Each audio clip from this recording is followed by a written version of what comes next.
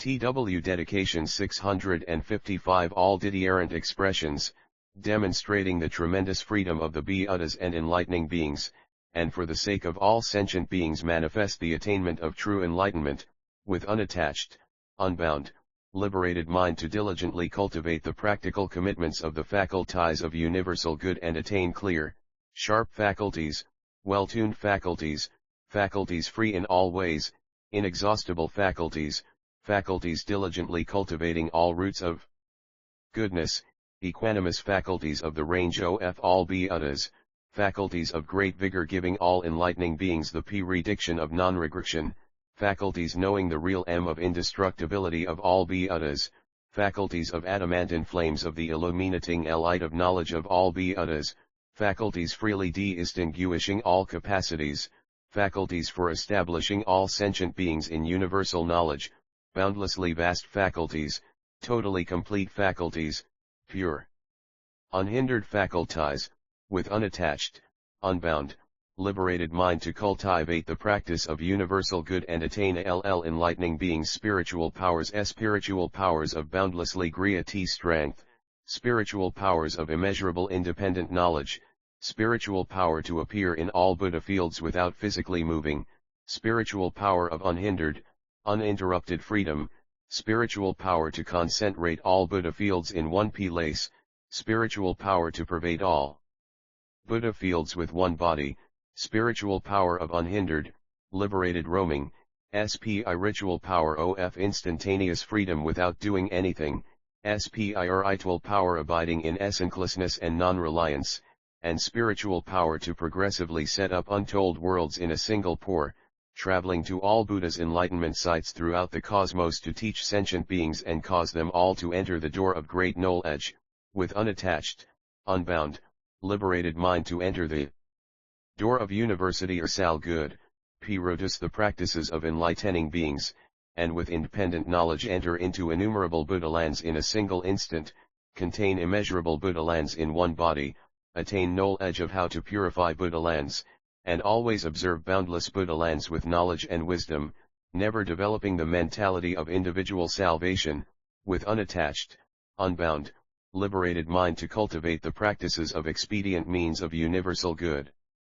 Enter the realm of wisdom, be born in the house of the enlightened, abide in the path of enlightening beings, fulfill infinite supreme aspirations, carry out infinite vows without ever ceasing, and know all realms of reality of all times, with unattached, unbound, liberated mind to accomplish the pure teaching of universal good, able to contain the innumerably worlds of the cosmos throughout all space in a spot as big as a hair tip, causing all to be clearly seen, with the same applying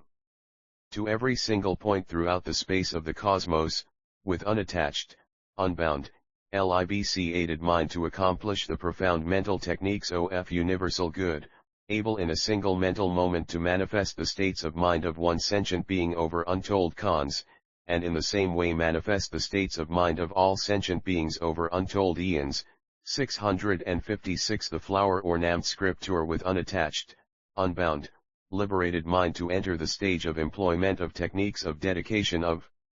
universal good, able to contain in one body the unspeakably unspeakable numbers of bodies throughout the cosmos, without there being any increase or decrease in the realm of sentient beings, and as of one body, so also of all bodies throughout the cosmos, so all contain all in the same way, with unattached, unbound, liberated mind to accomplish the means of the vows of universal good, abandon all delusions of thought, mind, and view, and enter the sphere of all Buddhas and always sec the pure Buddha's reality body, equal to space, to be adorned with the marks and embellishments of Buddhahood, master spiritual powers, and always teach unimpededly and uninterruptedly with a sublime voice, causing all who hear to absorb and retain what they have been taught, and to realize the body of enlightenment has no acquisition, with unattached, unbound, liberated mind to cultivate the practice of universal good and abide in the stages of enlightenment, in a single moment entering all worlds right worlds, inverted worlds, untold numbers of immense worlds in the 10 directions enmeshing all locations and with the means of distinction of the cosmic net of Indra, distinguish all reality realms, having various worlds enter one world, having untold infinities of worlds enter one world, having the infinite worlds structured by all realms of phenomena and principles enter one world, having the infinite worlds established in all realms of space enter one world, yet without destroying the features of their structures, causing all to be clearly seen, with unattached, unbound, liberated mind to cultivate universal goods, practical vows of enlightening and be crowned by the Buddha, instantly entering the stage of skill in means, fully developing the treasure of knowledge, steadfastly living by enlightening practices, capable of comprehensive knowledge of all perceptions, perceptions of sentient beings, perceptions of phenomena, perceptions of fields, perceptions of allocations, perceptions of Buddha, perceptions of worlds, perceptions of action, perceptions of practices, perceptions of realms, perceptions of understandings, perceptions of faculties, perceptions of time, perceptions of continuity, perceptions of afflictions, perceptions of purity, perceptions of maturation, perceptions of seeing Buddha, perceptions of turning the will of teaching, perceptions of hearing the teaching and understanding, perceptions of training, perceptions of infinity, perceptions of emancipation, perceptions of various stages, perceptions of innumerable stages, perceptions of knowledge of enlightening beings, perceptions of training of enlightening beings, perceptions of concentrations of enlightening beings, perceptions of enlightening beings emerging from concentration, perceptions of the becoming of enlightening beings, perceptions of disintegration of enlightening beings, perceptions of the demise of enlightening beings, perceptions of the birth of enlightening beings, perceptions of the liberation of enlightening beings, perceptions of the independence of enlightening beings, perceptions of the preservation of dedication 657 enlightening beings, perceptions of the spheres of enlightening beings, perceptions of the formation and decay of ages, perceptions of light, perceptions of darkness, perceptions of day, perceptions of night, perceptions of changes of the fortnight, month, season, and year, perceptions of going, perceptions of coming, perceptions of standing still, perceptions of sitting, perceptions of sleeping, perceptions of waking, able to know all these perceptions in an instant of thought, while at the same time detached from all perceptions, without arbitrary discrimination, cutting through all barriers, without any attachments, the knowledge of all Buddhas filling their minds, all Buddha teachings developing their roots of goodness, having the same one body as all Buddhas, and the keeping of all Buddhas, free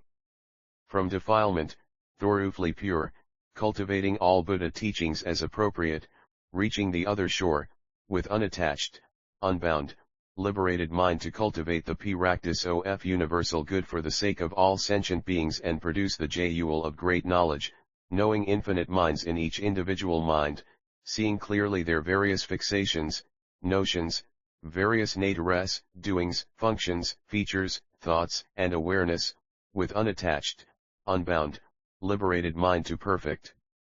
the jewel of knowledge of the great vows of universal good, knowing infinite places in one place, and likewise in all places, with unattached, unbound, liberated mind to cultivate the stage of knowledge of practice of universal good, and in one action be able to know all actions, clearly seeing the various conditions making up those actions, and as of one action, so of all actions, with unattached, unbound, liberated mind to cultivate and learn universal goods knowledge of all things. Knowing finite things in one thing, knowing one thing in all things, these things each different, without obstruction, without opposition or attachment, with unattached, unbound, liberated mind to live by the practice of enlightening beings and acquire the unobstructed ear faculty of universal good, in the sound of one utterance knowing the boundless differentiations in countless utterances, without clinging, and as of one utterance, so of all utterances, with unattached, unbound, liberated mind to cultivate the knowledge of universal good, initiate the practice of universal good, and abide in the state of universal good, in each individual principle expounding countless principles, those principles far-reaching, variously different, teaching, transforming, saving, in accord with inconceivable expedient means, at all times, in accord with the inclinations, understandings, and faculties of sentient beings, in accord with the time expounding the teach-in for them.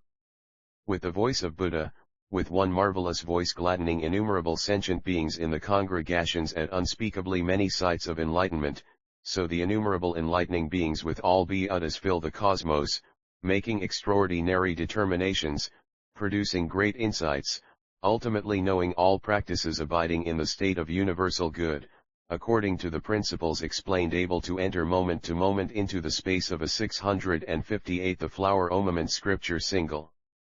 instant, and develop and increase a store of infinite great knowledge forever and ever, to teach this way, to cultivate in all fields great practices equal to space, fully perfecting them, with unattached, unbound, liberated mind, to cultivate the methods of operation of the faculties of universal good, becoming masters of great action, in each and every faculty, able to know innumerable faculties, innumerable mental including innate ions, and the sublime practice born of the realm of Inkan. C of ability, with unattached, unbound, liberated mind, to live by the heart of great dedication, practice by universal good, and attain the most subtle knowledge of form, the most subtle knowledge of bodies, the most subtle knowledge of lands, the most subtle knowledge of ages, the most subtle knowledge of worlds, the most subtle knowledge of places, the most subtle knowledge of times, the most subtle knowledge of numbers, the most subtle knowledge of consequences of actions, and the most subtle knowledge of purity, able to know all such subtleties instantly, without fear, confusion, distraction, cloudiness, or depression of mind, being single-minded, skilled in quiet concentration and discernment, the mind well stabilized, with unattached, unbound, liberated mind, to abide in the knowledge of enlightening beings and cultivate the practice of universal good tirelessly, able to know the details of the tendencies of sentient beings, the details of the deaths of sentient beings, the details of the births of sentient beings, the details of the subsistence of sentient beings, the details of the locations of sentient beings, the details of the types of sentient beings, the details of the realms of sentient beings, the details of the acts of sentient beings, the details of the grasping of sentient beings, the details of sentient beings clinging to objects, able to know all such details instantly, with unattached, unbound, liberated mind, to establish profound determination. Cultivate the practice of universal good, and be able to know the details of efforts of all enlightening beings for the sake of living creatures from their first inspiration, the details of cultivation of enlightening beings' practices, the details of enlightening beings' abodes, the details of enlightening beings' spiritual powers, the details of enlightening beings' travels to innumerable Buddha lands, the details of enlightening beings' pure eyes, the details of enlightening beings' development of transcendent mentality, the details of enlightening beings' visits to congregations at enlightenment sites of all Buddhas, the details of enlightening beings' knowledge of methods of concentration spells, the details of enlightening beings' expositions of the treasury of all skills of analysis and elucidation of the stage of infinite fearlessness, the details of the characteristics of innumerable concentrations of enlightening beings, the details of enlightening beings' knowledge of concentration on vision of all Buddhas, the details of enlightening beings' knowledge of extremely deep concentration, the details of enlightening beings' knowledge of concentration on great adornments, the details of enlightening beings' knowledge of concentration in great autonomous spiritual powers, the 10 dedications 659 details of enlightening beings' knowledge of concentration on preservation of great practices throughout the future, the details of enlightening beings' knowledge of production of innumerable different concentrations, the details of enlightening beings' knowledge of concentration on being born in the presence of all Buddhas and diligent practice of service of the Buddhas, never leaving them, the details of enlightening beings' knowledge of cultivation of all profound, vast, unobstructed states of concentration, the details of enlightening beings' unobscured knowledge of concentration of the stage of consummation of universal knowledge, the stage of knowledge and practice of preservation, the stage of great spiritual powers, and the stage of certitude of meaning, able to know all such details completely, with unattached, unbound, liberated mind to cultivate the practice of universal good and know the details of all enlightening beings' knowledge of structures, the details of enlightening beings' stages, the details of enlightening beings' innumerable activities, the details of enlightening beings' production of dedication, the details of enlightening beings' attainment of treasuries of all Buddhas, the details of enlightening beings' analytic knowledge, the details of enlightening beings' spiritual capabilities and willpower, the subtleties of enlightening beings' explanations of concentration, the details of enlightening beings' versatile skill in means, the details of the gestures of enlightening beings, the details of enlightening beings' life on the threshold of Buddhahood, the details of enlightening beings' birth in Tushitahavn, the details of enlightening beings' sojourn in the celestial palace, the details of enlightening beings' purification of a Buddha land, the details of enlightening beings' observation of the human world, the details of enlightening beings radiating great light, the details of the excellence of families of enlightening beings, the details of the congregations at the enlightenment sites of enlightening beings, the details of enlightening beings' birth throughout all worlds, the details of enlightening beings' manifestation of the end of a life of all bodies in one body, the details of enlightening beings entering their mother's wombs, the details of enlightening beings' life in their mother's wombs, the details of enlightening beings' free manifestation of the congregations at the sites of enlightenment in all realms while yet in their mother's wombs, the details of enlightening beings' manifestation of the spiritual powers of all Buddhas while in their mother's wombs, the details of enlightening beings' manifestation of birth, the details of the knowledge of enlightening beings walking 7 steps like a lion, the details of enlightening beings' knowledge of skill in means, expediently appearing to abide in a royal palace, the details of enlightening beings leaving home and cultivating practices for self-mastery, the details of enlightening beings sitting under trees of enlightenment at sites of enlightenment, the details of enlightening beings conquering armies of demons and attaining unexcelled complete perfect enlightenment, the details of the realized one sitting on the scat of enlightenment and 660 the flower ornament scripture emanating great light illumining the worlds of the 10 directions, the details of the enlightened ones showing innumerable mystical transfigurations, the details of the enlightened one's lion roar and great extinction, the details of the enlightened one's taming all sentient beings without hindrance, the details of the enlightened one's inconceivable autonomous powers like the adamantine mind of enlightenment, the details of the enlightened one's minding all worlds, the details of the enlightened one's doing Buddha work in all worlds forever and ever without ceasing, the details of the enlightened one's unobstructed spiritual powers pervading the cosmos, the details of the enlightened one's appearing in all worlds throughout space to fulfill Buddhahood and tame sentient beings, the details of the enlightened ones manifesting innumerable Buddha bodies in one Buddha body, the details of the enlightened one's knowledge of the freedom to be at the site of enlightenment in the past, future, and present, completely knowing all such minute details with consummate clarity, able to manifest appearance in all worlds, moment to moment increasing in knowledge, perfecting non-regressive skill in liberative means, cultivating enlightening practice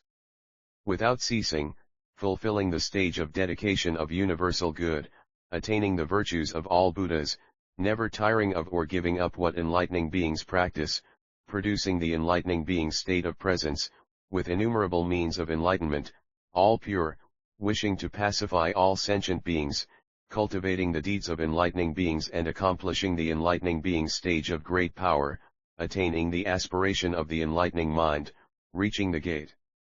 of dedication of Diamond Anur, producing the treasury of qualities of the realm of truth, always in the care of the Buddhas, entering the doors of the profound principles of enlightening beings, expounding all true meanings, flawlessly skilled in teaching, carrying out great vows, never abandoning sentient beings, thoroughly knowing the mind of conceivable and inconceivable realms, demonstrating the production of thought in the realm of inconceivability, detaching from verbal expression. Abiding in knowledge, doing as all enlightening beings do, with the power of spiritual freedom demonstrating the path of attainment of Buddhahood forever and ever without cease, by spiritual power and the power of vows able to show all worlds, sentient beings, and ages, defined by illusory ideas and speech, with unattached, unbound, liberated mind to cultivate the practice of universal good and attain knowledge of the minute details of the realms of all sentient beings, knowledge of the details of distinctions of realms of sentient beings, knowledge of the details of the verbal expression of realms of sentient beings, knowledge of the details of the attachments in realms of sentient beings, knowledge of the details of the different species in the realms of sentient beings, knowledge of the details of similar species in the realms of sentient beings, knowledge of the details of the innumerable tendencies in the realms of sentient beings, knowledge of the details of the incon. 10 Dedication 661 Conceivably many artifices of various conceptions in the realms of sentient beings, knowledge of the details of the immeasurable pollution in the realms of sentient beings, knowledge of the details of the immeasurable purity in the realms of sentient beings, able to instantly know such minute details as these of all realms of sentient beings, knowing them as they truly are, widely expounding the truth for sentient beings, showing them various kinds of pure teachings and practices to enable them to cultivate the vast knowledge and wisdom of enlightening beings, emanating countless bodies, gladdening to all who see, illumining enlightening beings' minds with the sun of knowledge, causing their understanding to open up and their wisdom to be freed, with unattached, unbound, liberated mind to cultivate the practices of universal good in all worlds for the sake of all beings, attaining detailed knowledge of all worlds in the cosmos of SPA-CE, detailed knowledge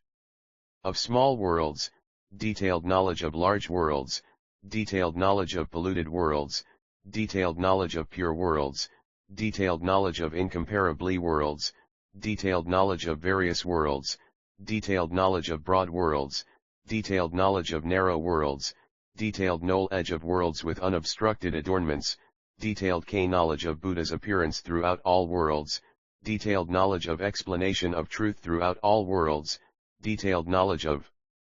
Bodhi manifestation throughout all worlds, detailed knowledge of emanation of great light throughout all worlds, detailed knowledge of manifestation of the Buddha's autonomous spiritual powers throughout all worlds, detailed knowledge of entry into the congregations at enlightenment sites of Buddha fields in all worlds, detailed knowledge of demonstration of all tones with one voice throughout all worlds, detailed knowledge of making all Buddha fields in the cosmos into one Buddha field, detailed knowledge of making one Buddha field into all Buddha fields in the cosmos, detailed knowledge of awareness that all worlds are like dreams, detailed knowledge of awareness that all worlds are like reflections, detailed knowledge of awareness that all worlds are like illusions. Knowing all this thoroughly,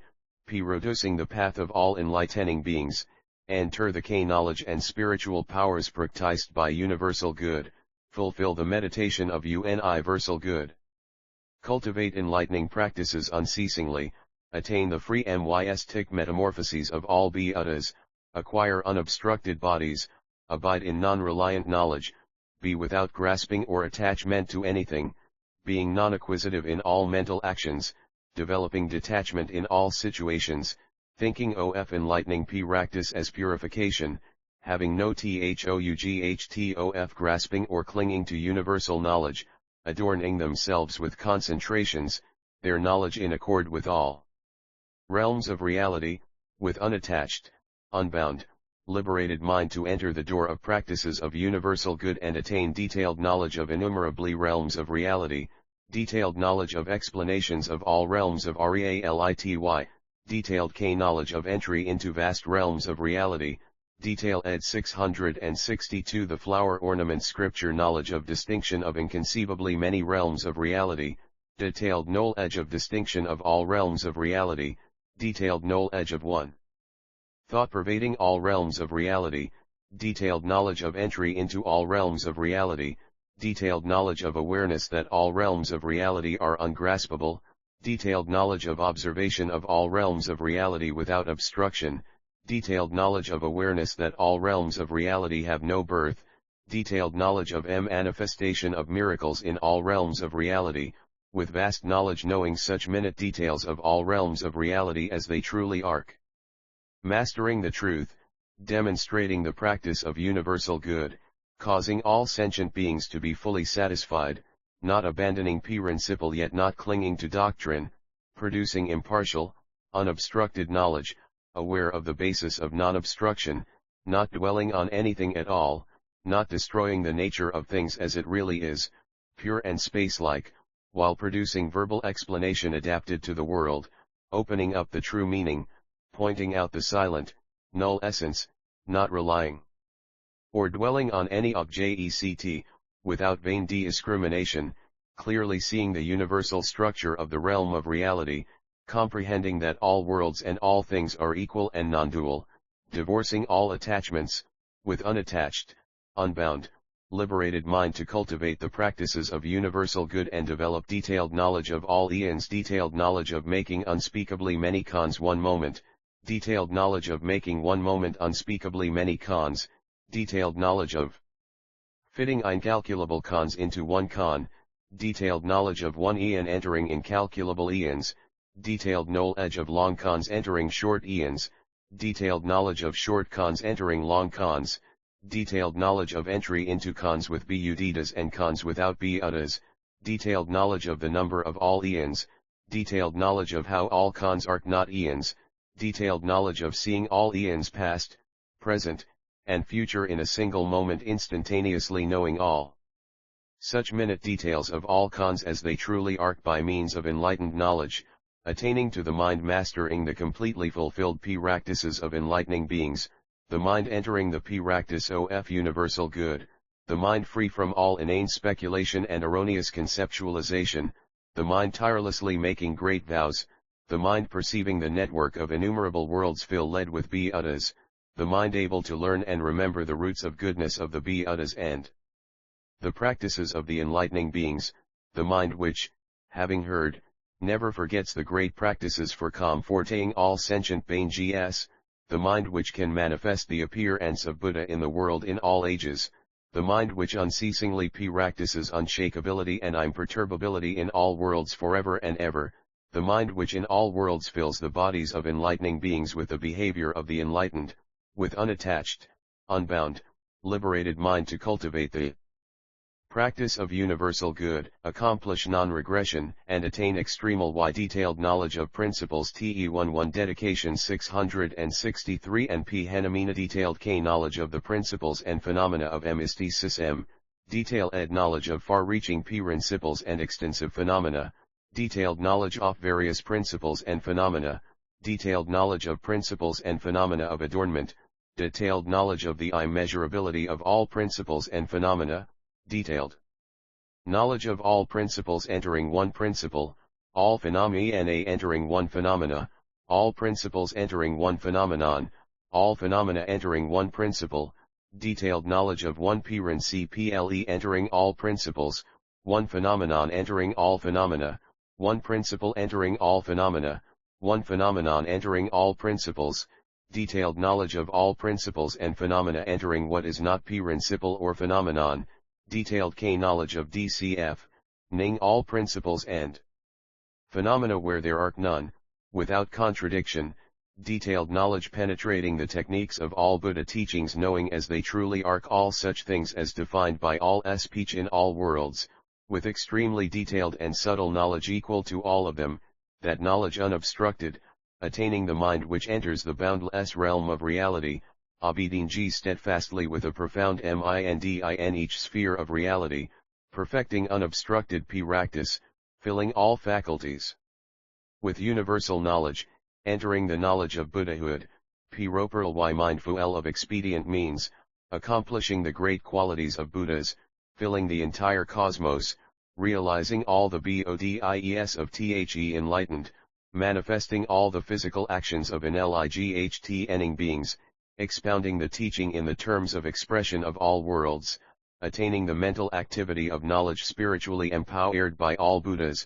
producing omniscient knowledge skillfully distinguishing all things, with unattached, unbound, liberated mind to cultivate the practice of universal good and produce detailed knowledge of all kinds, that is, detailed knowledge of all lands and fields, detailed knowledge of all sentient beings, detailed knowledge of the fruits of all practices, detailed knowledge of the minds of all sentient beings, detailed knowledge of the proper timing of all expositions of the teaching, detailed knowledge of all realms of reality, detailed knowledge of all past, present, and future worlds throughout space, detailed knowledge of all manners of verbal expression, detailed knowledge of all worldly activities, detailed knowledge of all transmundane activities, and detailed knowledge of the paths of all Buddhas, the paths of all enlightening beings, and the paths of all sentient beings cultivating enlightening practices, living by the path of universal good, knowing all expressions and meanings truly, bearing knowledge that all are like reflections, like dreams, like illusions, like echoes, like phantoms, like space, bearing knowledge of nullity, bearing knowledge of all realms of reality, bearing independent knowledge, bearing knowledge of all principles of Buddhahood. Enlightening beings dedicate their unattached, unbound, liberated minds, without forming arbitrary notions of worlds or worldly teachings. 664 The flower ornament scripture of enlightenment or enlightening beings, of the practices of enlightening beings or the paths of emancipation, of Buddhas or Buddha teachings, of taming or not taming sentient beings, of roots of goodness or dedication, of self or others, of gifts or recipients, of practices of enlightening beings or true enlightenment, of truth or knowledge.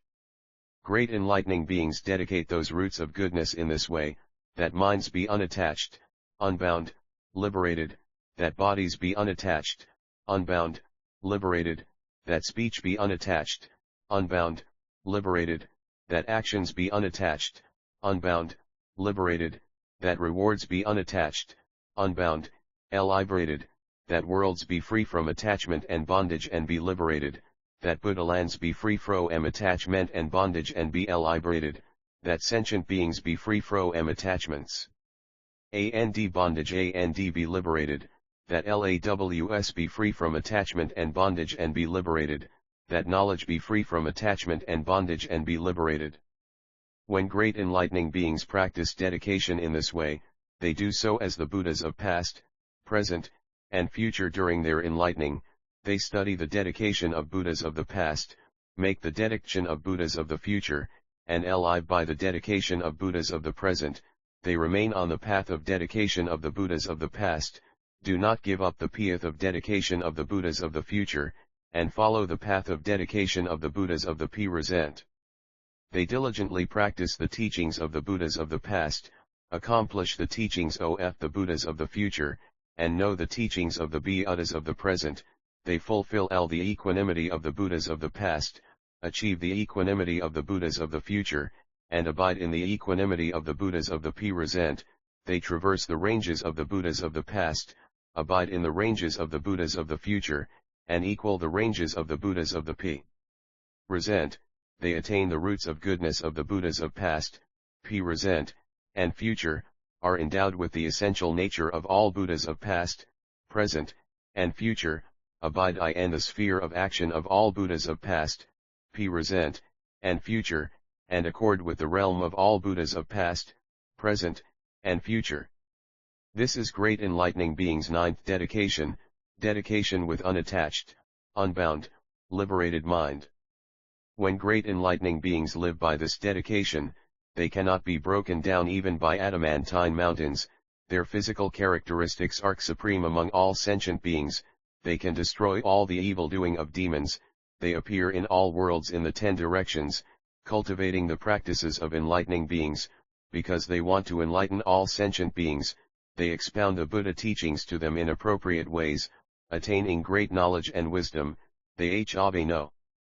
confusion in their minds about the teachings of the Buddhas. Wherever they live, whether they go or stay, they always encounter incorruptible company. They are able to absorb and retain the teachings expounded by the Buddhas of all 10 dedications 665 times by means of pure mindfulness. They cultivate the practice of enlightening beings forever and ever, never ceasing, developing and fulfilling the practical vows of universal good, attaining universal knowledge, dispersing it as Buddha work, perfecting the autonomous spiritual powers of enlightening beings.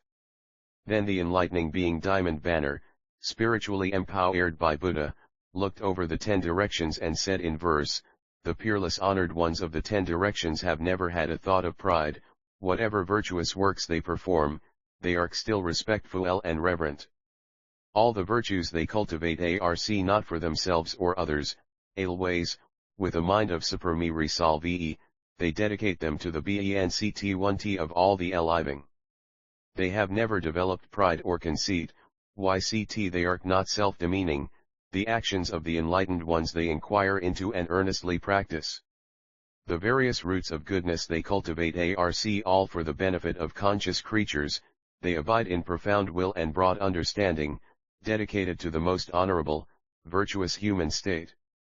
The various skills and marvels there are in the world, beyond measure, crude and fine, broad and deep, they practice and master all. All the various bodies in the world they enter by equality of bodies, cultivating this, they attain understanding and accomplish non-regression in the door of wisdom. The lands in the worlds, innumerable kinds, minute, immense, with different orientations, enlightening beings can, via the door of knowledge, seconds all in a single pour. Sentient beings' mental activities, without measure, they can cause to equal ly enter one mind. 666 The flow Weromamikam scripture through the door of knowledge they understand all, and do not regress in their practice. Sentient beings' faculties and inclinations, superior, middling, and inferior, are each unalike, all are profoundly hard to know, but enlightening beings can comprehend them in their fundamental nature. Accord with sentient beings' various actions, superior, middling, and inferior, are each different, enlightening beings, deeply entering enlightened /VCR, clear YSEC all through the door of knowledge. Inconceivably innumerable cons they can cause to equally enter one instant, thus having seen, throughout the 10 directions they cultivate all pure actions. Past, future, and present they know their characteristics, each different, yet without deviating from the principle of equality. This is the great mind's practice of clear comprehension.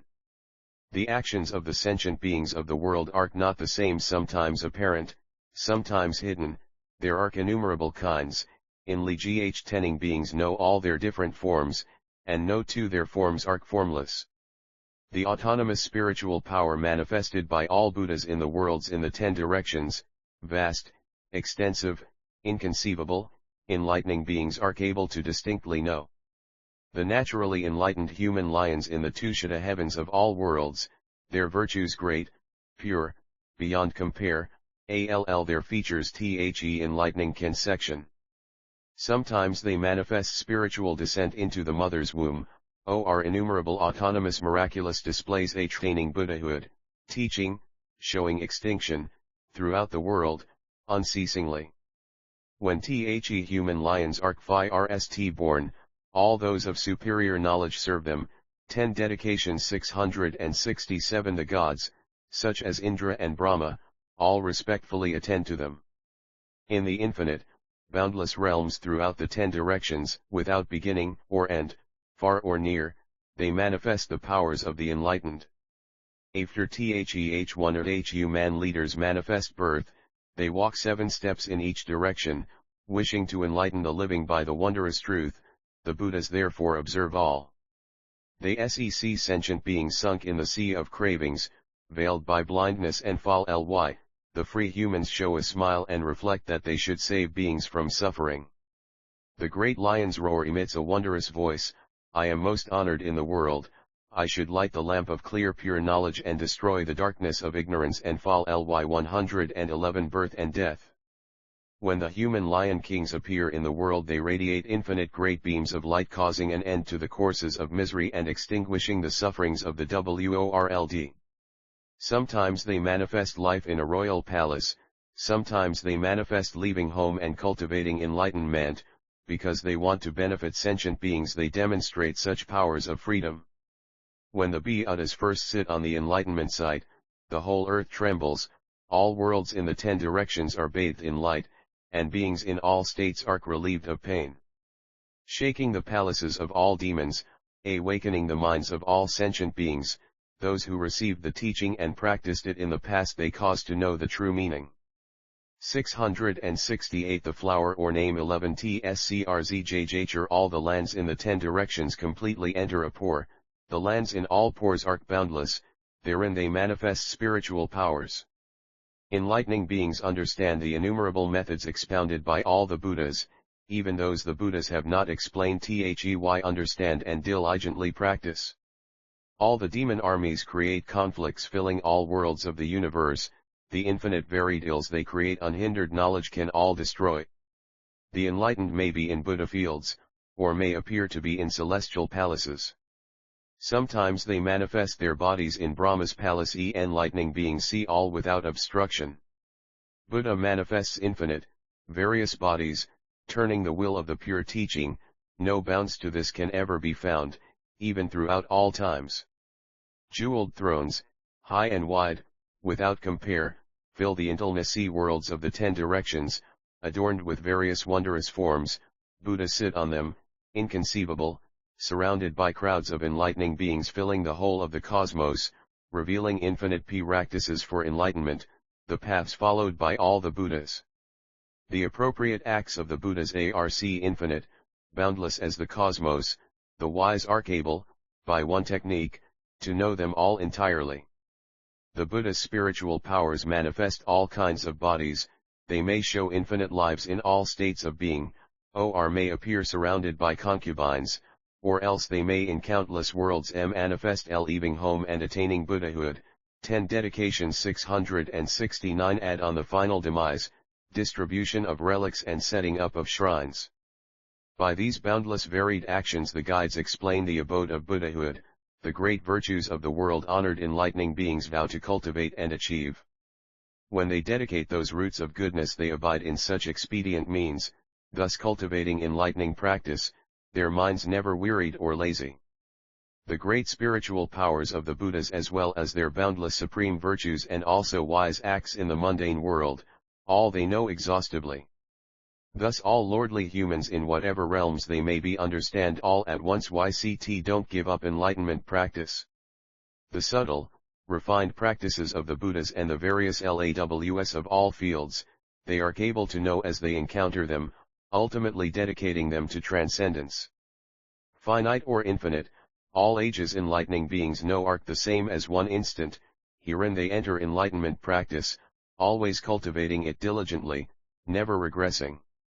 All the lands in the 10 directions, some polluted, some pure, and all the Buddhas their enlightening beings can distinguish and know. In every moment they clearly see inconceivably many cons. Thus, throughout all times, they cultivate enlightening practice. Into all minds they penetrate, and penetrate all things equally too. 670 The flower OMAMC 1 LT script 11 RC the same for all Buddha fields throughout space, comprehending all their excellent PRAC 6 CES. They produce all kinds of knowledge of sentient beings and phenomena /VCLL as spiritual powers of enlightening beings, all of this inexhaustible. K knowledge of all minute detail s, each distinct, enlightening beings thoroughly absorb, similar and different aspects they all know WELL, thus cultivating LLR reaching practice. Innumerable are the sentient beings in each of the innumerable Buddha lands in the 10 direct ions, their conditions and types are variously determined by the power of their practice enlightening beings can know them all. All the guides there are in past, present, and future worlds. If one has knowledge and dedication like them, one's practice is equal to those Buddhas. If people can practice this dedication, this is learning the path of the Buddhas, they'll attain the virtues of all Buddhas, and the knowledge and wisdom of Buddhas.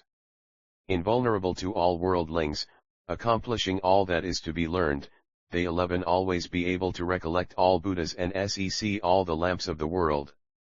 Enlightening beings' excellent practices are immeasurable, and so are their virtuous qualities, once living by the unexcelled practice of the enlightened, know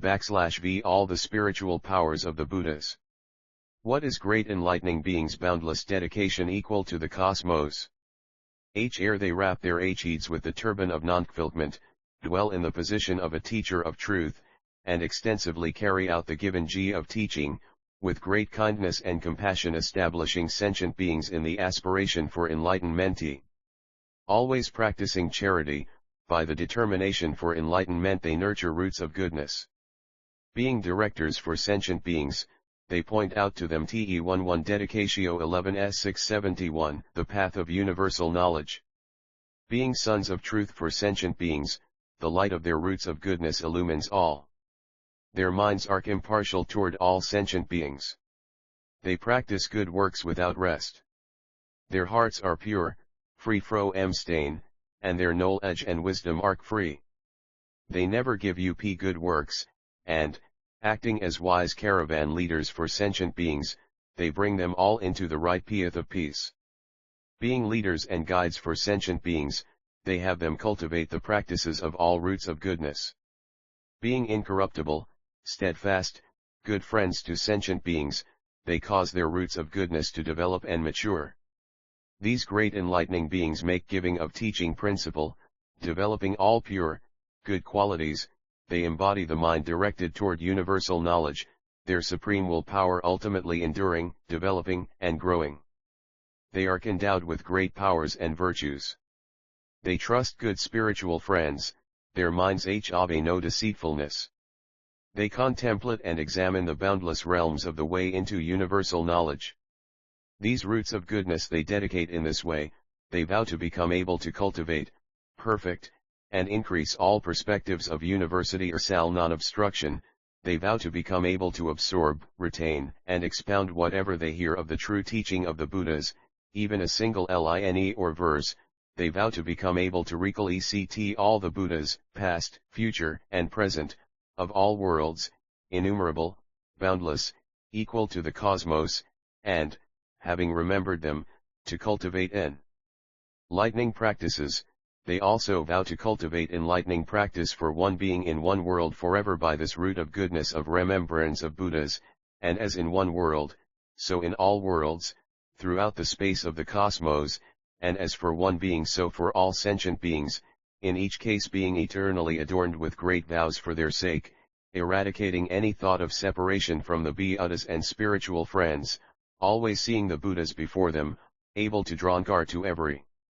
Buddha that appears in the world. The pure religious practices extolled and expounded by all Buddhas and enlightening beings they vow to cultivate and completely fulfill religious practice of unbroken morality, flawless morality, unalloyed morality, spotless morality, impeccable morality, religious practice that cannot be shrouded, religious practice lauded by Buddhas, religious practice of non-reliance, religious practice of non-acquisitiveness, religious practice of increasing the purity of the enlightening being, religious practice as carried out by the Buddhas of all times, religious practice of non-obstruction, religious practice of non-attachment, religious practice of non-contention, religious practice without extinction, religious practice of stabilization of goodwill, religious practice of incomparable compassion, religious practice of immutable joy, religious practice of undisturbed equanimity, religious practice of freedom from anger. If great enlightening beings are able to cultivate such pure religious 672 the flower omament scripture practices for their own sake, then they will be able to do so for the sake of all sentient beings, enabling all sentient beings to attain stability, enabling all sentient beings to attain open understanding, enabling all sentient beings to attain completion, enabling all sentient beings to attain purity, enabling all sentient beings to attain non-defilement, enabling all sentient beings to attain illumination, enabling all sentient beings to be unstained by sense objects, enabling all sentient beings to be free from blinding hindrances, enabling all sentient beings to be freed from inflaming afflictions, enabling all sentient beings to be freed from all bonds, enabling all sentient beings to forever depart from all evils, enabling all sentient beings to be harmless and ultimately pure. Why? If great enlightening beings cannot themselves be pure in religious practice, they cannot cause others to attain purity. If they themselves regress from religious practice, they cannot cause others not to regress. If they themselves are corrupt in religious practice, they cannot cause others to be free from corruption. If they themselves stray from religious practice, they cannot cause others not to stray. If they themselves are lazy in religious practice, they cannot cause others not to slack off. If they themselves have no faith in religious practice, they cannot cause others to have faith. If they themselves do not live steadily by religious practice, they cannot cause others to live steadily. If they themselves have no realization of religious practice, they cannot cause others' minds to attain realization. If they themselves give up religious practices, they cannot cause others to persevere. If they themselves waver in religious practice, they cannot cause others not to waver. Great enlightening beings act without delusion and teach doctrine that is free from delusion. What they say is truthful, and they practice what they preach. They purify their deeds, words, and thoughts, eliminating all dross and defilements. They abide in unobstructed action and annihilate all hindrances. Great enlightening beings themselves attain pure minds and explain to others ways to purify the mind. They themselves cultivate harmony and tolerance, taming their minds with roots of goodness, and cause others to be harmonious and tolerant, taming their minds with roots of goodness. They themselves get rid of doubt and regret, and also cause others to be forever rid of doubt and regret. They themselves attain pure faith and also cause others to attain indestructible pure faith. They themselves abide by the truth, and also cause others to live by the truth. Great enlightening beings also dedicate the roots of goodness arising from giving of teaching in this way. May I attain the infinite means of teaching of all Buddhas and analyze and explain them for all sentient beings, causing them all to rejoice and be satisfied in mind, shattering all false philosophies. May I be able to expound the ocean of teachings of the Buddhas of past, present, and future for all sentient beings, in terms of the upshot of each teaching, the meanings and principles of each teaching, the interpretation of each teaching, the revelation of 10 dedications 673 each teaching, the ways of access to each teaching, the awakening to each teaching, the contemplation and investigation of each teaching, and the field and position of each teaching, attain infinite treasuries of truths, acquiring fearlessness, endowed with all powers of analysis and elucidation, extensively analyzing and explaining for sentient beings, throughout the future, inexhaustibly. Why? Because they want to enable all sentient beings to establish transcendent will and develop unhindered, impeccable discernment, because they want to cause all sentient beings to be joyful, because they want to enable all sentient beings to develop the light of all pure principles, unceasingly expounding them in express science adapted to the type of audience, because they want to cause all sentient beings to be profoundly faithful and joyful. They abide in universal knowledge, discern and comprehend all things, and cause them to be without confusion, thinking in these terms. I should earnestly cultivate practice in all worlds for the sake of sentient beings, attain an infinite free body pervading the cosmos, attain an infinite great mind pervading the cosmos, become endowed with infinite pure speech equal to the realms of the cosmos, appear in sights of enlightenment of infinite congregations throughout the extent of the cosmos, cultivate enlightening practices as infinite as the cosmos, attain stations of enlightening beings as infinite as the cosmos, realize equanimity of enlightening beings as infinite as the cosmos, learn principles of enlightening beings as infinite as the cosmos, live by practices of enlightening beings as infinite as the cosmos, and enter into dedications of enlightening beings as infinite as the cosmos.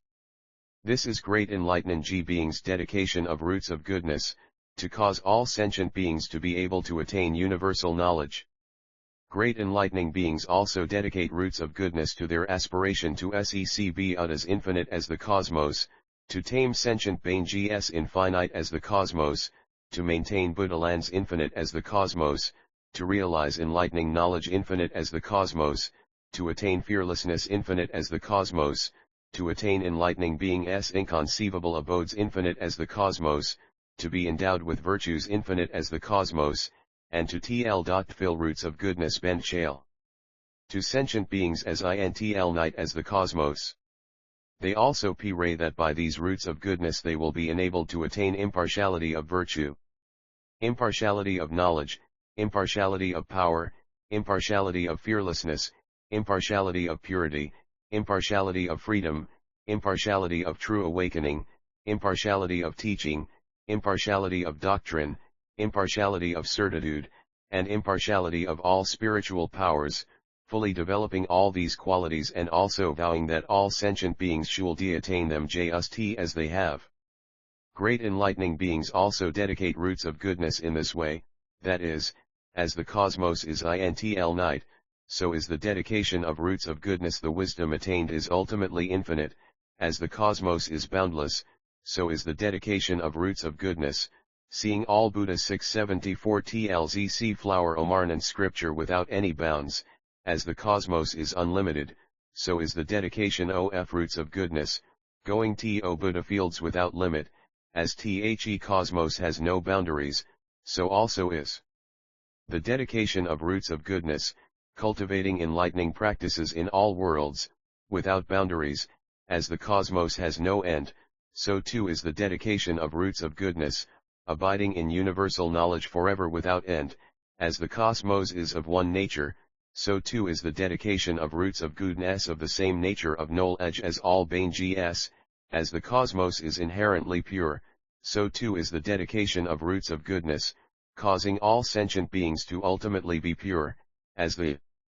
cosmos is adaptive, so too is the dedication of roots of goodness, causing all sentient beings to accord with the practical vows of universal good, as the cosmos is adorned, so too is the dedication of roots of goodness, causing all sentient beings to be adorned with the practices of universal good, as the cosmos cannot be lost or destroyed, so too is the dedication of roots of goodness, causing all enlightening beings never to lose or destroy pure practices.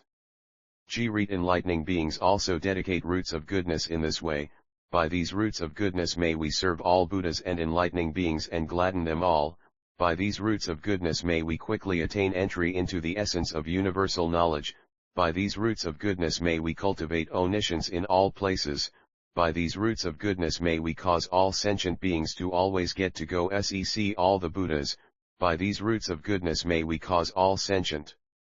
beings to always sec the Buddhas and be able to do Buddha work. By these roots of goodness may we enable all sentient beings to always sec the Buddhas and never be lazy about Buddha work. By these roots of goodness may we enable all sentient beings to always sec the Buddhas and be joyful and pure in mind and never regress. By these roots of goodness may we enable all sentient beings to always get to sec the Buddhas and attain good understanding. By these roots of goodness may we cause all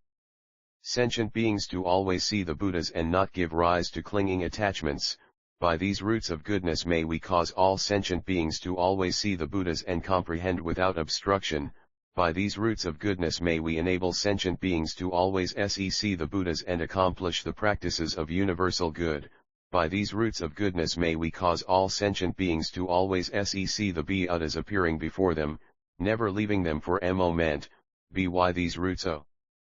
goodness may we cause all sentient beings to always sec the Buddhas and produce the infinite powers of enlightening beings. By these roots of goodness may we enable all sentient beings always to sec the Buddhas and never forget their teachings. Great enlightening beings also dedicate the roots of goodness in these ways. They dedicate them in conformity with the non-originate nature of the cosmos. They dedicate them in conformity with the fundamental nature of the cosmos. They dedicate them in conformity 10⁻⁴ 675 with the inherent essential nature of the cosmos. They dedicate them in conformity with non-reliant nature of the cosmos. They dedicate them in conformity with the unforgetting nature of the cosmos. They dedicate them in conformity with the empty nature of the cosmos. They dedicate them in conformity with the placeless nature of the cosmos. They dedicate them in conformity with the tranquil nature of the cosmos. They dedicate them in conformity with the immutable nature of the cosmos. They dedicate them in conformity with the undifferentiated nature of the cosmos. Great enlightening beings also dedicate the revelations and enlightenment of the giving of teaching, as well as the roots of goodness arising from. In this way, may all sentient beings become enlightening teachers, always in the care of the Buddhas. May all sentient beings become unsurpassed teachers, skillfully establishing all sentient beings in universal knowledge. May all sentient beings become indefatigable teachers, never stymied by challenging questions. May all sentient beings be unobstructed teachers, attaining the unobstructed light of all truths. May all sentient beings be teachers with a treasury of knowledge, able to skillfully explain all Buddha teachings. May all sentient beings become teachers with the freedom of the enlightened ones and be able to skillfully analyze the knowledge of the enlightened. May all sentient beings be teachers with the eye of thusness, explaining the truth without depending on the instruction of another. May all sentient beings become teachers who remember all the teachings of Buddhas, expounding them in accord with their principles, not deviating from the meaning of their expressions. May all sentient beings become teachers practicing the signless path, adorning themselves with subtle characteristics, emanating immeasurable light, skillfully entering into all truths. May all sentient beings become great-bodied teachers, their bodies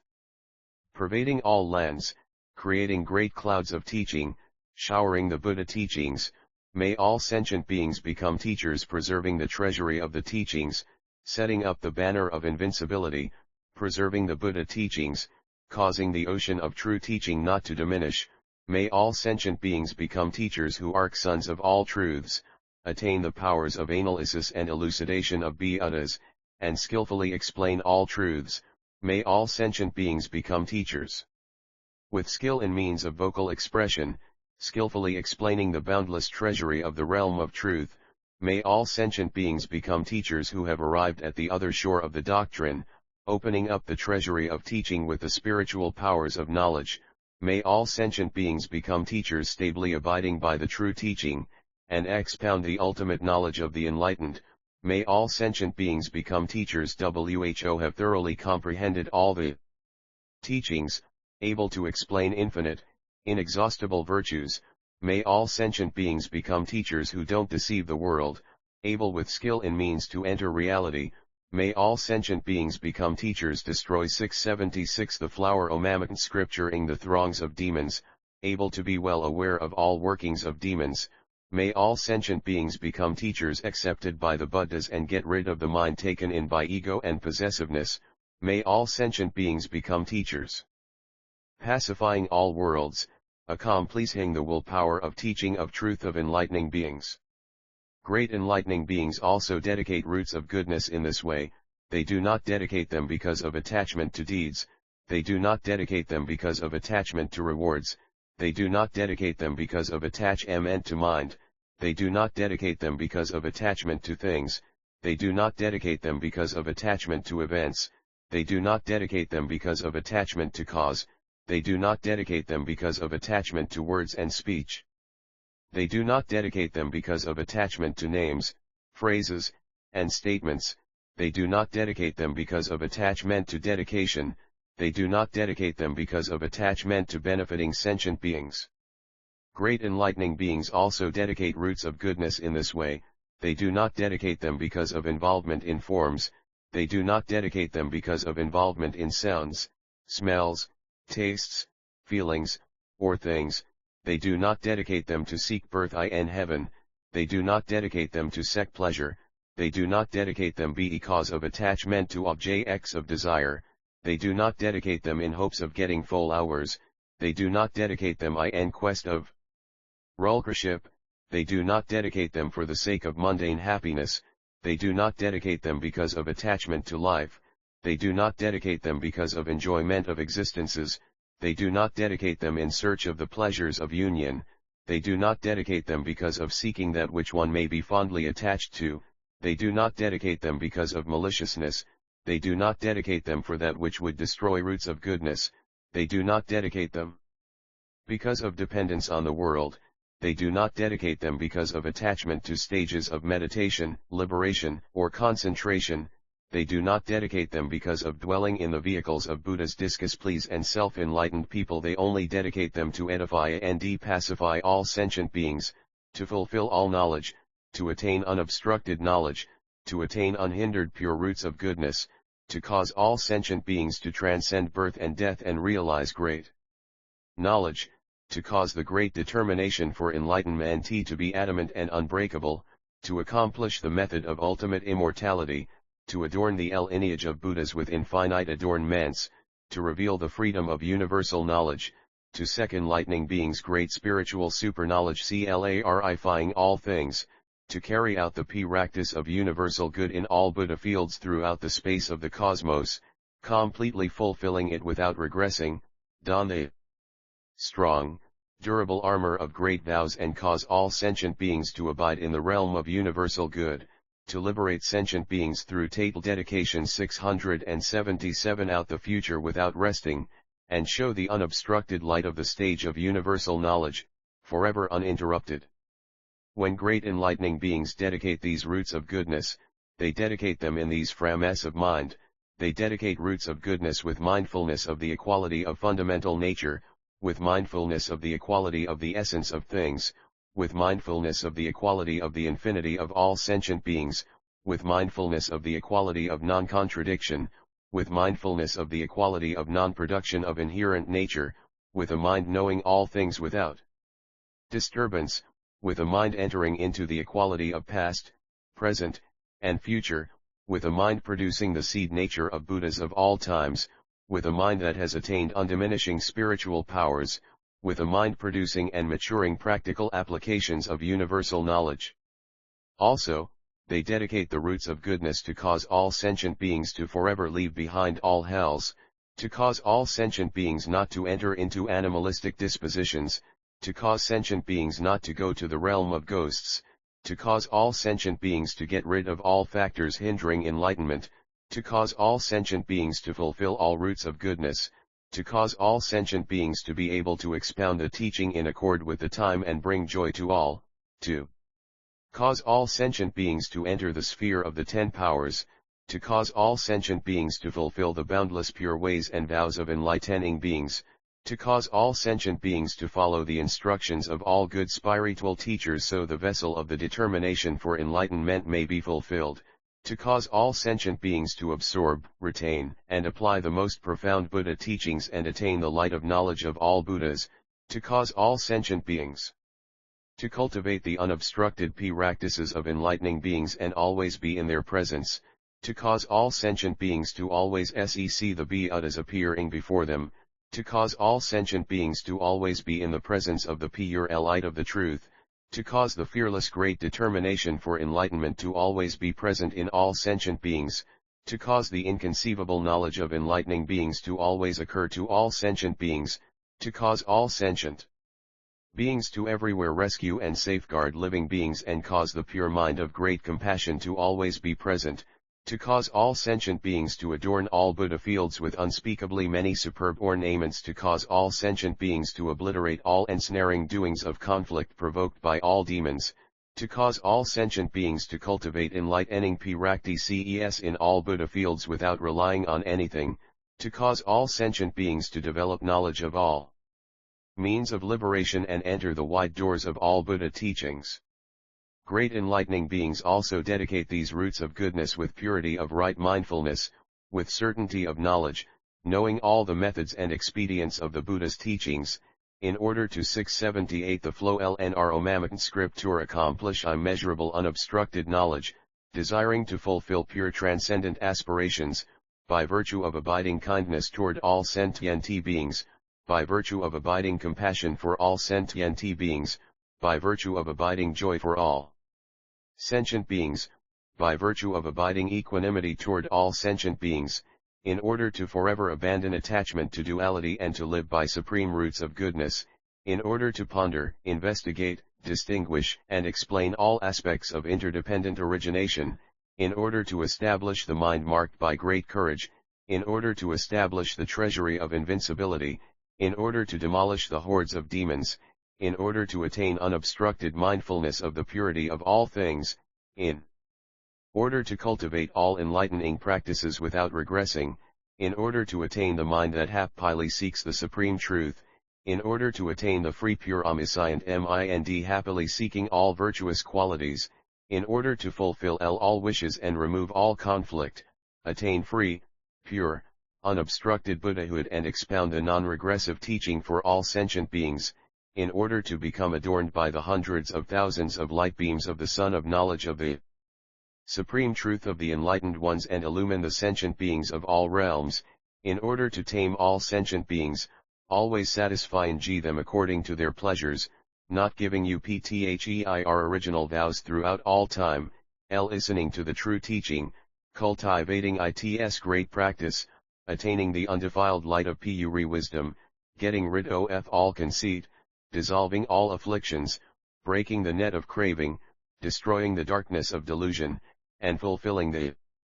undefiled unobstructed teaching, in order to always cultivate the practice of universal knowledge through incalculable cons for the sake of all beings, without regressing, causing each to attain unobstructed wisdom, and manifest the autonomous spiritual powers of the Buddhas without cease. When great enlightening beings dedicate roots of goodness in this way, they should not greedily cling to objects of desire. Why?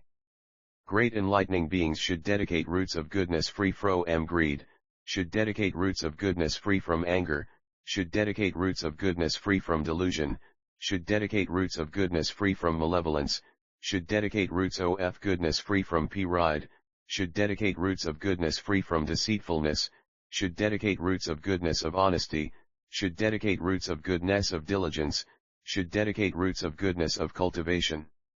And practice. When great enlightening beings practice dedication in this way, they attain ends of pure faith, joyfully accepting the practices of enlightening beings, cultivating the pure great path of enlightening beings, endowed with the essence of Buddhahood, attaining enlightened knowledge and wisdom, abandoning all evil, getting rid of all manias, associating with good spiritual friends, and fulfilling their own rite vows. They invite all sentient beings to partake of their charity. 10 Dedication 679 Great enlightening beings also dedicate the roots of goodness produced by this giving of teaching in this way. They cause all sentient beings to acquire clear beautiful voices, gentle voices, voices like celestial drums, voices capable of articulating innumerable sounds, pleasant voices, pure voices, voices pervading all Buddha fields, voices adorned by countless qualities, far-ranging voices, sonorous voices eliminating all distraction, voices filling the cosmos. Voices able to pick up the languages of all sentient beings, and to acquire knowledge of the boundless sounds of all sentient beings, knowledge of all pure sounds of speech, knowledge of infinite sounds of speech, knowledge of the supremely free sound that enters all sounds, and to acquire all pure adorning speech tones, tones which all beings never tire of hearing, speech ultimately not bound to any world, joyful tones, pure tones of the speech of Buddhas, tones of speech expressing all Buddha teachings, unmuffled by delusion, famed everywhere, tones that cause all sentient beings to acquire the adornment of concentration formulations of all the teachings, tones of speech expressing innumerable kinds of teachings, sounds of speech reaching the infinite congregations at enlightenment sites throughout the cosmos, tones of speech containing indestructible expressions of inconceivable truths, speech revealing all facts, speech able to expound a treasury of knowledge of differences in unspeakably many words and phrases, speech that explains all things without attachment or interruption, speech shining with the light of all truths, speech able to cause all worldlings to be purified and ultimately reach universal knowledge, speech that contains the expressions and meanings of all the teachings, free uninhibited speech maintained by spiritual powers, speech of the knowledge which reaches the other shore of all worlds. Also by these roots of goodness, they enable all sentient beings to acquire non-groveling speech, fearless speech, unobsessed speech, speech gladdening all congregations at sites of enlightenment, harmonious, beautiful speech, speech able to explain all the principles of Buddhahood, speech cutting the doubts of all sentient beings and causing them to awaken, speech endowed with all powers of analysis and elucidation, speech awakening all sentient beings from their slumber in the long night of ignorance.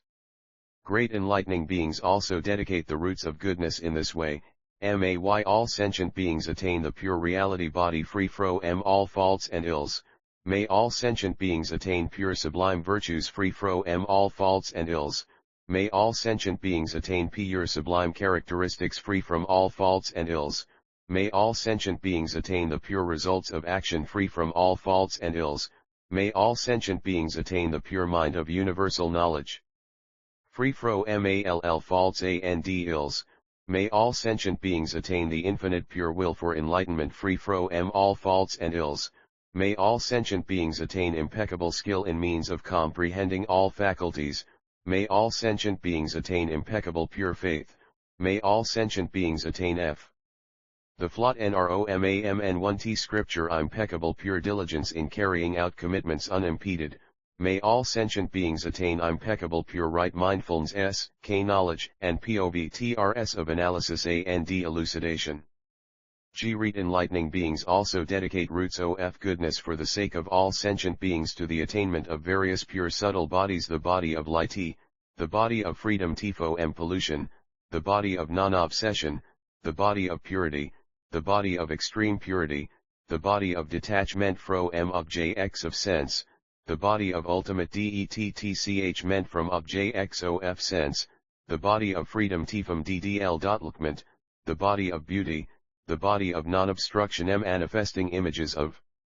action in all /VORLDS, M manifesting images of speech in all worlds, manifest in G images of construction in all abodes, LIKE a clear mirror in which all kinds of images of FORMS spontaneous LY appear, showing sentient beings the practices of enlightenment, showing sentient beings the most profound truth S, showing sentient beings all kinds of virtuous qualities, showing sentient beings the path of practice, showing sentient beings developmental practices, showing sentient beings the undertakings of enlightened ing beings, showing sentient beings in all worlds the appearance in the world of the Buddhas of all worlds, showing sentient beings thl spiritual powers and mystical transfigurations of all Buddhas, showing sentient beings the awesome power of the inconceivable liberation of all enlightening beings, showing sentient beings the essence of omniscience fulfilling the practical vows of the enlightening being University or Sally Good. Great enlightening beings skillful. Daily take care of all sentient beings with such subtle pure bodies and enable them to attain the body of all knowledge with pure qualities. G-Read enlightening beings also dedicate the roots of goodness generated by giving of the teaching to the aspiration to live in all worlds cultivating enlightening practices, so that sentient beings who see them do not do so in vain, but develop the determination for enlightenment without ever regressing, follow the truth unshakably, and in all worlds, throughout all time, live indefatigably by the path of enlightening beings, with great compassion, impartial and universal, as vast as the cosmos, knowing the faculties of sentient beings and ever explaining the truth to them according to the time, always rightly mindful of spiritual friends, and ever forgetting for an instant, all the Buddhas always appearing before them, their minds always truly aware, never flagging G, cultivating G roots of goodness without any falsehood, placing G all sentient beings in universal knowledge, causing them not to regress, imbued with the light of all the Buddha teachings, holding the clouds of the great teaching G, receiving the rain of the great teaching G, cultivating the practices of enlightening beings, entering in among all sentient beings, entering all Buddha field S, penetrating all phenomena and principles, penetrating all times, penetrating the K knowledge of consequences of all sentient beings, penetrating the knowledge of skilled methods of LL enlightening beings, penetrating the knowledge of P reduction of all 10 dedications 681 enlightening beings, penetrating the knowledge of the pure realm of all sentient beings, penetrating the autonomous spiritual powers of all Buddhas, penetrating all the boundless realms of reality, and herein cultivating enlightening practice. Great enlightening beings also dedicate the roots of goodness cultivate by giving of teaching to the aspiration to purify all Buddha lands and adorn them with inexpressibly many embellishments, each Buddha land as vast as the cosmos, purely good, without obstructions, with pure light, the Buddhas manifesting the attainment of true awakening therein, the pure realms in one Buddha land able to reveal all Buddha lands, and as of one Buddha land, so of all Buddha lands, each of those lands adorned with arrays of pure exquisite treasures, as measureless as the cosmos countless thrones of pure jewels spread with precious robes, countless jeweled curtains and jeweled nets draping, countless precious canopies with all kinds of jewels reflecting each other, countless jewel clouds raining jewels, countless jewel flowers all around, completely pure, countless pure arrays of balustrades made of jewels, countless jewel chimes always emitting the subtle tones of the Buddhas. Circulating throughout the cosmos, countless jewel lotuses of various jewel colors blooming with glorious radiance, countless jewel trees arrayed in rows all around, with flowers and fruits of innumerable jewels, countless jewel palaces with innumerable enlightening beings living in them, countless jewel mansions, spacious, magnificent, long and wide, far and near, countless jewel ramparts with exquisite jewel ornaments, countless jewel gates hung all around with strings of beautiful jewels, countless jewel windows with pure arrays of inconceivable numbers of jewels, and countless jewel palms, shaped like crescent moons, made of clusters of jewels all of these embellished with mere iad jewels, spotlessly pure, inconceivable, all produced by the roots of goodness of the enlightened, replete with adornments of countless treasuries of jewels. There are also countless jewel rivers from which flow all pure good principles, countless jewel seas filled with the water of the teaching, countless jewel lotuses always emitting the sound of the lotus of the sublime teaching, countless jewel polar mountains, Monday arches of the mountains of wisdom, standing out completely pure, countless eight-faced jewels, strung on precious threads, incomparably beautiful and clear, countless jewels of pure light always emanating the unimpeded light of great knowledge illumining the entire cosmos, countless jewel chimes striking one another and producing wonderful tones, countless pure jewels filled with jewels of enlightening beings, countless jeweled streamers of many colors hung all around, with radiant, clear colors, countless jeweled banners adorned with jewel crescents, countless jeweled pennants, each one able to shower innumerably jeweled pennants, countless jeweled sashes hanging in the sky, beautifully adorned, countless precious mats able to produce various kinds of subtly pleasant feelings, countless jewel wreaths showing the enlightened 682 tlze flower ornament scripturing being's eye of universal knowledge, countless jewel garlands, each garland the superb adornment of 100,000 enlightening beings, countless jewel palaces, absolutely peerless, countless jewel ornaments embellished with diamonds, countless ornaments of all kinds ofjcwcls always displaying all pure wonderful colors. Countless jewels with different shapes and colors, their lights reflecting with thorough clarity, countless jewel mountains surrounding like a fence all around, with unhindered purity, countless precious scents perfuming all worlds, countless precious magical events, each one pervading the cosmos, countless jewel light beams, each beam manifesting all lights. There are also countless jewel lights, the lights of pure knowledge, comprehensively illumining all things, and countless unimpeded jewel lights, each pervading the cosmos. There are countless jewel places where there are all kinds of precious substances, and countless jewel treasuries revealing all the treasuries of the true teaching, countless jewel banners emblematic of the enlightened standing out on high, countless precious saints, images of saints of great knowledge, thoroughly pure, countless gardens of jewels producing the bliss of meditation of enlightened beings, countless precious sounds, the wondrous voice of the enlightened teaching all the world, countless jewel forms, each one emanating countless lights of sublime doctrines, countless precious marks, each one transcending common characteristics, countless precious modes of bearing, all who sec which develop the joy and rapture of enlightening beings, countless collections of jewels, all who sec which develop a collection of jewels of wisdom, countless precious peaceful abodes, all who sec which develop a precious well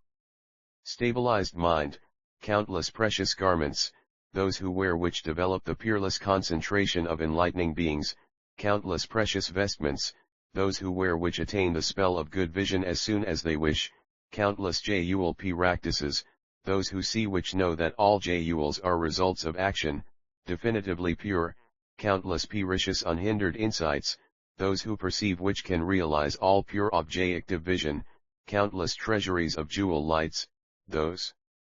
who sec which immediately can attain the treasury of great knowledge, countless jewel thrones with Buddha sitting on them like great lions roaring, countless jewel lamps always radiating the light of pure knowledge, countless jewel trees arrayed in rows, wound with jewel ropes, their adornments thoroughly pure, also having countless jewel trunks, standing high, straight, round, and clean, countless jewel boughs, thick with adornments, with inconceivable number pairs of birds flying around and gathering there, always warbling beautiful songs expressing the true teachings, countless jewel caves emitting the light of great knowledge pervading everywhere, countless jewel flowers, with innumerable enlightening beings sitting on each blossom, traveling throughout the cosmos, and countless jewel fruits, those who sec which will attain the fruit of non-regression from all knowledge. Also there are countless jewel villages, those who sec which 10 dedication 683 give up the ways of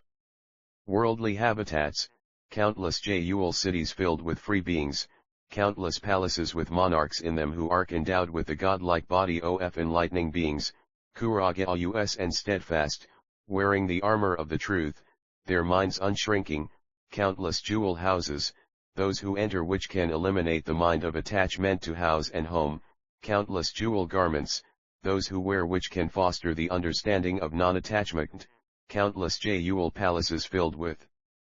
enlightening beings who have left home, countless jewel curios which bring immeasurable joy to those who sec them, countless jewel wheels emanating inconceivable lights of knowledge, turning the wheel that never turns back, countless jewel trees adorned with Indra nets, all pure, countless jeweled grounds, inlaid with inconceivably many jewels, countless jewel pipes, their clear sounds filling the cosmos, countless jewel drums, their wondrous sounds beating in harmony unbroken throughout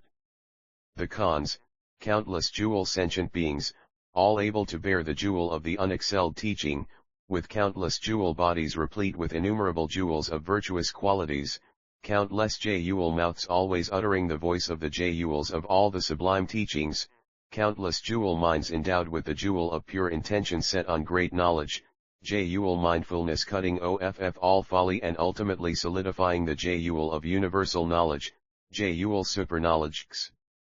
reciting and retaining the jewels of all Buddha teachings, jewel intellects understanding with certainty the treasure of all Buddha teachings, jewel knowledges attaining the jewel of great complete omniscience, jewel eyes mirroring the treasure of the 10 powers without obstruction, jewel cars hearing the infinite sounds of the whole realm of reality clearly and without obstruction, jewel noses always smelling the pure jewel fragrance of harmony, jewel tongues able to enunciate countless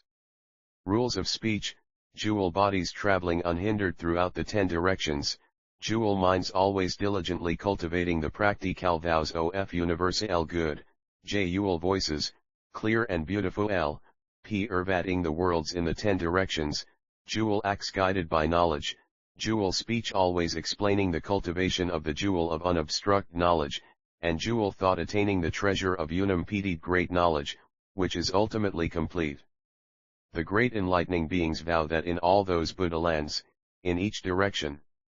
of each Buddha land, in each and every place, even so minute as a hair tip, there be incalculable, boundless, unspeakable number pairs of great enlightening beings, all accomplished in pure clear knowledge, filling everywhere, in every point of space in every place in every direction of every Buddha land throughout the cosmos.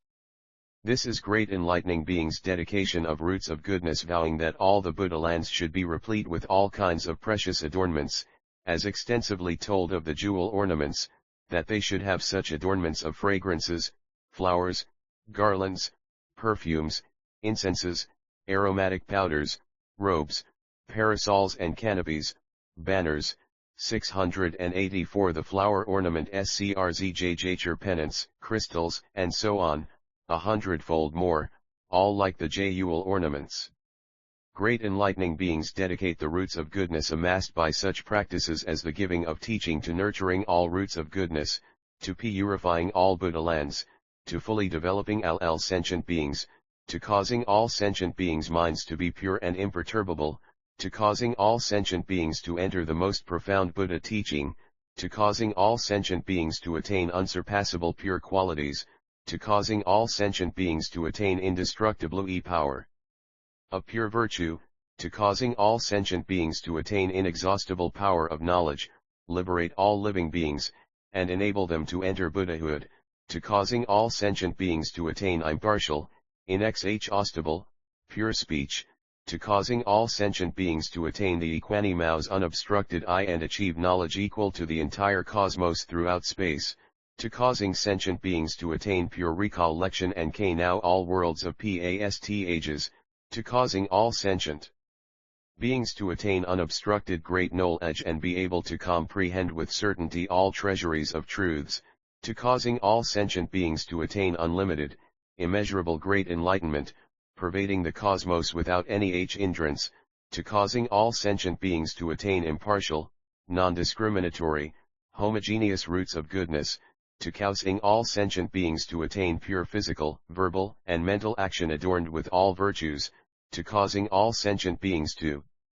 accomplish action the same as universally good, to causing all sentient beings to be able to enter all homogeneously pure Buddha fields, to causing all sentient beings to examine universal knowledge, penetrate it, and fulfill it, to causing all sentient beings to be able to avoid partial roots of goodness, to causing all sentient beings to attain equanimous, unvarying will Radu ally fulfilling all knowledge, to causing all sentient beings to be able to live steadily by all good principles, to causing all sentient beings to instantly realize universal knowledge and reach the ultimate, to causing all sentient beings to be able to fulfill the pure path of omniscience. This is wherein they dedicate their roots of goodness. Once great enlightening beings have dedicated their roots of goodness in this way for the sake of all living beings, they also dedicate these roots of goodness because they want to fulfill and expound the power of all pure practical methods, because they want to achieve the spiritual power of pure practice and comprehend unspeakably many oceans of truth, because they want to be imbued with infinite lights of pure knowledge, equal to the cosmos, in each ocean of truths, because they want to analyze and explain the different expressions and meanings of all teachings, because they want to accomplish the boundless vast concentration of the lights of all teachings, because they want to follow the powers of elucidation of the Buddhas of past, present, and future, because they want to develop the free body of Buddhas of past, present, and future, because they respect the admirable unhindered state 10 dedication 685 of all Buddhas, in order to fulfill the heart of great compassion and rescue all sentient beings without ever retreating, because they want to achieve the mind of unobstructed knowledge of infinite differentiation untainted purity of senses, and enter all congregations in all sites of enlightenment, because they want to always turn the will of the impartial, non-regressive teaching in all Buddha lands, whether inverted or upright, coarse or subtle, broad or narrow, small or large, tainted or pure, because they want to attain fearlessness in every moment, without end, all kinds of analytic and expository skills, and the light of the sublime teaching, to reveal and explain the truth, in order to happily seek all goodness, to learn and practice with determination, all faculties growing better, to attain the great spiritual knowledge of all truths, because they want to draw near to and provide offerings at congregations enlightenment sites, and expound the teachings to all sentient beings to make them joyful. Great enlightening beings also dedicate these roots of goodness in this way, they dedicate them by abiding in abodes infinite as the cosmos, by abiding in physical action infinite as the cosmos, by abiding in verbal action infinite as the cosmos, by abiding in mental action infinite as the cosmos,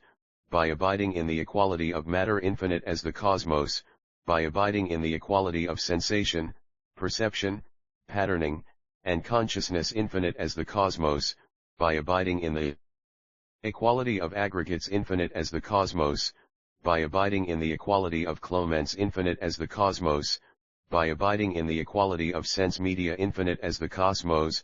by abiding in internal equality infinite as the cosmos, by abiding in external equality infinite as the cosmos, by abiding in the equality of impulses infinite as the cosmos, by abiding in the equality of wills infinite as the cosmos, by abiding in the equality of means of liberation infinite as the cosmos, by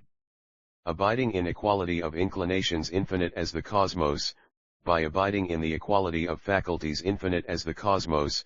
by abiding in equality of beginnings, middles, and ends infinite as the cosmos, by abiding in the equality of acts and consequences infinite as the cosmos, by abiding in the equality of defilement and purity infinite as the cosmos, by abiding in the equality of living beings infinite as the cosmos, by abiding in the equality of Buddha fields infinite as the cosmos, by abiding in the equality of phenomena infinite as the cosmos, by abiding in the equality of mundane lights infinite as the cosmos, by abiding in the equality of Buddhas and enlightening beings infinite as the cosmos, by abiding in the equality of practices and vows infinite as the cosmos, by abiding in the equality of emancipations of enlightening beings infinite as the cosmos, by abiding in the equality of teaching and training of enlightening beings infinite as the cosmos, by abiding in the equality of non-duality of realms of reality infinite as the cosmos, by abiding in the equality of sites of enlightenment and congregations of Buddhas, infinite as the cosmos.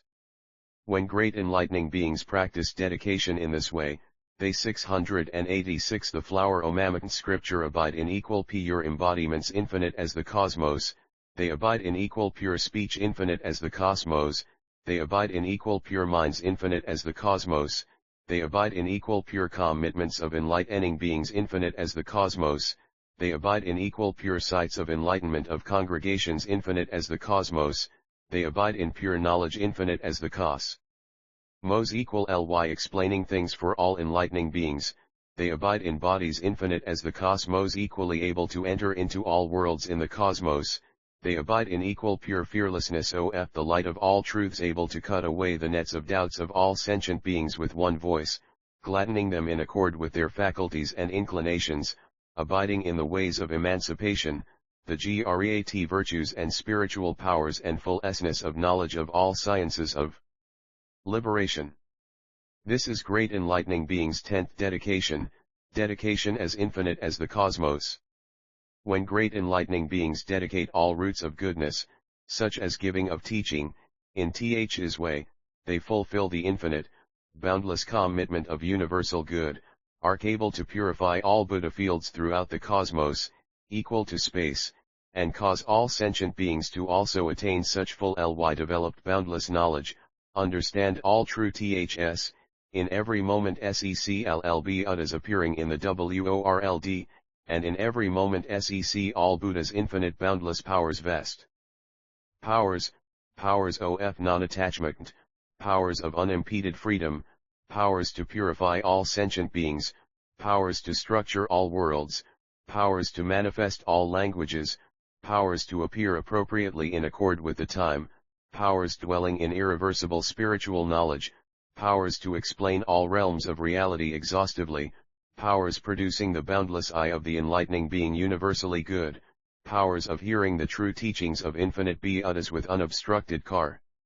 consciousness, powers to pervade the infinite cosmos with one body while sitting still without crowding the sentient beings, powers of penetration of the infinite phenomena of past, present, and future by means of complete knowledge. They also realize infinite purity of all sentient beings, purity of all Buddha fields, purity of all things, purity of comprehensive knowledge of all realms, purity of boundless knowledge pervading the realm of space, purity of knowledge of all different vocal sounds, using various kinds of verbal expression adapted to all sentient beings, purity of radiance of infinite spheres of light illuminating all the boundless worlds, purity of knowledge producing the practices of all enlightening beings of past, present, and future, purity of knowledge instantly entering the sites of enlightenment of congregations of all Buddhas of past, present, and future, purity of entering into all worlds, boundless though they be, and causing all sentient beings to do what they should do in all these they attain fulfillment, completion, accomplishment, equanimity, utilization, direct knowledge, and true realization, having seen into all of them, attained purity in all respects, and reached the other shore.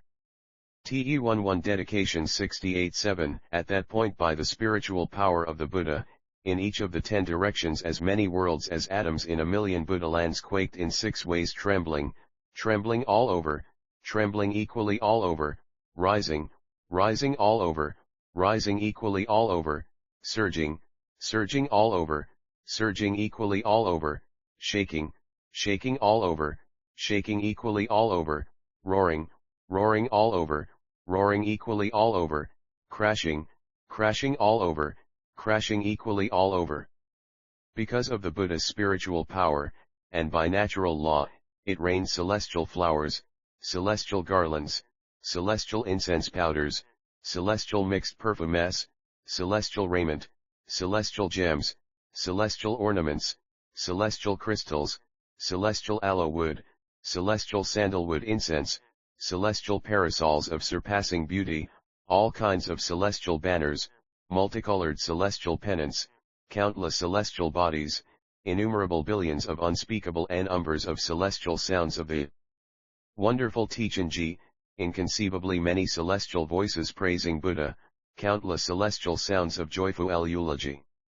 Innumerable celestials bowed in respect, countless celestial children constantly remembranced the Buddhas and the immeasurable rare virtues of the enlightened ones. Countless celestial children made music and sang hymns of praise to offer the enlightened. Countless billions of celestials emanated great lights illuminating all Buddha fields in the entire cosmos throughout space, revealing countless realms of Buddhas and disguised bodies of the enlightened, surpassing all celestial beings. As such a teaching was expounded in the palace of the Tushita heaven of happiness and satisfaction in this world, so it was in the celestial palaces of the Tushita heavens in all worlds throughout the 10 directions. Then, again by the spiritual power of Buddha, there assembled as many enlightening beings as atoms in a million Buddha fields from beyond as many worlds as atoms in a million Buddha fields in each of the 10 directions, filling all quarters, all saying good, good. Child of Buddha, you have ably explained these great dedications. We all have the same diamond banner and all have come here from the presence of diamond banner Buddhas in worlds in diamond light. In those worlds we expound this teaching by the spiritual power of Buddha, and the congregations, the followings, the expressions and doctrines are all like this, no more and no less. We have all come from those lands, empowered by the Buddhas, to stand as witnesses for you. And we have come to this assembly to be your witnesses, so also do the hosts of enlightening beings come to all the jewel adorned Ha11s of the palaces of the Tushita heavens in all worlds in the 10 directions to be witnesses in the same way. Then the enlightening being Diamond Banner, spiritually empowered by Buddha, looked over all the congregations in the 10 directions, reaching throughout the cosmos, knowing expression and meaning well, he expanded his great mind, with great compassion covering all 688 the flower ornament scripture beings, fixing his mind on the lineage of the Buddhas of past, present, and future and dwelling steadily thereon, he entered into the ways to the qualities of all Buddhas, and attained the body of freedom of the Buddhas. He observed the inclinations of the minds of sentient beings as well as all the roots of goodness they had planted, knowing them all distinctly, and in accord with the body of reality he manifested for them bodies of pure sublime forms. Then at this time he uttered verses saying, enlightening beings accomplish knowledge of truth, understanding boundless ways of right teaching, becoming teachers with the light of truth, they know the unobstructed genuine verity. Enlightening beings are great guides to truth, they reveal the most profound teaching, hard to attain, leading the measureless masses of the 10 directions, they cause them to abide securely in truth. Enlightening beings have drunk the ocean of Buddha teachings, their clouds of truth shower the worlds of the 10 directions. The Sun of Truth appears in the world, revealing the sublime teaching for the benefit of the living. They are always rarely met donors of teaching, understand convenient means to enter truth. The light of truth, pure, illumines their minds, and they teach in the world without fear. They have cultivated a mind in command of the teachings, able to understand all aspects thereof, developing the deep ocean of wondrous teaching, they beat the drum of truth for all sentient beings.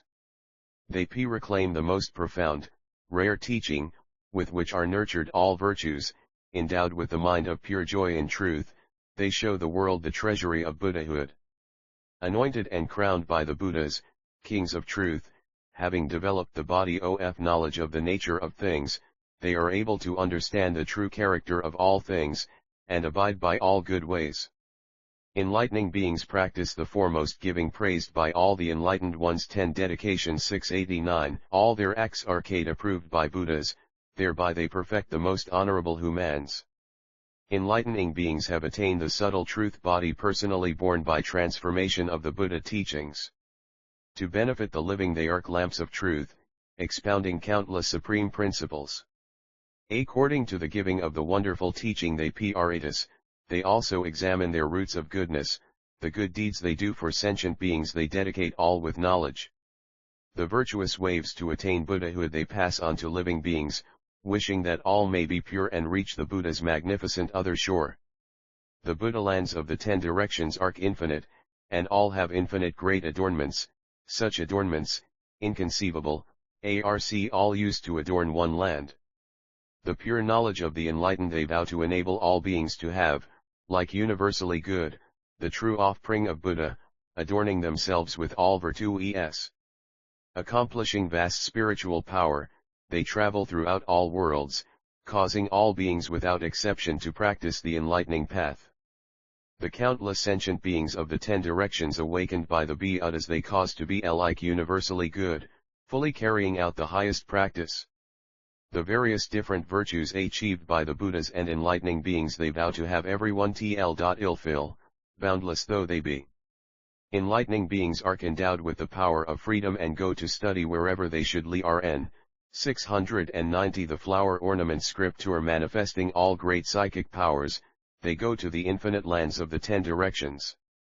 Enlightening beings are able in one instant to see countless Buddhas, many as beings, and also in a single hair tip concentrate all things, seeing all clearly. The sentient beings of the worlds, without measure, enlightening beings can distinguish and know. The Buddhas are as infinite as living beings, they generously present offerings to them all. All kinds of wonderfully scented flowers, jewels, clothes, pennants, and parasols, they distribute throughout the cosmos, determined to offer them to all Buddhas.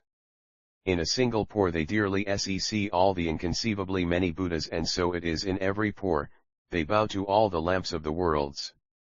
With their whole bodies they successively bow in respect for those boundless Buddhas, they also praise them with their words forever and evermore. Their offerings to one Buddha are as numberless as sentient beings, thus do they make offerings to one Buddha and to all Buddhas in the same way. They provide for and laud the Buddhas throughout all ages of the world. The ages of the world may come to an end, but enlightening beings' offerings never cease. In the various ages of all worlds they cultivate practices there, honoring and attending one Buddha tirelessly throughout all ages. As they provide for one Buddha for immeasurable cons, so do they also for all Buddhas. 10 Dedication 69 1 YCT They do not think of the number of eons, or ever tire of making offerings. The cosmos is boundlessly vast, enlightening beings observe it with clear comprehension, spreading great lotus blossoms throughout as presents to Buddhas infinite as beings. Jewel flowers of perfect color and scent, pure ornaments, most delicate, beyond compare in any world, they be ring to offer the most noble of humans. Infinite lands, many as sentient beings, they fill with precious canopies, which they offer to one Buddha and do the same for all Buddhas. Perfumes, incomparable, most excellent, never before found in any world, they offer to the guide of humans and divines throughout cons as many as beings. Powder and burning incense, exquisite flowers, jewels, raiment, and ornaments, they present to the supreme victors joyful while serving them tirelessly. World illumining lamps, as many as beings, attain great enlightenment every moment, and boundless verses of eulogy and exposition they present to the Hachuman tamers. To Buddhas numerous as living beings they make most excellent offerings, for cons countless as living beings, they praise them without end. When they make offerings to the Buddhas this way, by Buddha's spiritual power they extend everywhere, seeing all the infinite Buddhas of the 10 directions, AHIC. Ing in the practice of the univcrcajly could cnhghtcn1n1 being. All the roots of goodness of past, future, and present. 692 The flower ornament scripture enable us to always carry out universal good practice and quickly gain the station of the realm of universal good. May the infinite sentient beings of the world seen by all the Buddhas become like universally good, praised by the intelligent. This is the practice of dedication cultivated in common by all great beings. All the Buddhas explain for us this unexcelled practice of dedication, to enable all living beings in all worlds in the 10 directions to attain awakening and enlightenment and to always act as universally good docs. Practicing giving in accord with their dedication and also strictly maintaining the precepts, persevering over the long run, unshrinking, tolerant, gentle, minds unstirred, in meditation keeping the mind on one point, by wisdom comprehending objects, same as concentration, penetrating past, future, and present, to which none in the world can find any bounds. Enlightening beings' physical, verbal, and mental actions, like this practice, are all pure, all they cultivate, omitting none, all on it. Par with the enlightening being universally good. Like the cosmos, free from false discrimination, the stain of inanity is forever gone, and as nirvana has no obstructions, their minds likewise are free from all grasping. The principles of dedication of the wise the Buddhas have revealed, all kinds of roots of goodness they dedicate, therefore they can accomplish the enlightening path. Offspring of Buddha learn this dedication wel1, fulfilling innumerable undertakings, taking in the cosmos comprehensively, therefore they can attain the power of the blissful ones. 10 Dedication 693 If you want to accomplish, as the Buddha explains, the great, superlative practices of enlightening beings, you should live is dedication such if a spring of Buddha art called universal ly good. All living beings may be counted, and the experience of past, present, and future minds may be known, but the virtues of such universally good offspring of Buddha cannot be measured. The bounds of space may be measured with a hair, the number of atoms in all lands may be known, but the practical vows by which these sages live cannot be measured by anyone. Book 26 The 10 Stages Thus have I heard. Once the blessed one was sojourning in the heaven of control of others' emanations. Not long after his perfect enlightenment the second week he was in the palace of the king of that heaven, a shining, radiantly pure treasury of jewels, together with a large group of enlightening beings, all of them beyond regression and bound to become perfectly enlightened in one lifetime, who had come from different worlds. Those enlightening beings were abiding in the sphere of knowledge of all enlightening beings. Their sphere of action was that of ceaseless penetration into the entries of the realm of knowledge of all enlightened ones. They were skilled in showing all feats of power appropriately timed for the development and liberating guidance of all sentient beings, in order to fulfill all the great vows of enlightening beings, in all worlds and times, all ages, and all lands they diligently cultivated. Practices unceasingly, they had fulfilled the inexhaustible stores of virtue, knowledge, and occult powers of all enlightening beings, for the benefit of all worldly beings, having attained the highest ultimate reaches of transcendental knowledge and expedient liberative means of enlightening beings, they showed entries into mundane existence and nirvana, while not interrupting the application of means of practices of enlightening beings, sporting freely in the meditations, liberations, concentrations, attainments, and mystic knowledges of enlightening beings. They were skilled in the demonstration of all feats of mystic knowledge, having attained the occult powers and common of enlightening beings, going without effort in a single mental instant to the circles of all Buddhas. They acted as leading interlocutors, holding the wheels of teachings of all Buddhas. They had gone to make offerings to and wait on many Buddhas. They had realized the manifestation of bodies in all worlds, engaged in the undertaking of the deeds of all enlightening beings. Their voices sounded in all realms without obstruction, and the sphere of knowledge of the mind unobstructed in all places and times was revealed to them. They had thoroughly fulfilled the attainments of qualities of all enlightening beings, and their qualities could never be exhaustively explained even in untold eons.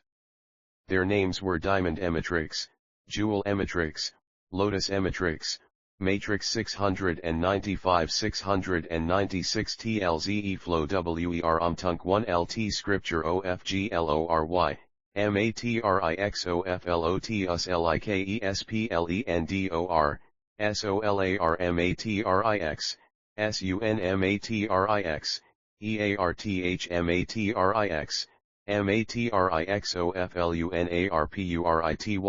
MATRIXOFMNIFESTATIONOFALLAYSOFADURNMENTS, MATRIXOFILLUMINATIONOFKNOWLEDGE, 1v1ATRIXOFRADIANCE, MATRIX of BLOSOMNG. GLORY, MATRIX of BLUELOTUSSPLENDOR, Matrix of celestial QUAlities, Ematrix OFSP Lendor of Sixrachu, Ematrix OFPURITYOFUNOBSTRU did KNOWLEDGE, MATRIX OFGODLIKEMAJESTY, Matrix of PURITY, Matrix of N on DEPHILEMENT, Matrix of ADORNMENT of VA Ride Eloquence, Matrix of Radiance of Great Webs of Light BEAMS, Matrix of RADIANCE of Power of SPLENDOR of UNDEPHILEDLIG. HT, MATRIX of PURIRADIANCE of ACCUMULATETGOLD, MATRIX of PURISPLENDORAD orned BYALLCHARAC Terry STICSOFENLIGH 10 INGBEINGS, MATRIXOFGLORIOUSADORNMNs of Diamond FLAME, Ematrix of Beauty of Flames of Light, Matrix OFLIGHTOFMAJESTYOFTHESTARS, MATRIXOFUNH in the aired KNOWLEDGEOF the treasury of the SKY, Ematrix of sweet sounds with unobstructed spheres of resonance CE, Ematrix of spells supporting the aspirations OFALLBEINGS, MATRIXOFADORNMENTSOFTHEOCEAN, MATRIXOFMAJESTY of the polar Mount Jin, Matrix of purity of all qualities, Matrix of SPLENDOROFTHOSEWHO realize THUSNESS, MATRIXOFMAJESTYOFTHEE enlightened, and Amun of libration. The Buddha was within ABLEENLIGH 10 ing beings as MBLED fro MVARIOUSBUDDHALANDS, LED BY diamond matrix, these being the MN ones. At that time Diamond Matri, by the power of Buddha, entered the concentration called light of the great vehicle, and as soon as he had done so there paired to him as many Buddhas as atoms in 10 billion BUDDHALANds fro MBEYOND as man y worlds as ATOMSINTEN BUDDHALANDS in each of the 10 directium, all of whom were alike named Diamond Matrix. Those Buddhas said, "It is good that you have entered this concentration of enlightening beings light of the great vehicle. In this you are supported by the Buddhas num eras as atoms in 10 billion Buddha LANDSBEYONDWORLDS as num eras as ATOMS in 10 BILLI on BUDDHALANDSI and the 10 directions, and by the power of the unscienti vow of Vairocana Buddha, and it is also due to the excellence of your Sixrachu and knowledge. So THATALLENLIGHTNING enter the stages of KNOWLEDGEOF the illuminating power of the inconceivable Huda. Teachings, to attain all roots OFGOODness, FORSKILLINANALYZING all BUDDHATEACHINGS, FOR Brea DTHOFKNOWLEDGEOFTHINGS, FOR the exposition of well construed TCHINGS, FOR the PURIFICATION of HOLISTICKNOWLEDGE, So as to beunstainedbyvvorldlythings, forthechipitifamundness, forthedisco very ofpart. ICULRs OFTHESPHE RE OFINCONCEIVABLEKNOWLEDGE, ANDFORTHE RE ALIZATIONOF the SPHE RE OFOMNI Science TKNOWL Edge, THAT, dot, to SAY. It is FCJRTHE sake OFTHEUND Erdic INGANDAT tot INMENT 10 S Tages OFENLIGH 10 ING Bain GS, FORTHESAKEOF correct EXPLANATIONOFSKILLIN SETI NGUPTHE stages OFENLIGHTENINGBEINGS, F, THESAKEOFPRO. PERFOCUSING on THETCHINGSOF the BUDDHAS, to DISTINGUISHUNDE PHILED PHENOMENA, FORSKILLWITHTHELIGHTOFG REATWISDOMWITHKNOWINGDIS CERNMENT, FORENTRYINTOCOMPLET DFMITIVEADAPTIVKNOWLEDGE, FOR the 10 stages 69-7 the light of eloquence to explain without hesitation or obstruction in accord with differences in capability and station, to fulfill the stage OF grade. Discursive knowledge, TO never forget THE determination for enlightenment, to develop all beings to perfection, and to attain skill in discernment in LL situations. Furthermore, you should explain this teaching, skill in differentiation of means OF revealing truth,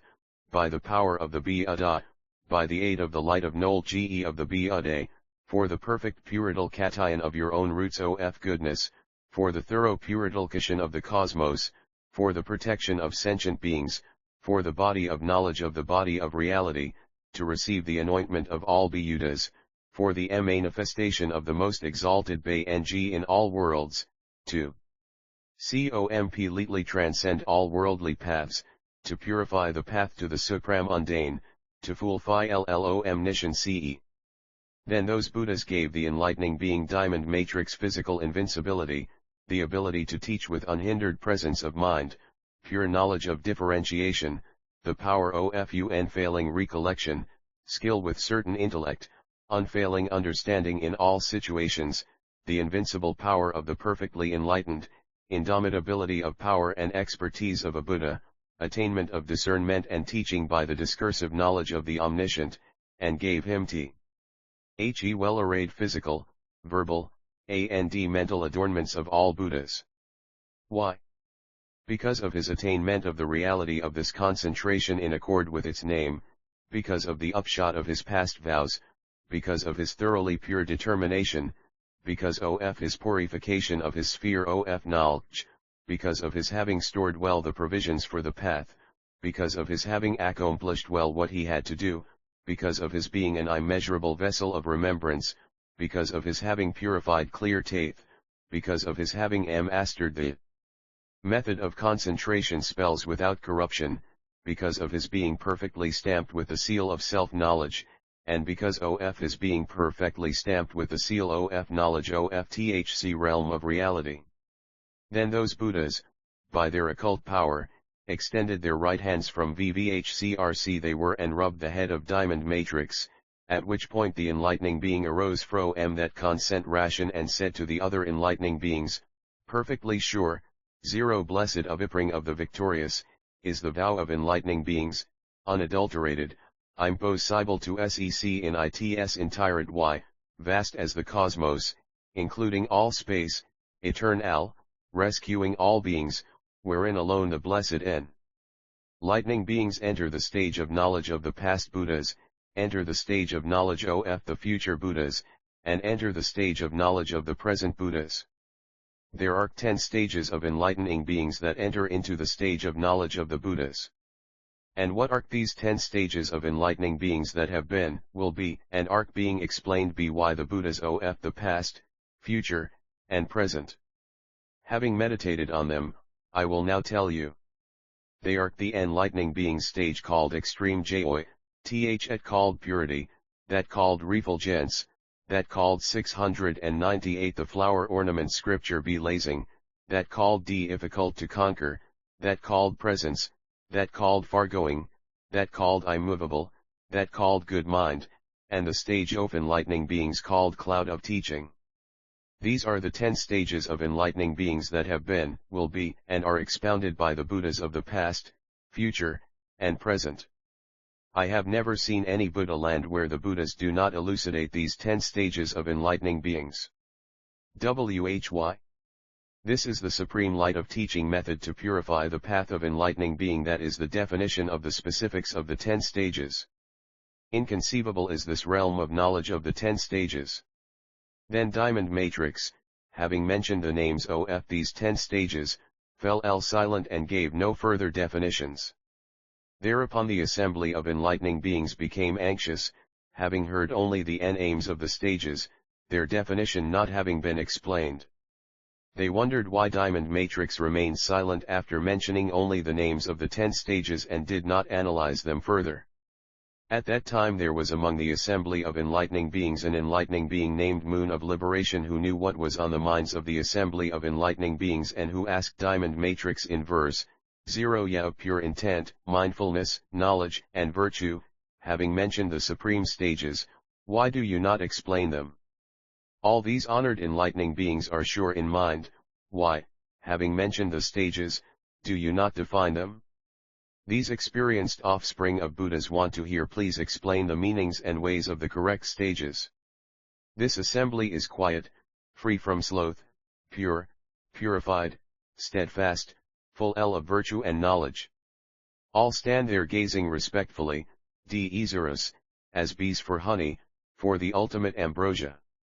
Having heard this, the wise, experienced Diamond Matrix spoke to please the assembly. Difficult, supreme is this, rare, the revelation of enlightening beings practice. Supreme is the discernment of the practices of the stages whence Buddhahood is attained. Subtle, hard to see, beyond thought, beyond the ground of mind, hard to approach, the 10 stages 699. It is the realm of the wise with untainted minds, hearing which confuses the worldly. Keeping the mind as stable as diamond, believe in the supremacy of Buddha knowledge, knowing the mind ground is selfless, then one can hear this subtle knowledge. Like colors painted in the sky, like the wind in space, so is this undefiled knowledge of Buddha hard to see, though it be deepened. Such is my understanding of that it's hard to find anyone in the world who knows it, or even believes in it, thus I cannot explain this ultimate. This having been said, the enlightening being Moon of Liberation said to Diamond Matrix, pure is this assembly that has gathered, enlightening beings with thoroughly purified aspiration, thoroughly purified will, who have done their work well, who have attended hundreds of thousands of billions of Buddhas, who have thoroughly gathered the provisions for the path, who have attained immeasurable knowledge and virtue, who are free from folly and confusion, free from affliction, impurity, and attachment, who are firm in determination and faith, whose undivided attention is on these Buddha's teachings. Speak, therefore, for the enlightening beings directly witness this real Diamond Matrix said, what though this assembly of enlightening beings is pure, with thoroughly purified aspirations and will, having done their work well, having well attended countless Buddhas, having attained immeasurable virtue and knowledge, free from folly and delusion, undefiled, with well-established determination and zeal, with undivided attention on these teachings of Buddhas, yet because of the lack of benefit and the suffering in the long night of ignorance for those others who would give rise to dissent and doubt upon hearing of such inconceivable states, it is out of compassion for them that I want to remain silent. Then Moon of Liberation again asked Diamond Matrix for this doctrine. Very well, explained by the power of the enlightened, these inconceivable stations will be well protected and believed in. Why? Because that naturally occurs when these stages are being explained. This is what all Buddhas keep in mind, and all enlightening beings are intent on the protection of this knowledge. Why? This is the fundamental practice, and this is the fulfillment of the Buddha teachings. It is like the instruction of combinations of letters. It begins and ends with the basic characters. There is nothing expressed by combinations of letters without indication of the basic characters. In the same way, all the Buddha teachings are based on the stages, and their practices are fulfilled thereby. The 700 the flower ornament scripture consummations of the stages lead to the attainment of the knowledge of the independent. Therefore speak, the realized ones, the saints, the perfectly enlightened ones will protect and support you. At this point those enlightening beings uttered verses in one voice asking Diamond Matrix for this teaching, 0 Ya of supreme wisdom and boundless eloquence, speak the finest words, in accord with ultimate truth. With recollection, steadfastness, pure knowledge, pure resolve to attain the 10 powers, and discerning intellect, explain these 10 supreme stages. Tranquil, disciplined, with accumulated goodwill, free from afflictions, delusion, pride, and views, free from doubt, this assembly hopes for your explanation. As the thirsty desire cool water, the hungry food, the sick medicine, and bees honey, so does this assembly desire your words. Therefore, Ya of pure knowledge, speak of the exalted stages, free from taint, joined to the 10 powers, unobstructed, producing all good states. At that time a radiance called light of power of enlightening beings emanated from the circle of hair between the eyebrows of Shakyamuni Buddha, accompanied by innumerable rays of light, illuminating all worlds in all 10 directions, stopping all evils and suffering, eclipsing all realms of demons, illuminating the circles of innumerable Buddhas, revealing the features, occult powers, and mystic transfigurations in the inconceivable realm of the Buddhas, illuminating the enlightening beings.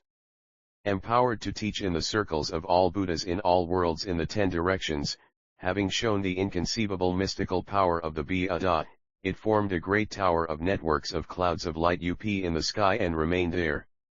In the same way, lights called light of power of enlightening beings emanated from the circle of hair between the eyebrows of the other Buddhas, accompanied by innumerable beams of light, illuminating all worlds in the 10 directions, stopping all evils and suffering, eclipsing all realms of demons, illuminating the circles of innumerable Buddhas, revealing the features, occult powers, and mystic transfigurations in the inconceivable realm of Buddhas, illuminating the enlightening beings. Empowered to teach in the circles of all Buddhas in all worlds in the 10 directions, having revealed this inconceivable mystic power of Buddhas, and having illuminated the circle of Shakyamuni Buddha and the body the 10 stages 71 of the enlightening being Diamond Matrix, in the same way the beams formed a great tower of webs of clouds of light up in the sky and remained there. Thus by means of the light beams emanated from the circle of hair between the eyebrows of Shakyamuni Buddha, those worlds, and those circles of Buddhas and the bodies and sitting places of their enlightening beings were clearly illumined. By the lights emanated by those other Buddhas, this world system, the circle of Shakyamuni Buddha, and the body and sitting place of Diamond Matrix were seen clearly illumined. Then, from the great tower of webs of clouds of light, by the power of the Buddha, this sound emerged, by those with the 10 powers, peerless, equal to space, with boundless virtues, by the teachings of Shakyamuni, by those beyond 111 men and gods, is this miraculous display made. By the power of the Buddhas, open the storehouse of the kings of truth and reveal the supreme practice and stages of knowledge distinctly. Those who hear this supreme teaching will also be empowered and supported by the Buddhas and enlightening beings, who will cause them to attain Buddhahood once they attain the 10 powers, after having gradually fulfilled the undefiled 10 stages. Even sunk in the ocean or thrown into the Holocaust, they will be able to hear this teaching, without doubt. But those stuck to folly, suspicious and unreceptive, will never get to hear it. The path of knowledge of the stages, supreme, from entry, station, and attainment, please explain in order, including the practice and sphere of action. Then Diamond Matrix, looking over the 10 directions, in order to increase the purity of this assembly, at this juncture spoke these verses, subtle and hard to know is the path of the great sages, non-conceptual, beyond conception, most difficult to contact. It is pure, known only to the wise. 702 The flower ornament scripture. Its nature is quiescent, without extinction or origination. Inherently empty, utterly tranquil, non-dual, inexhaustible, liberated from all states, impartially reaching nirvana, without extremes, or mean, not expressed by words, outside of time, like the sky, quiescent, ultimately silent, realized by the enlightened, most difficult to express by any manner of speaking. Such are the stages and their practice, most difficult to speak of, more difficult to hear. Beyond thought and the path of mind, elicited by knowledge, realized by the highest sages, not revealed by the elements of matter and sense, unattainable by mind, intellectually inconceivable, just as the tracks of a bird in the sky cannot be described or seen even by the enlightened. In the same way all the stages cannot be told much heard. I will tell just the beginning, then, out of kindness, compassion, commitment, I will tell of them in order, yet not by spheres of thought but by knowledge are they to be fulfilled as one wishes. Such a realm is hard to see, impossible to tell of it just rests in one's own mind, but I will speak out by the power of but hate should be heard with concentration and respect. This entry of knowledge, being as such, cannot be explained even in eons. I will now give a summary, according to the meaning of the teaching as it is. Attend respectfully, blessed ones, I will speak by the power of Buddha. I will utter the voice of the highest teaching, in appropriate words, with examples. Though it is difficult to express in speech, yet mine is the power to do so, by the immeasurable power of Buddha and the power of the body of light that have entered into me. Now then, in beings who have well-developed roots of goodness, who have done their tasks well, who have accumulated provisions for the 10 stages 703 the path, who have attended Buddha's Indiana the world, who have consolidated pure practices, who are in the care of spiritual friends, who have thoroughly purified their intentions, who have great determination, who are endowed with supreme zeal, and who actualize pity and compassion, the aspiration for enlightenment is aroused, for the q. Just of enlightened knowledge, for the attainment of the 10 powers, for the attainment of great expertise, for the attainment of the enlightened quality of impartially, for the salvation of all beings, for the purification of great mercy and compassion, for the attainment of knowledge of all in the 10 directions, for the unobstructed purification of all lands, for awareness of past, present, and future in a single instant, and for expertise in turning the wheel of the great teaching.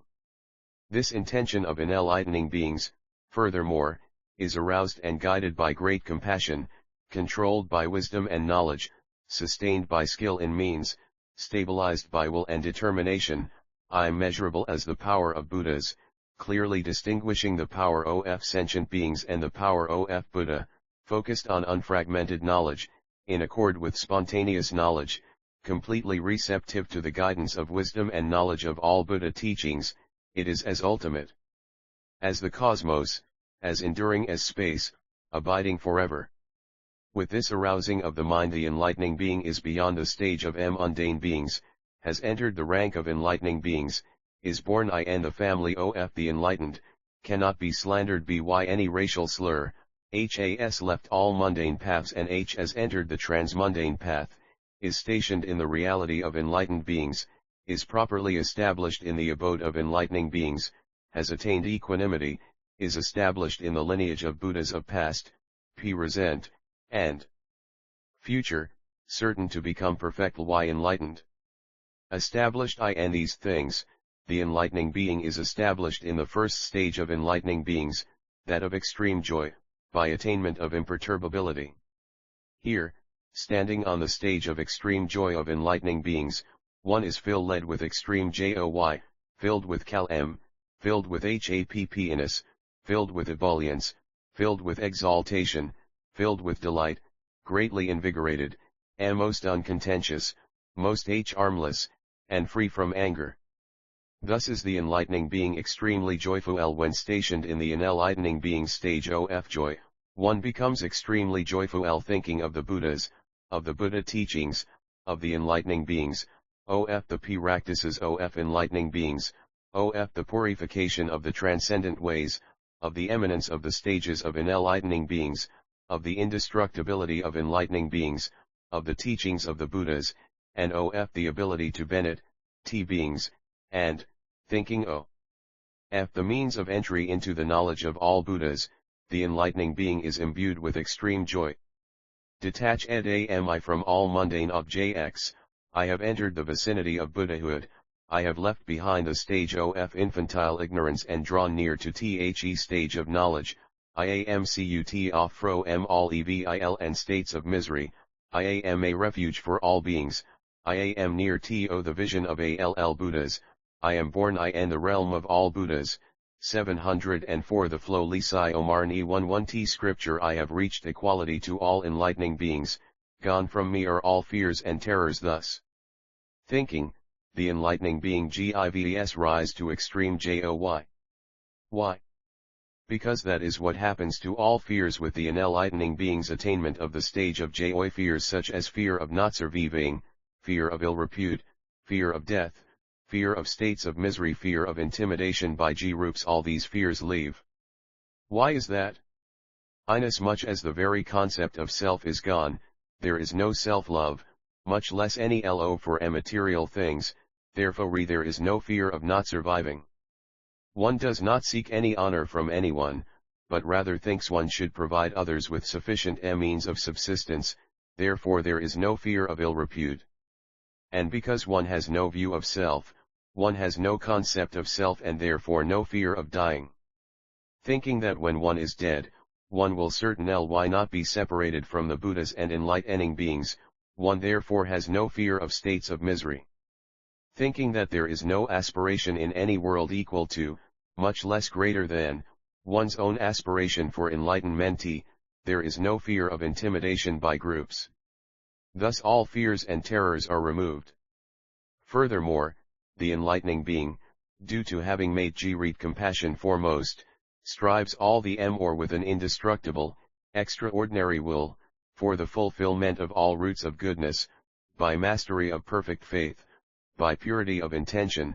by wealth of true understanding, by having developed mercy and compassion, by having attained great kindness, by indefatigability of mind, by adornment with conscience, by attainment of joy and tolerance, by honor and respect for the teachings of the completely enlightened, by tireless collection of roots of goodness night and day, by service to good spiritual friends, by enjoyment of true teaching, by insatiable search for learning, by correct contemplation of the teachings as they are heard, by rental non-attachment, by absence of craving for gain, honor, or fame, by absence of desire for goods, by tireless production of a jewel-like mind, by seeking the stage of omniscience, by concentration on the powers, expertise, and unique Buddha qualities of all enlightened ones, by unattached seeking of the transcendent ways, by abandonment of all deception and dishonesty, by acting in accord with one's words, by constant preservation of truthful speech, by not allowing the family of the enlightened to die out, by not abandoning the teachings of enlightening beings, by mountain-like imperturbability of mind, by discerning knowledge of all mundane doings, by attainment of the transmundane path of relinquishment, by constant seeking of the supreme ultimate. Imbued with these ways of purifying the stages, enlightening beings are well established in the stage of extreme joy. Once established in this stage, enlightening beings undertake great vows, Jirit resolutions, great undertakings such as the following. They undertake a first great vow to make offerings to each and every Buddha, in the best of forms, with the highest purity of faith, as extensively as the cosmos, to the furthest reaches of space, throughout all time. They undertake a second great the 10 stages 705 vow to maintain the eye of the teachings spoken by all Buddhas, to associate with all Buddhas and enlightening beings, to preserve the teachings of all complete Buddhas, to take in all truths, to the extent of the cosmos, to the furthest reaches of space, throughout all time, without ceasing, in all cons for as many Hudas as appear in the world. They undertake a third great vow to go to all places in all worlds where Hudas appear from their existence in the heaven of satisfaction, descending into the human world, and try into the womb, abiding in the womb, birth, youthful enjoyments, married life, renunciation, practice of austerities, conquering demons, enlightenment, being requested to teach, setting the will of the great teaching in motion, and entry into great absolute nirvana to go to all places at once, taking the lead in making offerings, receiving the teaching, and applying it in practice, to the extent of the cosmos, to the farthest reaches of space, throughout all time, without ceasing in all cons for as many Buddhas as appear in the world, until the attainment of Great Absolute Nirvana. They undertake a Furth vow to bring forth the determination to disseminate instruction in the accomplishment of means of purification of the ways of transcendence, accurate explanation of the path of the stages, the practices of all enlightening beings, bringing forth their total and particular aspects, with consideration of their omen and distinctive Pheto res, as they are formed and dissolved, the many extensive immeasurable holistic practices of all Buddhas and enlightening beings contained in the ways of transcendence, purifying all the stages of enlightening beings, vowing to call forth Th's aspiration to the east and T of the cosmos, to the furthest reaches of space, throughout all time. They undertake a fifth great vow to fully develop all beings, corporeal or immaterial, thinking, non-thinking, or neither, horn of eggs, wombs, moisture, or spontaneously, in all realms contained in the worlds of desire, forms, and formlessness, bound to the six paths of mundane existence in all places of birth, caught up in names and forms to develop them to lead them into the Achyuta teaching, to free them from all mundane groupings, to establish them in omniscience, to develop Enma to all beings forever, to the extent of the cosmos, throughout the reaches of space, for all time, Jr as many eons and beings as there be. They undertake a sixth great vow for direct knowledge of the innumerable distinctions in all the worlds of the 10 directions, variously reflecting one another, subtle and gross, upside down, inverted, and upright, their appearance and consolidation. They vow to comprehend the distinctions of worlds, to the extent of the cosmos, throughout the reaches of space, for all time. They undertake a seventh great vow, to show all beings the purification of all lands in one land and one land in all lands, the adornment of innumerable Buddha lands with arrays of light, and tearing into the supreme realm of Buddhas from which all afflictions are removed, completely purified and tilled with wise beings, showing this to all beings to please them in accord with their mentalities, vowing to thoroughly purify all Buddha lands, to the extent 706 the flower ornament. Scripture of the cosmos, to the farthest reaches of space, throughout all time, unceasing for as many eons and Buddha lands as there may be. They undertake an eighth great vow, to work with the same one determination as all enlightening beings, to build up roots of goodness without opposition, to be equally focused on the same one object as all enlightening beings, to be in concert with all enlightening beings, to manifest appearances of Buddha as desired, to attain the knowledge of the powers of the enlightened at will, to attain ever-present mystic knowledge, to travel to all worlds, to appear in the circles of all Buddhas, to adapt to all situations, to attain realization of the inconceivable great vehicle, to continue to carry out the practices of enlightening beings, vowing to enter the great vehicle, to the extent of the cosmos, to the furthest reaches of space, throughout all time, unceasing for as many eons and practices as there may be. They undertake a ninth great vow to carry out the practice of enlightening beings, riding on the will that never rolls backward, by means of fruitful words, thoughts, and deeds, so that those who see them will surely realize Buddhahood, those who hear what they say will attain knowledge, and so that those who have pure faith will be freed from afflictions. They vow to attain a state like a master physician, to attain embodiment of magical fulfillment of aspirations, to carry out the Tisas of enlightening beings as extensively as the cosmos, to the farthest reaches of space, throughout all time, unceasing for as many eons and as many practices as there be, that their deeds not be in vain. They undertake a 10th great vow, to awaken completely to unexcelled perfect enlightenment in all worlds, to show at every point without leaving one place birth, leaving home, transfiguration, austere practice, conquering demons, sitting at the pinnacle of enlightenment, turning the will of the teaching, and final absolute nirvana, to attain the knoll edge of power of the vast realm of Buddhahood, and in each instant show all sentient beings the emergence of a Buddha in accordance with their mentalities, so that they may attain enlightenment and perfect peace, to universally realize the nirvana of all phenomena by one perfect enlightenment, to please all beings according to their mentalities with a single utterance, to show great ultimate nirvana without cutting off the power of practice, to show the construction of all teachings of the stages of great knowledge, to pervade all worlds by the mystic power of the knowledge of truth and the mystic knowledge of illusoriness.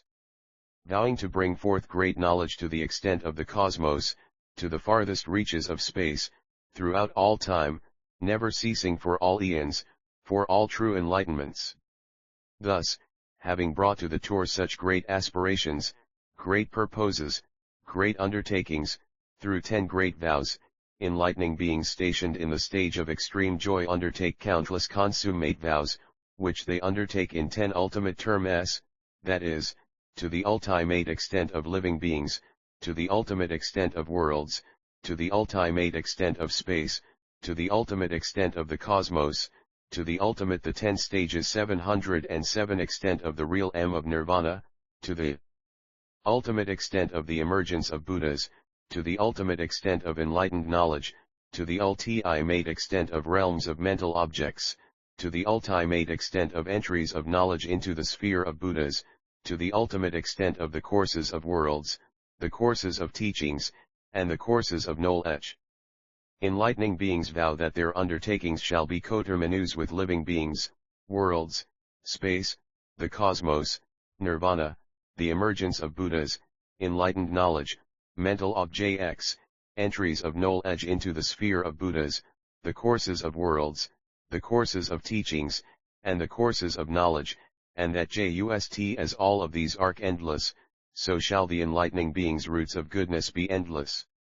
In thos who have taken such vows upon thmslvs, the workable mind and the gentle mind are incorruptibly pure. The enlightening beings have faith in the perfectly enlightened Buddha's attainments of past practices, their realization of the transcendent ways, their consummate attainment of the stages, their consummate attainment of the powers, their complete fulfillment of expertise, the indestructibility of unique qualities of Buddhahood, the inconceivability of Buddhahood, the attainment of the sphere of Buddhas, which is infinitely various, the attainment of immeasurable knowledge, the complete entry into the realm of those who arrive at thusness. Enlightening beings believe in the consummation of the fruits, in Suem, they believe in the practice of enlightening beings, including using all Th upon which is based the teaching of the stage of knowledge of enlightened ones. Furthermore, it occurs to the enlightening beings that these qualities of Buddhahood are so profound, so detached, so peaceful, so empty, so signless, so desireless, so undefiled, so vast, so immeasurable, so supreme, so hard to approach.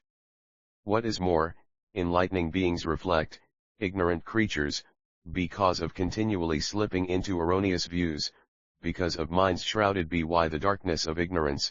because of being puffed up with pride, because of conceptions, because of mental fixations of desires caught in the net of craving, because of hopes pursued by actions in the tangle of deceit and falsehood, because of deeds connected with envy and jealousy producing mundane states, because of accumulation of actions rife with passion, hatred, and folly, because of the flames of mind ignited by anger and resentment, because of undertakings of actions bound up with delusion, because of seeds in the mind, intellect, and consciousness bound to the flows of lust, existence, and ignorance, therefore produce sprouts of subsequent life in the world.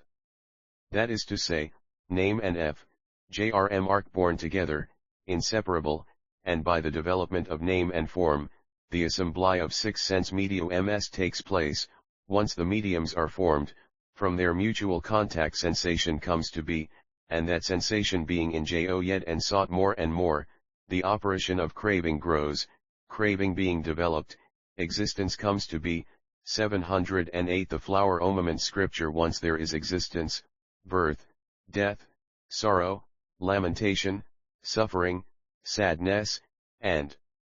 anxiety appear. Thus does the mass of suffering of sentient beings arise. Seeing these beings' inability to escape from this mass of suffering, not realizing it is without self or anything pertaining to self, that it is unreal, insubstantial, void, inert, ineffective, insensate as wood and stone, like a reflection, the enlightening beings develop great compassion to rescue them and free them from their miseries, and develop great kindness to bring them to endless bliss and nirvana. Thus, abiding in the first stage, by sympathy and kindness and by supreme will, the enlightening beings, relinquishing all things with an equanimous mind, cultivate great relinquishments in a spirit of most urgent quest for enlightened knowledge. These relinquishments are, relinquishment of goods, food, stores, houses, gold, jewels, all kinds of treasure and money, jewelry and adornments, animals and vehicles, pleasant ponds, parks, forest retreats and monasteries, servants and employees, spouses and children, home, city, town, society, homeland, metropolis, and all parts of the body. Thus, having become indifferent to these, the intellect most ardently seeking enlightened knowledge relinquishes all things. Thus does the great relinquishment of those in the first stage of enlightening beings come to be. Thus, based on compassion, kindness, and relinquishment, the enlightening beings, for the sake of the salvation and liberation of all beings, more and more seek mundane and transcendental benefits for them, and while seeking arouse an unwearying mindi. Thus do the enlightening beings become indefatigable and, being indefatigable, become expert in all learning. Thus in possession of learning, by intelligent consideration of what should and should not be done, the enlightening beings arrive at what is variously appropriate for inferior, mediocre, and superior beings, according to their power and endowments, thus attaining knowledge of the world and humanity.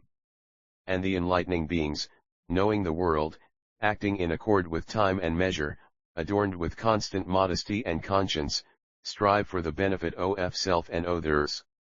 Thus the enlightening beings become modest and conscientious. And in those efforts the enlightening beings become uninterested in mundane satisfactions and attain non-receding, undiminishing power, hence the arising of enlightening beings' stable support of power. Thus stably empowered, the enlightening beings work on service to Buddhas and receive their instructions. Hence arise in the enlightening beings the elements that purify the 10 stages: faith, compassion, kindness, relinquishment, indefatigability, knowledge of the teachings, knowledge of the world and humanity, modesty and conscience, stable power, and attendance on Buddhas. Enlightening beings in this stage of joy get to see Manwai Buddhas, by broad vision and by the power of thou seeing many hundreds of Buddhas, many thousands of Buddhas, MNY hundreds of thousands of Buddhas, many millions, many billions, many trillions of Buddhas. Having the 10 stages 709 seen those Buddhas, those saints, those completely enlightened ones, by broad vision and the power of vows, the enlightening beings honor and serve them with supreme zeal, presenting them with the necessities of life, such as food, clothing, drink, vessels, bedding, and medicines, and they also bring comforts for enlightening beings, and they also respect and support the religious community. These supreme roots of goodness the enlightening beings dedicate to consummate enlightenment. From this service of Buddhas arise means of development of beings, and the enlightening beings develop sentient beings to maturity by giving and by kind speech, the other two means of salvation helping out by the power of faith, thou gh as yet without complete knowledge and attainment. Of the 10 transcendent ways, the transcendent way of giving is foremost, not that the others are not cultivated, but they are practiced according to the enlightening being's power and endowment. And as the enlightening beings serve the Buddhas and work for the development of sentient beings, Practicing to accumulate these elements that purify the stages, thus do the enlightening beings roots of goodness, dedicated to universal knowledge, become more and more purified and capable of application as desired.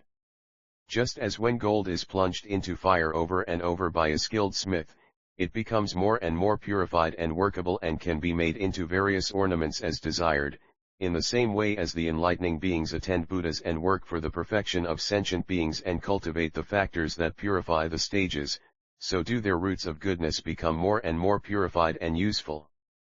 Then the enlightening beings in this stage should ask Buddhas, enlightening beings, and spiritual friends about the characteristics and attainments of this first stage and should be tireless in seeking fulfillment of the components of this stage. In the same way, in order to fulfill the components of the stages of enlightening beings up to the 10th, the enlightening beings should become versed in the problems and solutions of the stages, in the formation and dissolution of the stages, in the forms and actions of the stages, in the attainments and cultivation of the stages, in the purification of the elements of the stages, in the progression from stage to stage, in the attainment of each stage without regression, in the purification of all stages of enlightening, and in the accession to the stage of enlightened knowledge. There is no cease in the ascent of the enlightening beings who are skilled in fostering the forms of practice of the stages up to accession to the 10th stage, by unceasing progress on the path and by the light of knowledge of the stages, the enlightening beings attain the light of Buddha knowledge. It is like a skilled caravan leader who, wanting to lead a large caravan to a great city, first finds out about the qualities of the road to be traveled, the defects of the road, the best places to stop valios anonst ferothetratip, Thloxex now tenix twopal lanadwthawig esto tb gorni tak biatio tfpr oram 710. The flower ornament scripture, the beginning to the end of the Jayarni. Thus, by fully preparing for the way by this intelligent consideration, the caravan leader finally reaches the Jirit city along with the caravan, without the caravan or himself being beset by difficulties in desolate places. In the same way the enlightening beings, as clever caravan leaders, when established in the first stage of enlightening beings, become familiar with the issues and solutions of the stages, the formation and dissolution of the stages, the practical aspects of the stages, the attainments and cultivation of the stages, the purification of the elements of the stages, the progression from one stage to another, the consolidation of each stage, the special knowledge of each stage, attainment of each stage without regression, and accession to the stage of Buddha knowledge by means of the quality of purification of all the stages of enlightening beings.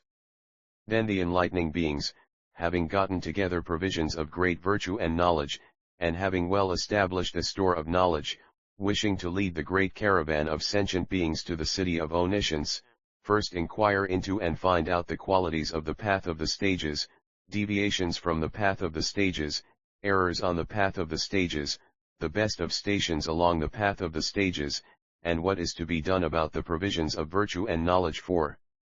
the path of the stages, asking Buddhas, enlightening beings, and spiritual friends about this to become versed in how to reach the great city of omniscience.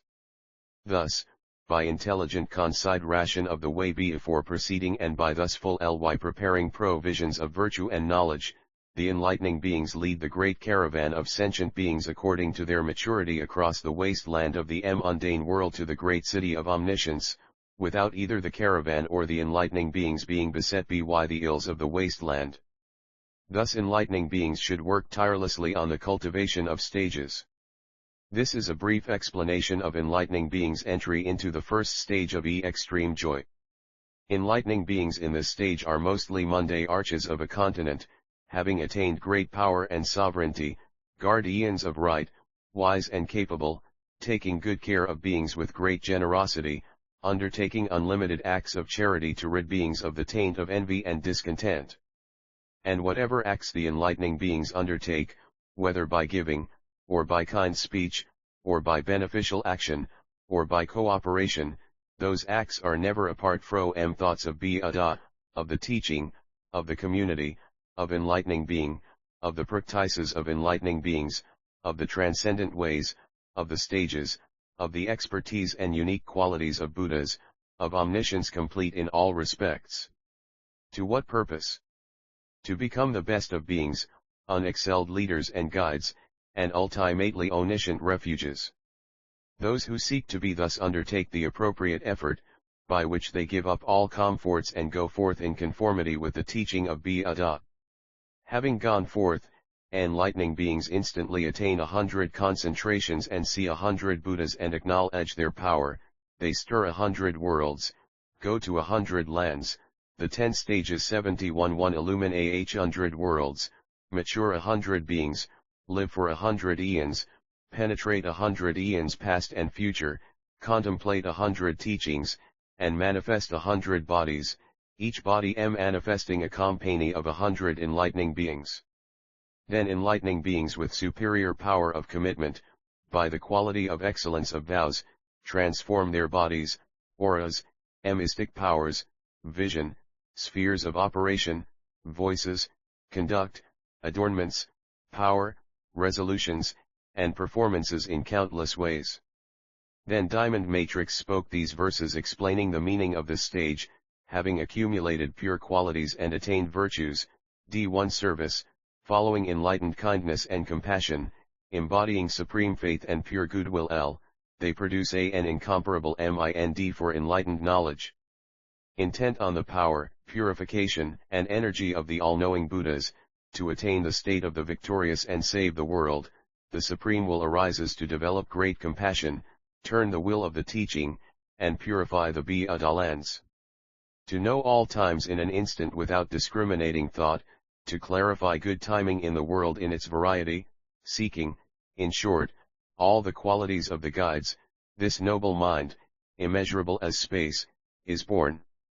Commanded by wisdom, led by compassion, endowed with skill and means, pure in resolution and intent, measureless in power, unobstructed, direct, not relying on another's guidance, knowledge of the Supreme Mind equal to the enlightened. With the birth of this mind jewel of enlightening beings one transcends the sphere of the ignorant and reaches the sphere of Buddhas, is born in the family of the enlightened, impeccable, gone to equality with Buddhas, certain of highest enlightenment.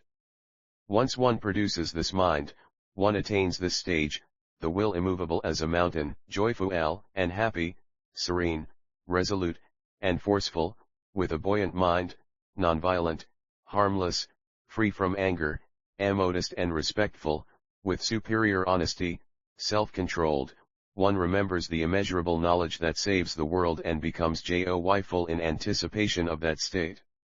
712 The flower or named scripture. When one attains this stage, 5 fears depart: not being able to make a living, dying, reputation, misery, fear of groups. Thus fear is gone. Why? Because there is no attachment to self. Those free from fear and full of compassion and kindness, with faith, respect, and modesty, rich in virtues, practicing good day and night, seek the teaching for the sake of truth and not for enjoyment of mundane desires. Considering well the teachings they have heard with unattached minds, their will for enlightenment directed without desire for gain, seeking knowledge and power, the purifying teachings of Buddhas, they work on the ways of transcendence. Free from delusion and conceit. Acting in accord with their words, steadfast in truthful speech, they do not sully the family of Buddhas, carrying out the study of enlightenment, detached from mundane doings, wishing benefit for the world, tireless in good works. They climb ever higher.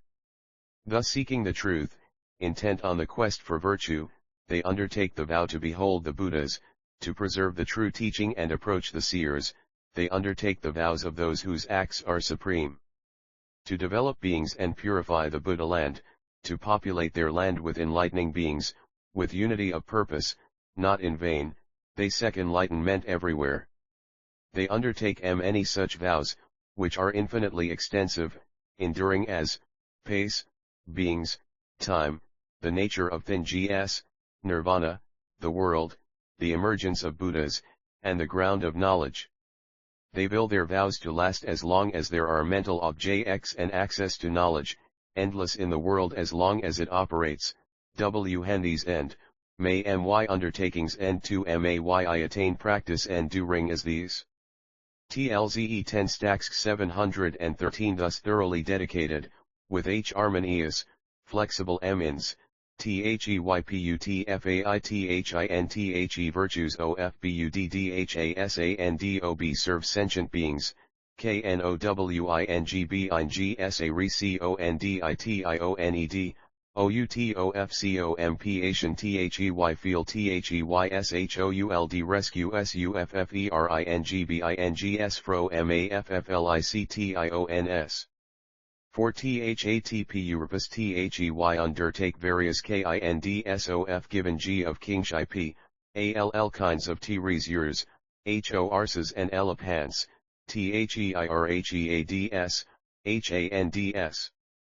FET, EYES, EVNTHEIRBLOODAND flesh all they give away, W without becoming distressed in men D.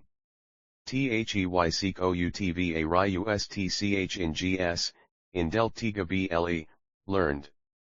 THEY chord WITHTHEWAYS of THE world. KNO\V in GTHEWORLD, MODEST AND ST FA ST, they serve inu M arably but HAS with reverence and D respect.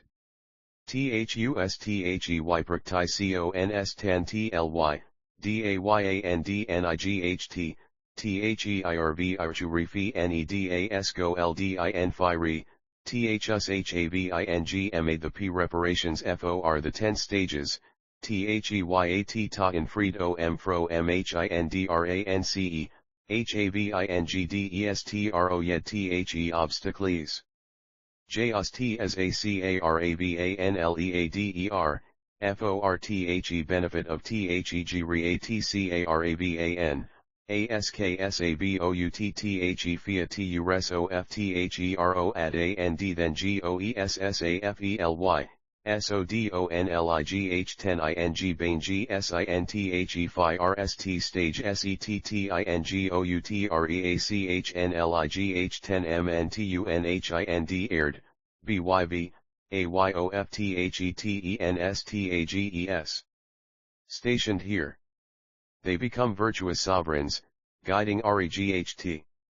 Non-V Island and Benevolenti, LEADERS OFTHE /VHOLCCONTINENT, THEYBRINGALLPEOPLET Orelan QUish MENT, 11 LDTHEH Igust BUDDHAKNOWLEDGE.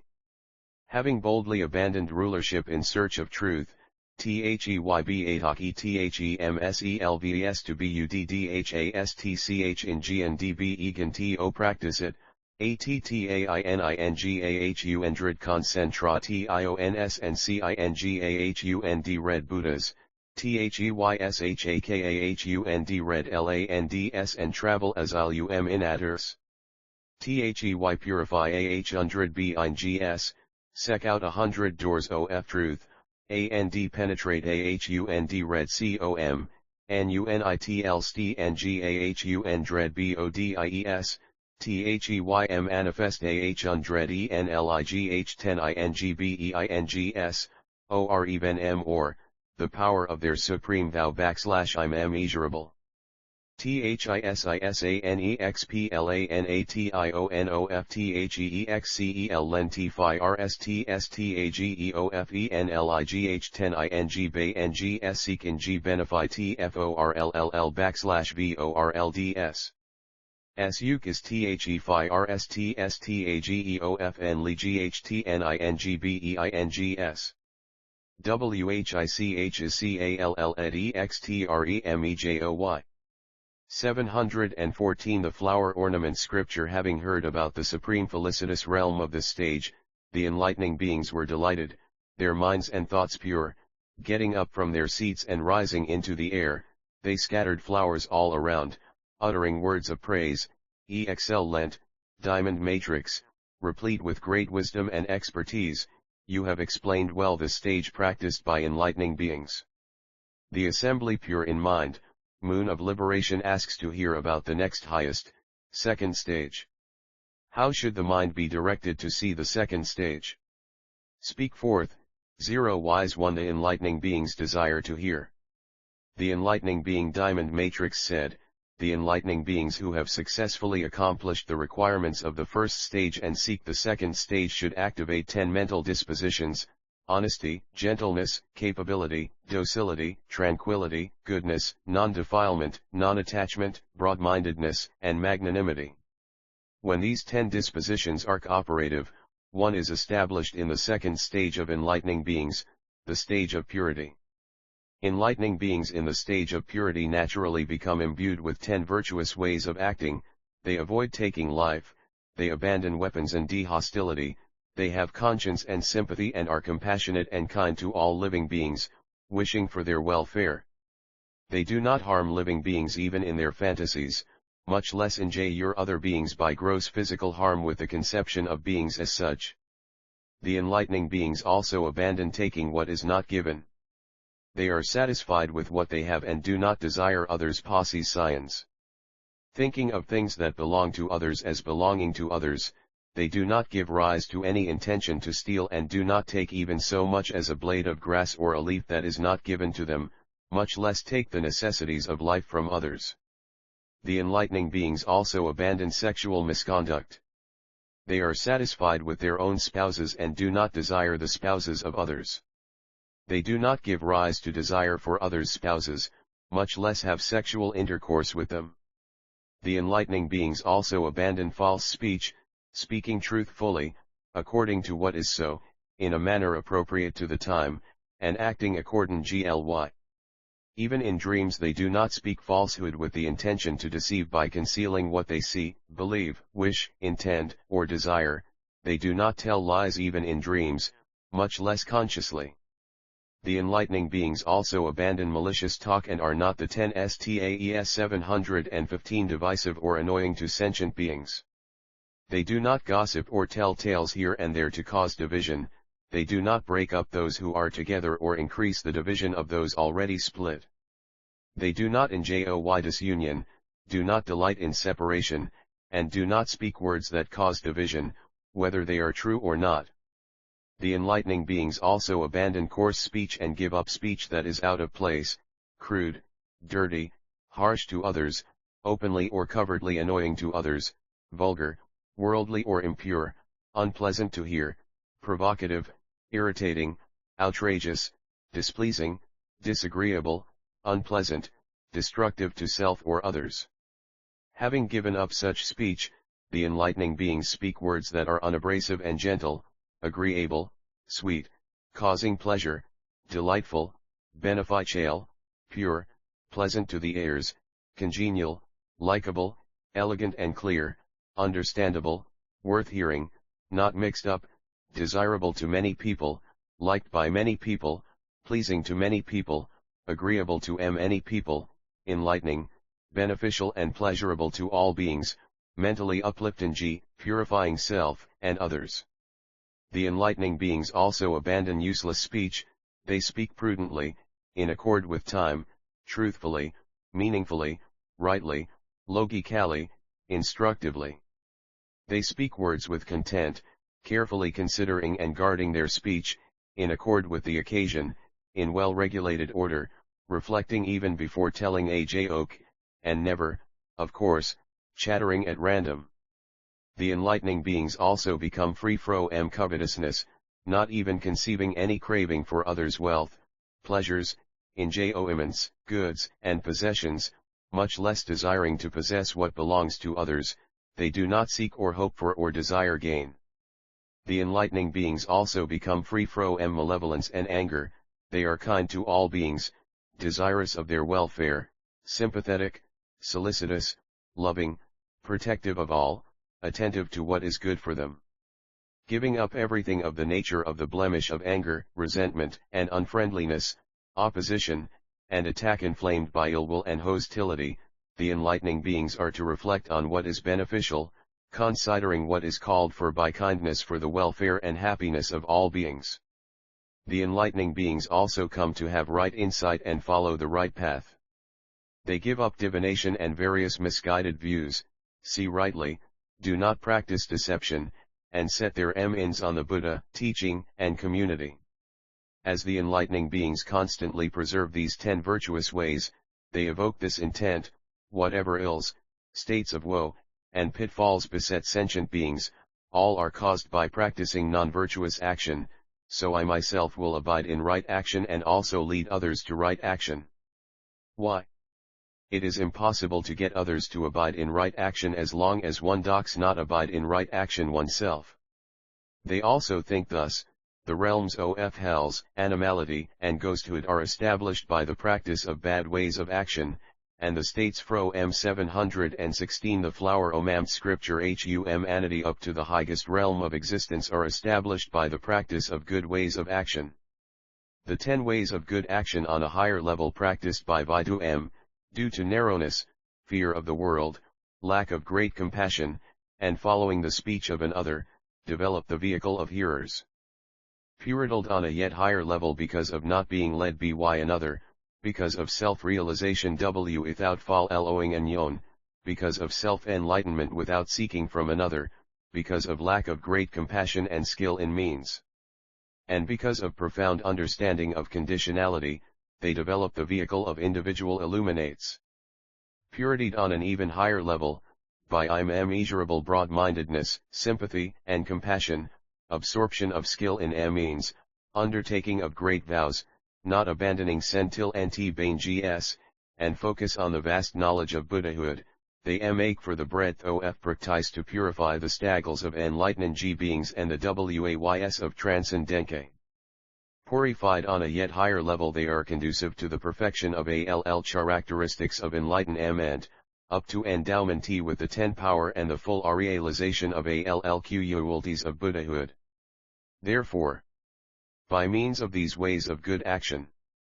having undertaken them all equal effort old be made to accomplish the complete purification of all of their aspects.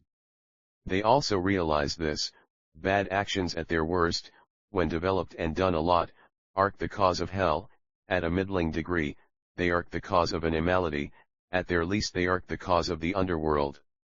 Taking life leads to hell, to animality, to the underworld, but if one is born human, it brings about 2 consequences: a short life and much sickness. Stealing kli to hell, to an immolity, to the underworld, but if one is born human, it brings about 2 consequences: material poverty and on possession of property. Sexual misconduct leads to hell, to animality, to the underworld, but if one is born human, it brings about 2 consequences: an unruly society and an unfaithful spouse. Lion G leads to animality, to underworld, but ifone is born humanit brings on 2 consequences: slander and unreliability. Divisive talk leads to hell, to animality, to the underworld, but if one is born human it brings a vo consequences: a broken home and a wretched family. Harsh talk leads to hell, to animality, to the underworld but if one is born human it brings about 2 consequences: hearing what is displeasing and argumentativeness. Confused, senseless talk leads to hell. Toani deity. Rothe unfurled, but if one is born humanit brings about tivo consequences: one's words will not be believed and one's speech will be unclear. Covetousness leads to hell, to animality, to the underworld, but then if one is born human it brings about 2 consequences: dissatisfaction and ambitious ncss. Anger lch.ls to hell, to animality, to the underworld, but then if one is born humanit brings on 2 consequences: falling into had views and nng tri cky and d deceitful. Thus these 10 bad ways of action tend to the 4m, hyon of an immeasurably great mass of meiri, so let us leave behind these 10 bad ways of action and enjoythe delights ofthe garden of righteousness. The 10 sta res 717 having abandoned these 10 bad ways of action, they live by the 10 good ways of action and also lead others to them. Even more do the enlightening beings arouse toward all sentient beings desire for their welfare and happiness, with kindness, sympathy, compassion, and desire to care for them and protect them, thinking of all beings as equal to themselves, thinking of them as examples and teachers. This is what the enlightening beings think. Alas, these beings have fallen into wrong views, their thinking and disposition of mind is wrong, traveling on erroneous paths, in the midst of entanglements. They should be set by us on the true way, the road of right insight, in accord with reality. Alas, these beings are at odds, argumentative, involved in disputes, always burning with anger and hatred. We should establish them in the exercise of unexcelled great kindness. Alas, these beings are insatiable, coveting others' goods, following bad ways of making a living. We should establish them in pure deed, word, thought, and livelihood. Unfortunately, these beings follow the motivations of lust, hatred, and delusion, are burned by the flames of various afflictions, and do not seek a means of final escape from them. We should lead them to nirvana, where all afflictions cease and there are no ills. Regrettably, why, these beings are veiled by the darkness and obscurity of delusion and covered by the darkness of ignorance. They have entered a vast tangle of darkness, have become far estranged from the realm of wisdom and fallen into a great darkness, entered a wilderness of erroneous views. We should clarify their eye of unobstructed wisdom, so they will know all things as they really are without being directed by another. Alas, these beings are traveling in the desert of routine existence, they are in trouble, uneasy, fallen into a great pitfall, facing a fall into the realms of hell's animality or the undear world. They are ensnared in the dangerous net of false views, entangled in delusion, they have gone off on the wrong road, are blind, lack a guide, and think what is not salvation is salvation. Bound by the rope of demons, they are taken in by the thieving sense objects, are without a good guide, and have entered a thicket of demonic dispositions, becoming far estranged from the enlightened mentality. We should save them from such hardships of the wasteland of the mundane world and should settle them in the city of fearlessness, the city of all knowledge, where there is no affliction or pain. These beings, unfortunately, are sunk in the waves of great torrents, plunged into the flows of desire, existence, ignorance, and views, swept along by the current of the mundane whirl, fallen into the river of craving, into a great rapids, unable to see objectively, going along the creepers of thoughts of lust, malice, and viciousness, caught by the den one on of the view of real existence of the body, plunged into the swirling abyss of desire, into the midst of passion for enjoyment, cast up on the land of self-conceit, rotten inside with misconduct and bad behavior, unable to escape the danger of the village of the six senses, without anyone to rescue them, without a savior or protector, without a refuge. We should bring forth great compassion, virtue, and power, and set them on the jewel island of omniscience. Free 718 The flower ornament scripture from troubles, free from passion, peaceful, happy, free from danger, beyond all fears. These beings are unfortunately locked up in much suffering, sadness, and irritation, in bonds of love and hate, like and dislike, in sadness and grief, in the fetters of craving, in the tangles of illusion, deceit, and ignorance, in the prison of the triple world. We should lead them to nirvana, detached from the triple world, the city of fearlessness, where all suffering ceases, free from obstruction. Alas, these beings are attached to self and possessions, unable to get out of clinging to the elements of body and mind, acting according to delusions, dwelling in the desolate village of the senses, attacked by the vipers of physical constituents, besieged by the murderous bandits of the body-mind clusters, experiencing immeasurable pain. We should bring them to supreme bliss, free from all attachments, that is, to nirvana void of all obstructions. It is a pity that the aspirations of these beings are base and narrow and they lack the will for highest omniscience. Even if they want to escape, they think of the vehicles of those aiming for individual enlightenment and liberation alone. We should set them in the unexcelled great vehicle of universal salvation in accord with focus on the great resolution for supreme Buddhahood and the perspicacity of omniscience.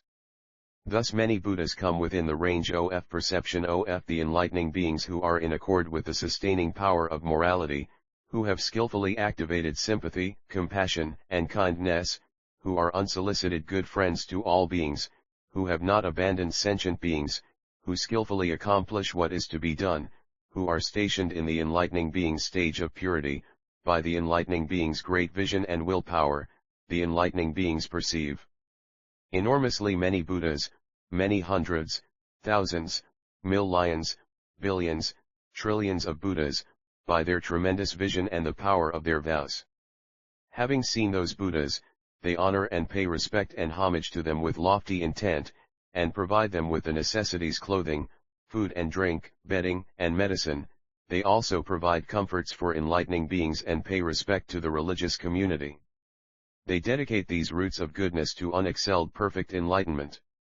Also they attend those Buddhas and respectfully learn from them the 10 ways of virtuous action and never forget them as they have learned them, over countless eons rid of the defilements of envy and bad behavior. They therefore attain purity of generosity and morality.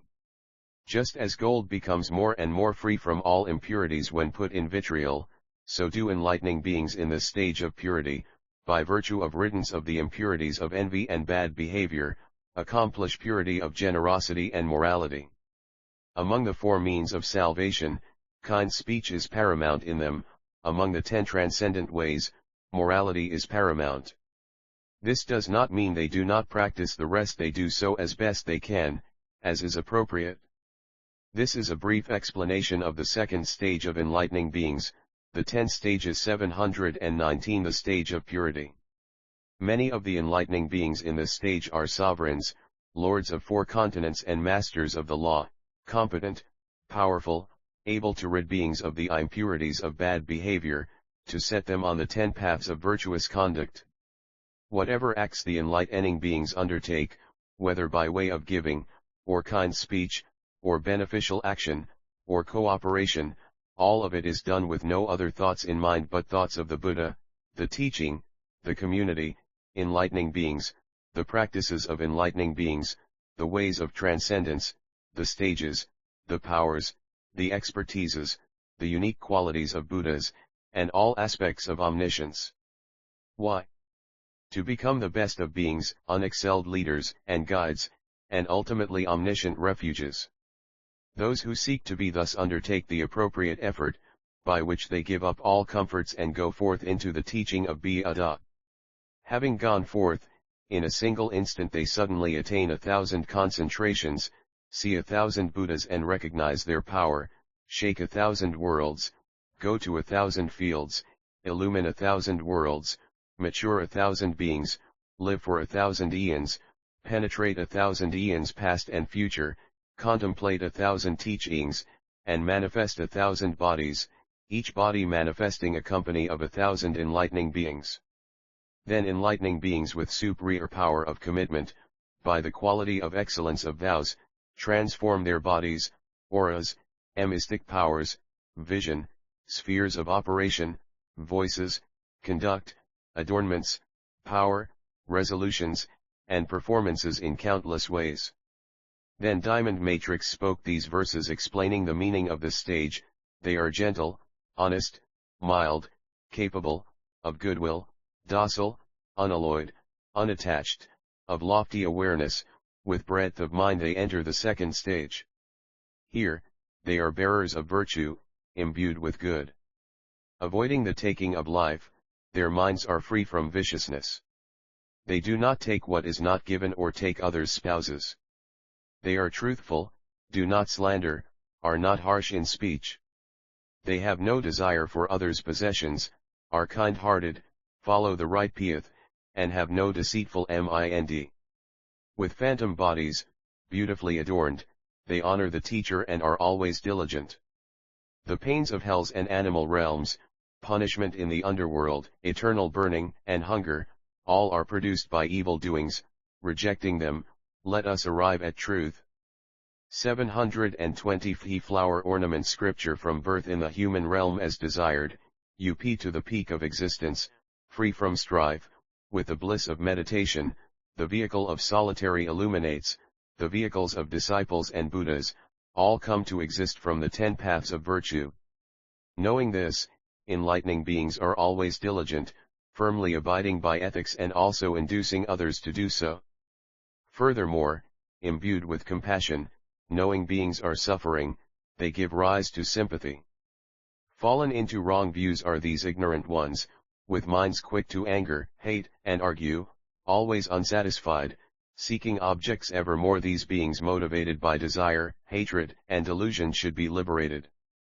They are covered by a great darkness, plunged into delusion, on a bad road in a wilderness, in a great net of views, in the cage of mundane life. Enemies attack them. We should liberate those in the cage of the devil.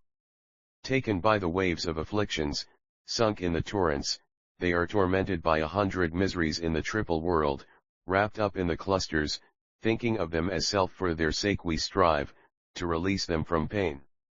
Having given up this supreme vehicle of Buddhahood, though they aim for escape, their aspiration is low. We will establish them in the undefiled knowledge of the enlightened.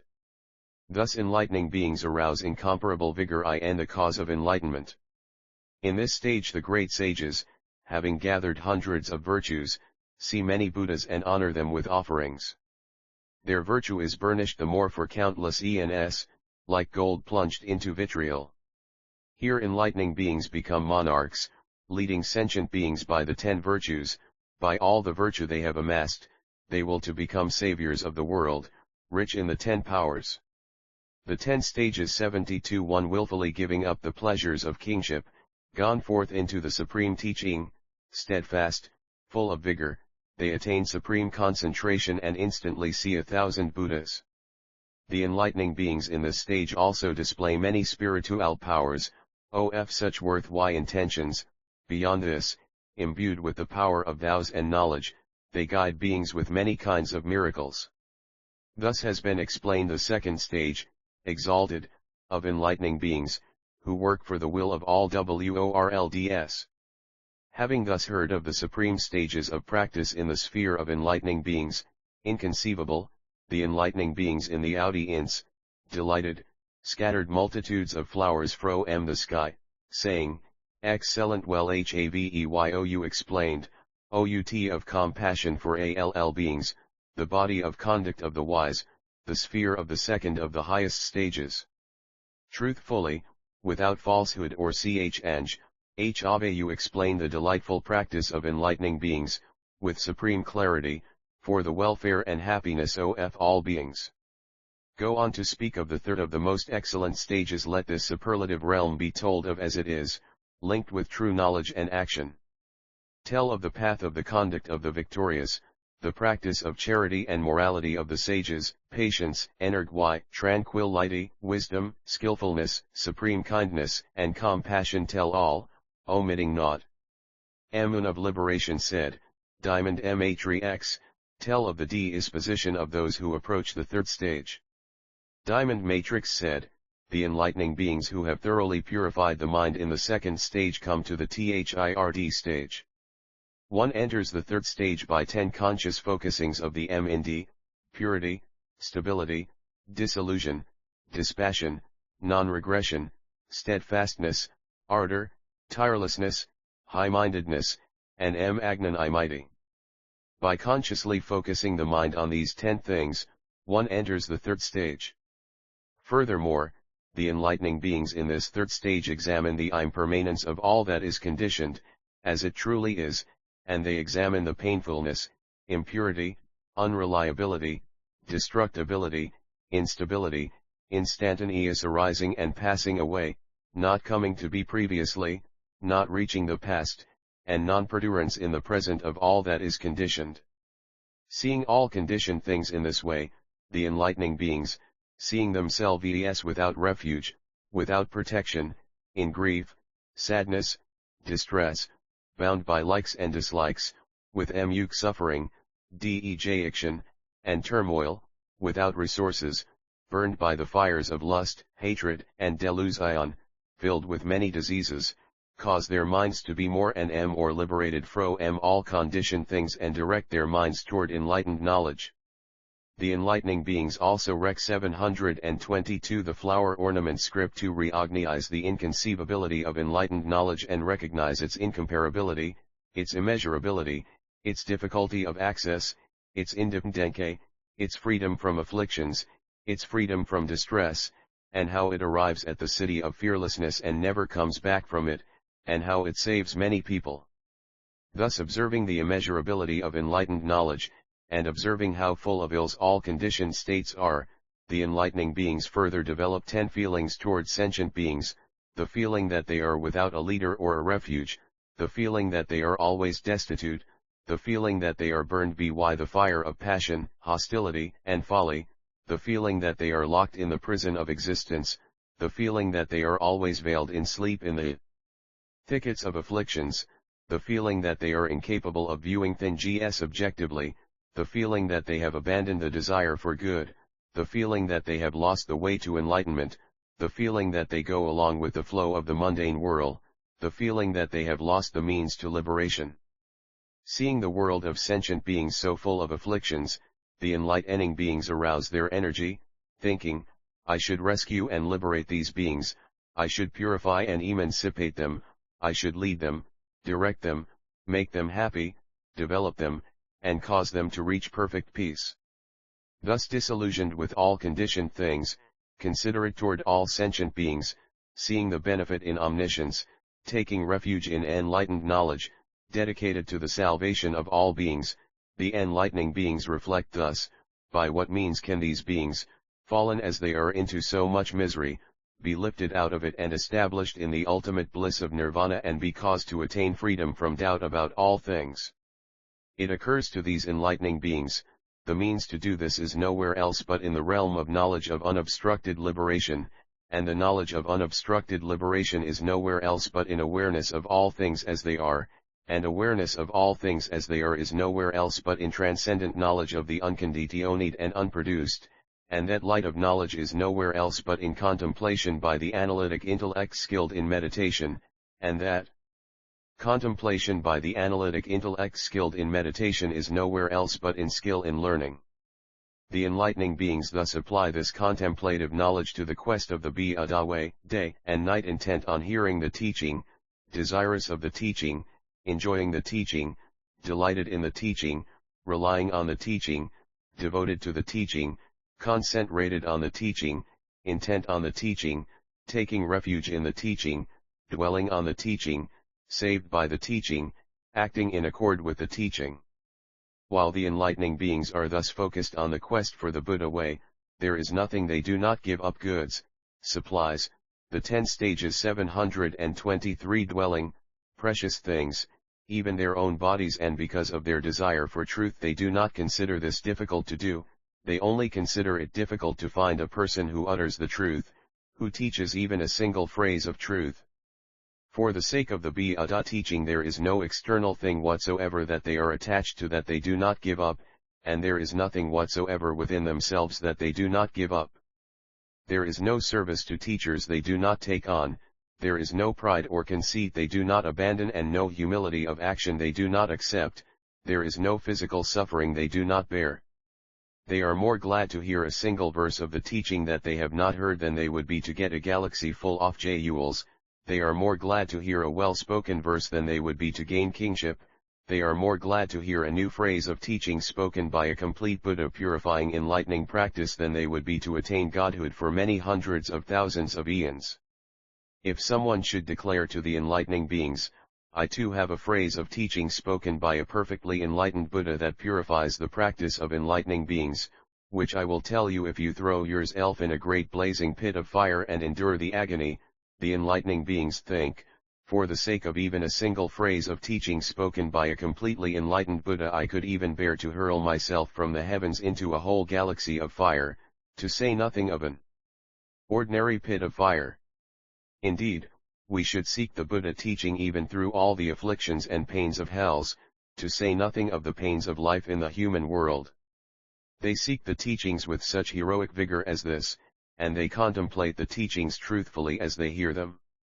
Furthermore, having heard these teachings, with profound meditation in their own minds, alone in solitary places, they think, it is by realization and practice of the teaching through appropriate methods that these doctrines of Buddha are to be followed. They cannot be clarified just by talk.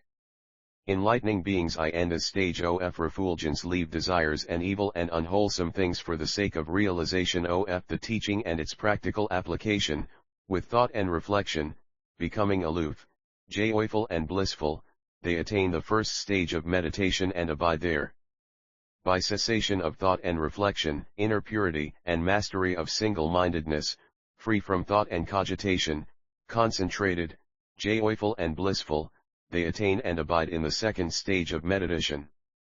By freedom from desire for joy they abide in equanimity, with mindfulness and precise knowledge, they experience physical bliss, as the sages say. Those who are dispassionate, mindful, blissful, and detached from joy attain to and abide in the third stage of meditation.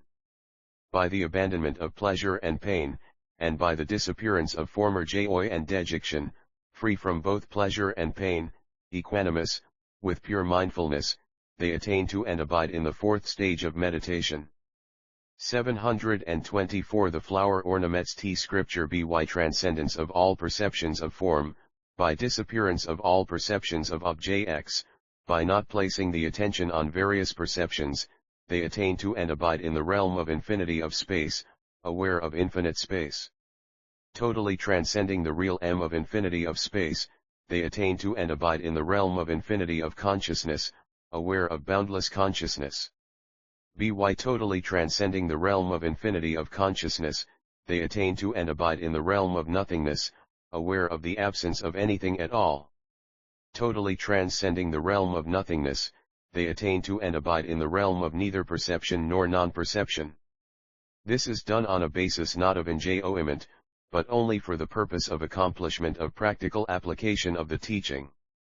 With means imbued with kindness, broad-minded, magnanimous, non-dualistic, immeasurable, free from hostility and enmity, unobstructed, unaffected, extending everywhere, they travel to the farthest reaches of the cosmos, reaching all worlds throughout space. In the same way, with minds imbued with compassion, joy, and equanimity, broad-minded, magnanimous, non-dualistic, without hostility or enmity, without obstruction or affliction, reaching everywhere, they roam throughout the cosmos, to all worlds in space. They experience many kinds of miraculous actions, even shaking the earth. Being one, they become multiple, and having become multiple, they become one. They are able to appear and disappear, they go through walls and even through mountains, just as through space, they travel sitting through the sky like birds, they emerge from and sink into the earth unhindered as though in water, and walk on water as on earth, they produce smoke and flames like a great bonfire and emit water from their bodies like great clouds, by which torrents this world system, set ablaze, is annihilated. Even the sun and moon here, powerful and mighty, they take in hand, and extend their power even up to the heaven of Brahma, by the divine ear, purified, beyond humans, they hear both celestial and human voices, whether soft or loud, far or near, hearing even the sounds of insects, they know the minds of other beings, other persons, as they really are. They know if they are covetous or desireless, if they are hateful or not, if they are deluded or not, if they are afflicted or not, if they are small-minded or broad-minded, if they are magnanimous, if they are beyond measure, if they are confused or not, if they are concentrated or not, if they are liberated or not, if they are defiled or not, if their minds are crude or not. All this they know as it really is. In this way they know the minds of other people as they really are. They remember many former abodes, they remember one lifetime, 2, 3, 4, 5, 10, 100, 200, 300, 400, 500. They remember hundreds of lifetimes, many hundreds of lifetimes, many thousands of lifetimes, many hundreds of thousands of lifetimes, many hundreds of thousands of billions of trillions of lifetimes. They remember the age of becoming, the age of disintegration, the age of becoming and disintegration, and remember the 10 stages. 725. Many ages of becoming and disintegration, hundreds of ages, thousands of ages, hundreds of thousands of ages, hundreds of millions of ages, hundreds of billions of ages, up to hundreds of billions of trillions of ages. They know, I was in such and such a place named such and such, of such and such a family, of such and such a caste, with such and such a diet, with such and such a lifespan, abiding so long, experiencing such and such pleasures and pains. I died there and was born here, died here and was born there. They know many kinds of former abodes, including their characteristics, appearances, and speech there. With the divine eye, purified, beyond that of humans, they see beings, dying, being born, of good character, of bad character, in good states, in bad states, inferior, superior, following the force of their deeds. They know beings as they truly are. These beings are badly behaved in thought, word, and deed. They slander the sages, they entertain false views, owing to the pursuit of actions based on false views. By that cause, that condition, after the disintegration of the body and death, they fall into states of woe and are born in hells. These other beings are virtuous in thought, word, and deed. They do not slander the sages, they see rightly, because of their deeds and undertaking of duty based on right views. After they die they are born in blissful states in heavens. Thus, by the divine eye, purified, beyond that of humans, they see beings, their characteristics, appearances, and speech, dying, being born, of good and bad appearance and character, in good or bad states, inferior and superior, according to their deeds. They know them as they truly are. They enter and arise from these meditations, liberations, concentrations, and attainments, without being born by their force. If they see somewhere where the elements of enlightenment may be fulfilled, they are purposely born there by willpower, because such is the mental consistency of enlightening beings, having accomplished skill and means. The enlightening beings in this stage of refulgence see many Buddhas. By great vision and the power of will they see many hundreds of Buddhas, many hundreds of thousands, millions, billions, trillions of Buddhas, by great vision and willpower. Having seen those Buddhas, those completely enlightened ones, they honor and make offerings to them with great earnestness, providing them with food, clothing, medicines, and seats and beds. They also provide comforts for enlightening beings and honor the religious community. They dedicate these roots of goodness to consummate enlightenment. They also attend those Buddhas, respectfully listen to their teachings, take up and maintain the teachings, cause them to be repeated, and apply and practice them according to their ability. They observe the absence of process and non-extinction and conditionality of all things. All their bonds of desire become weaker, all their bonds to form, all their bonds to existence, all their bonds of ignorance become weaker, and their bonds caused by views have already been removed. Wrong desires are gone from the enlightening beings in the stage of refulgence because of countless eons of non-accumulation. 726 The flower ornaments scripture, and so are wrong hatred and misguided delusions, because they do not produce or accumulate them. Their roots of goodness become clarified, purified, and useful.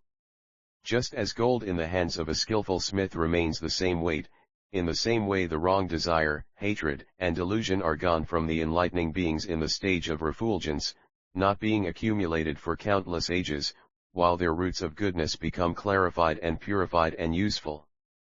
Furthermore, their patience and gentleness are purified, as well as their friendliness, freedom from anger, imperturbability, calmness, freedom from pride and self-abasement, freedom from desire to be honored, freedom from desire for reward for what they do, honesty, and non-entanglement. All these are purified. For them, among the 4 means of salvation, beneficial action is paramount, and among the 10 transcendent ways, transcendent tolerance is paramount, while they practice the others according to their power. This is a summary of the 3rd stage of enlightening beings, the stage of refulgence. The majority of the enlightening beings in this stage are Indras, chiefs of the celestial beings of the 33 heavens, capable, powerful, providing means of detaching beings from lust and desire, skilled in extricating beings from the mud of desire. Whatever the enlightening beings do, whether by charity, kind speech, beneficial action, or cooperation, their thoughts are always fixed on Buddha, the teaching, the community, enlightening beings, the practices of enlightening beings, the transcendent ways, the stages, the expertises, and unique qualities of Buddhas, including complete omniscience. To what purpose? To become the best of beings, unexcelled leaders, and guides, and ultimately omniscient refuges. Those who seek to be thus undertake the appropriate effort, by which they instantly attain 100,000 concentrations, see 100,000 Buddhas and recognize their power, shake 100,000 worlds, go to 100,000 lands, illumine 100,000 worlds, mature 100,000 beings, live for 100,000 eons, penetrate 100,000 eons past and future, contemplate 100,000 teachings, and manifest 100,000 bodies, each body accompanied by 100,000 enlightening beings. Then enlightening beings with the power of vows perform, by the excellence of their vows, countless transformations of their bodies, auras, mystic powers, vision, spheres of operation, voices, conduct, adornments, power, resolutions, and performances.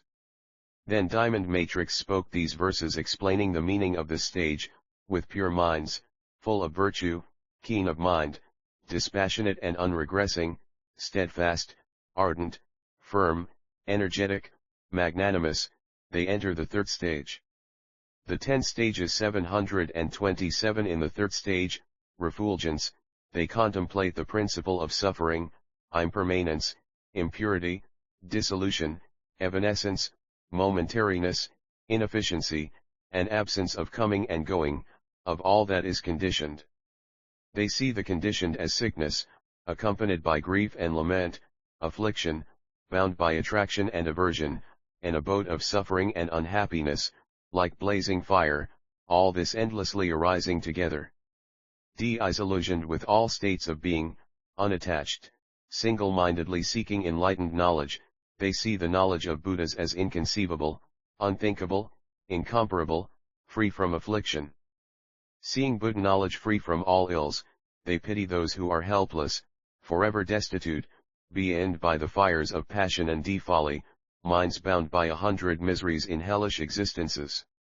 They undertake steadfast effort to save those veiled in afflictions, those who are without insight, who have little will, who are deprived of the jewel of the way of enlightenment, following the flow of them mundane whirl, afraid of liberation.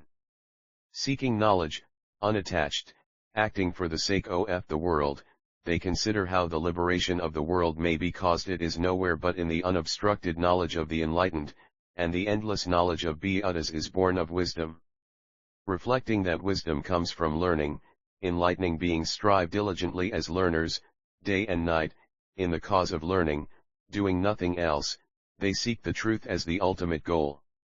Collections of jewels and pearls, beloved relatives, sovereignty, endless kinds of cities and fine abodes, spouses and children, agreeable companions, all they relinquish without attachment for the sake of truth.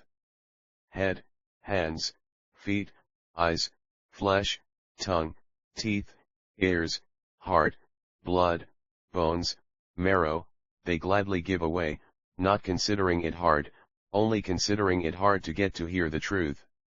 728 The Flower o Mammoth's scripture. If someone should tell them he would give a jewel of the Buddha's teaching to anyone who would jump into a blazing fire, they would jump in without anxiety.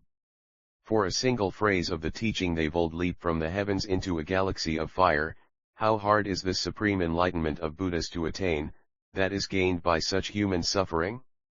They would endure the unremitting pains of hell for as long as it takes to attain the knowledge of the seers. To say nothing of the mass of pain of the human world, they will accept pain for the sake of the supreme teaching.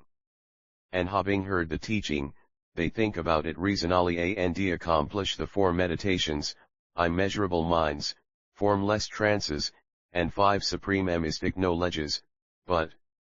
having mastered them, are not born under their sway. Here the bearers of virtue pay honor to Riyad Buddhas and with doubt-free minds listen to the teaching, In this stage they become free from error, purified, like gold freed from dross, undiminished. Here the virtuous ones undertake celestial lordship, powerful, free from lust, making manifold groups of people virtuous and dispassionate, intent on seeking the qualities of Buddhahood.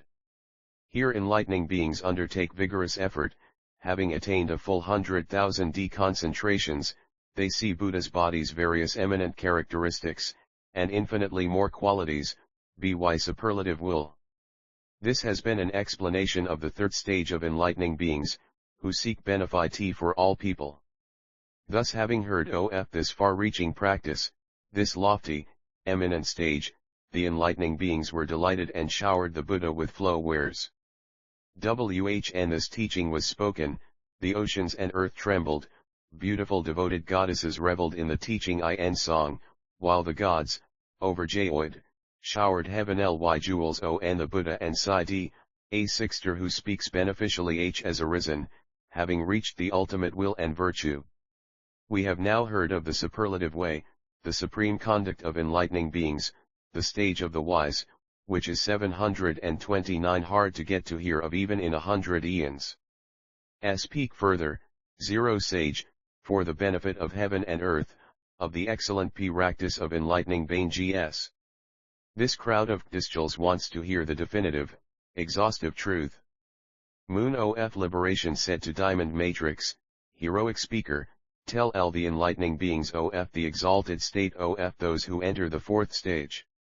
Diamond Emittance said, whoever has thorough purified vision in the third stage enters the fourth stage. One attains this stage by 10 entries into the light of the teaching, by entry into the light through contemplation of the realms of beings, by entry into the light through contemplation of the realms of the world, by entry into the light through contemplation of the realms of phenomena and principles, by entry into the light through contemplation of the realm of space, by entry into the light through contemplation of the realm of consciousness, by entry into the light through contemplation of the realm of desire, by entry into the light through contemplation of the realm of form, by entry into the light through contemplation of the realm of jnnkssns, by entry into the light through contemplation of the realm of high-minded devotion, and by entry into the light through contemplation of the realm of inclinations of the magnanimous mind. Here, in this fourth stage, led blazing, simultaneous with the attainment of this stag, the enlightening beings are born in the family of Buddhas, so as to attain the qualities proper to it by means of 10 things that develop and mature knowledge, by non-regressing will, by ultimate unbreakable faith in the three treasures, by contemplation of the origination and extinction of conditioned things, by contemplation of the non-origination of inherent nature, by contemplation of the formation and disintegration of worlds, by contemplation of coming into existence due to actions, by contemplation of the mundane world and nirvana, by contemplation of actions of beings and lands, by contemplation of past and future, and by contemplation of non-being and non-annihilation. Having embodied these 10 things that mature knowledge, enlightening beings are born in the family of Buddhas by attainment of the principles that are proper to it. Furthermore, the enlightening beings in this blazing stage carry on examination of the inner body vigorously, with precise awareness and mindfulness, getting rid of worldly desire and detachtion. They carry on examination of the external body vigorously, with precious awareness and mindfulness, getting rid of worldly desire and dejection. They do the same to internal sensation, external sensation, and internal and external sensation, to the internal mind, the external mind, and the internal and external mind.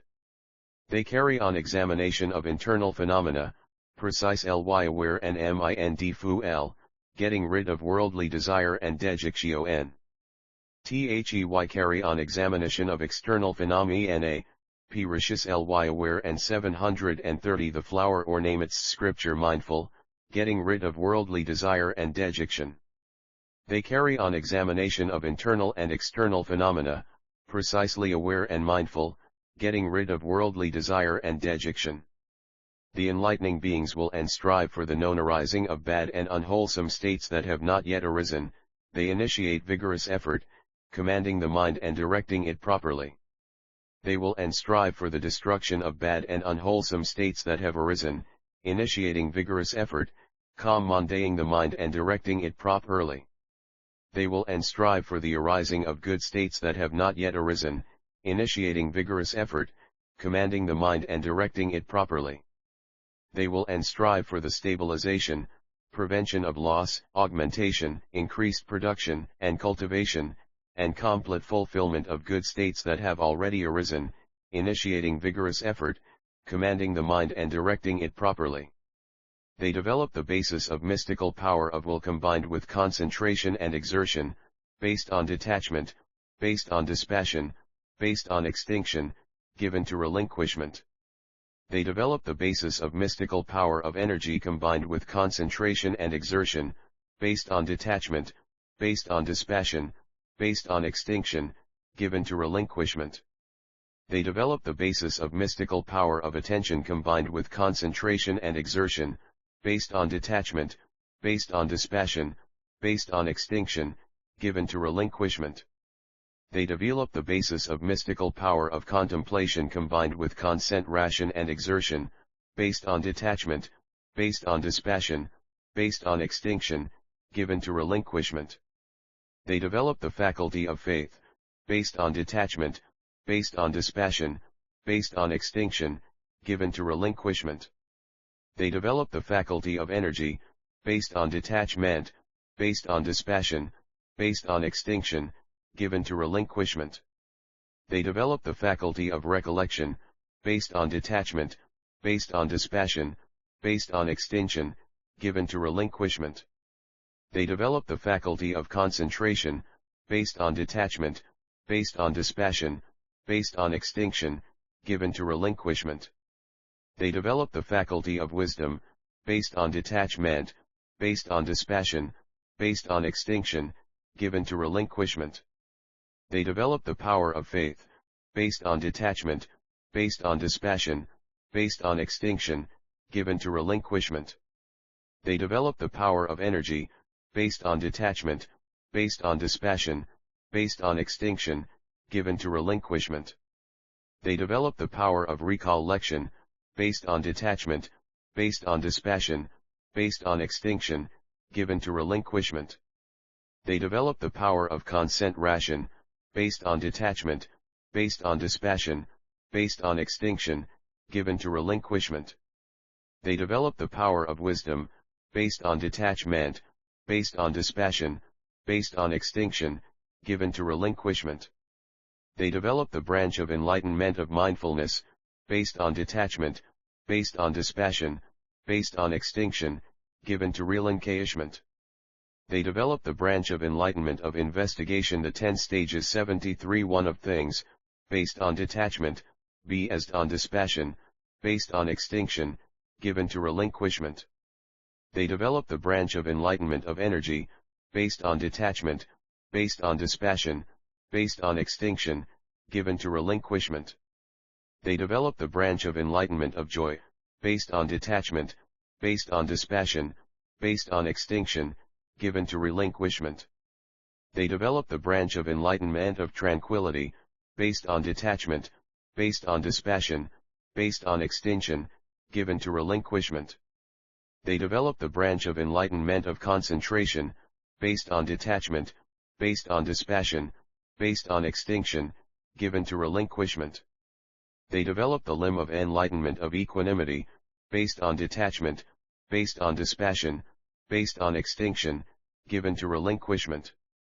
They develop right thought, based on detachment, based on disposition, based on extinction, given to relinquishment. They develop right seeing, based on detachment, based on dispassion, based on extinction, given to relinquishment. They develop right speech, based on detachment, based on dispassion, based on extinction, given to relinquishment. They develop right action, based on detachment, based on dispassion, based on extinction, given to relinquishment. They develop right livelihood, based on detachment, based on dispassion, based on extinction, given to relinquishment. They develop right effort, based on detachment, based on dispassion, based on extinction, given to relinquishment. They develop right mindfulness, based on detachment, based on disposition, based on extinction, given to relinquishment. They develop right concentration, based on detachment, based on dispassion, based on extinction, given to relinquishment.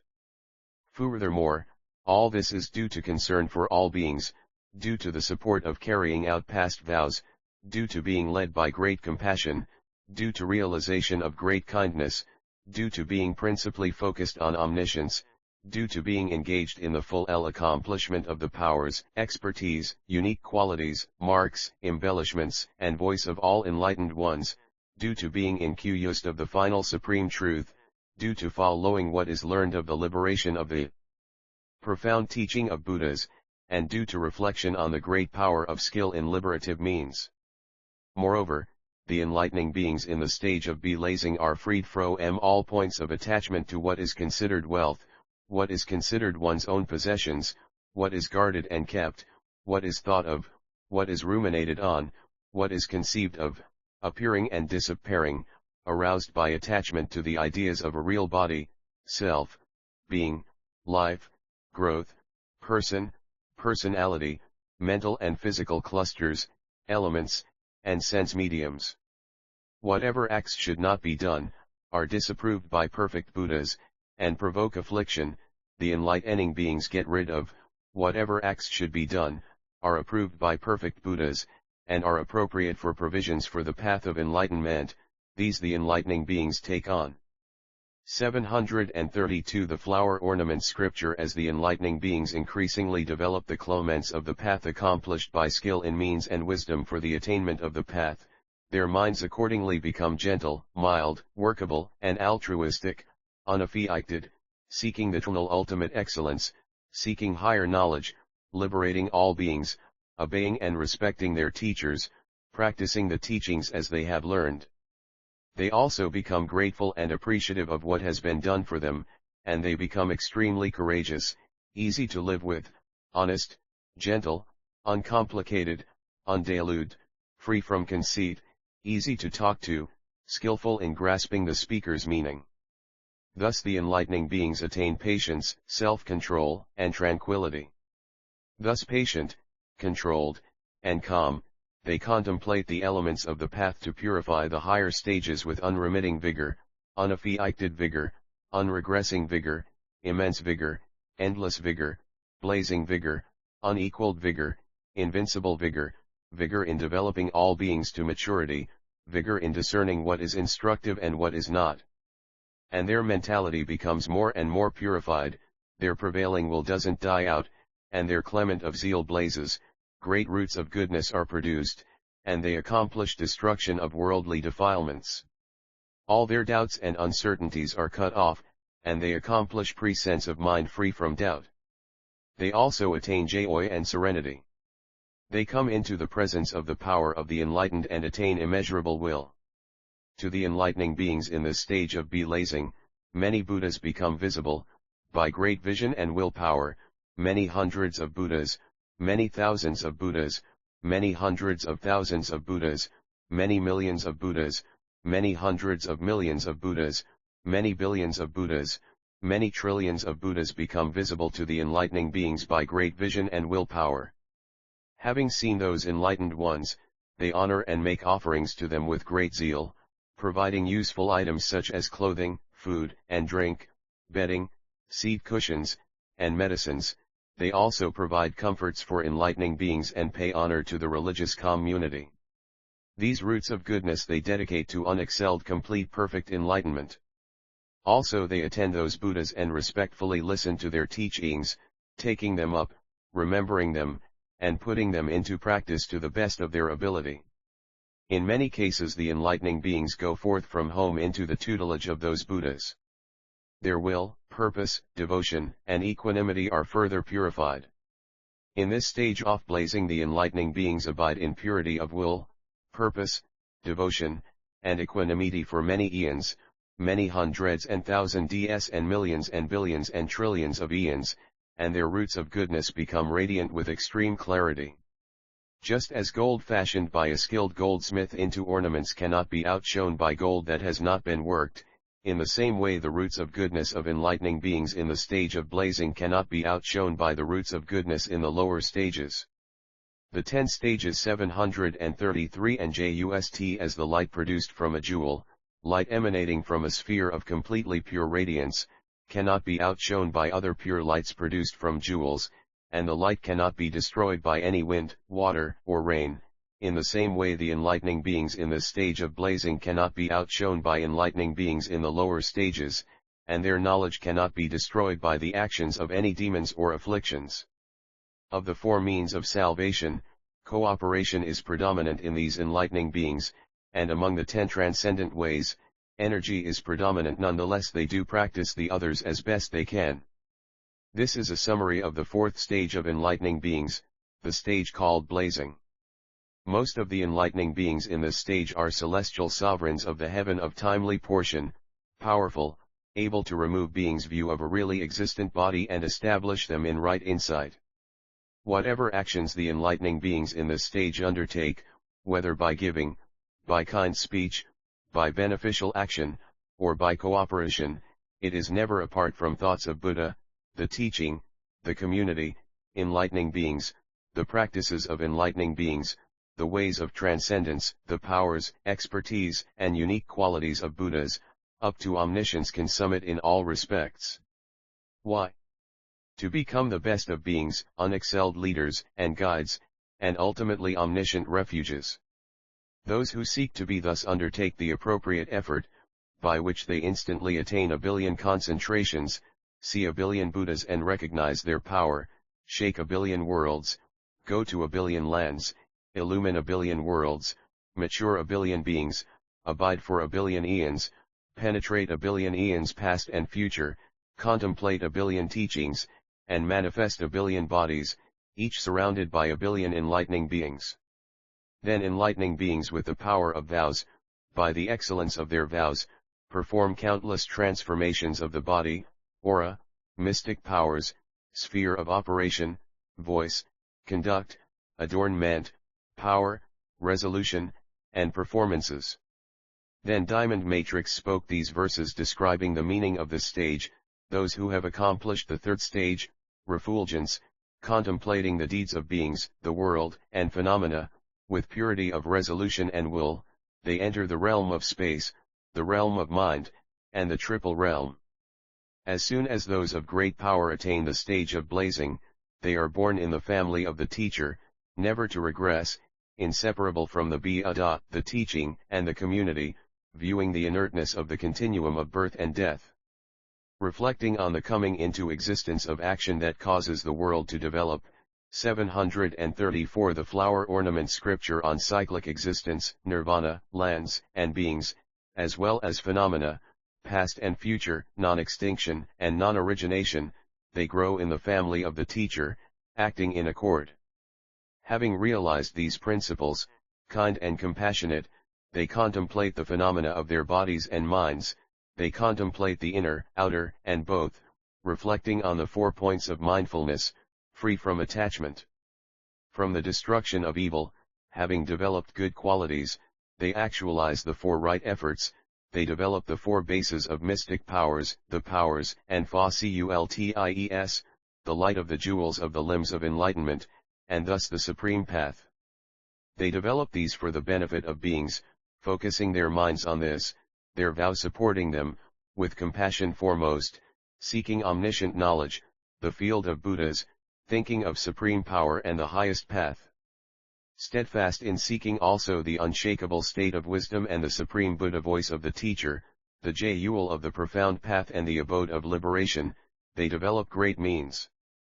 Free from the view of a real body and from all erroneous views, free from ego and possession, from living and gaining, in this 4th stage the defilement of attachment to the clusters, sense mediums, and elements is removed. Whatever actions are condemned by Buddhas as being conducive to affliction and not beneficial, these enlightening beings abandon and with purified intent undertake good deeds for the benefit of the world. They become gentle in mind, careful, mild, genial, honest, kind, easy to live with, unaffected. They seek the highest path in quest of supreme knowledge, acting for the benefit of the world. Respectfully approaching the worthy, wishing to learn, they are grateful, easy to teach, not hypocritical. Free from pride and guile, equanimous and courageous, they arouse non-regressing vigor in cultivation. The 10 stages 735. Those established in the splendor of this stage have their minds set on pure truth, their zeal blazes, they increase good qualities, all defilement, impurity, heedlessness, and doubt vanish.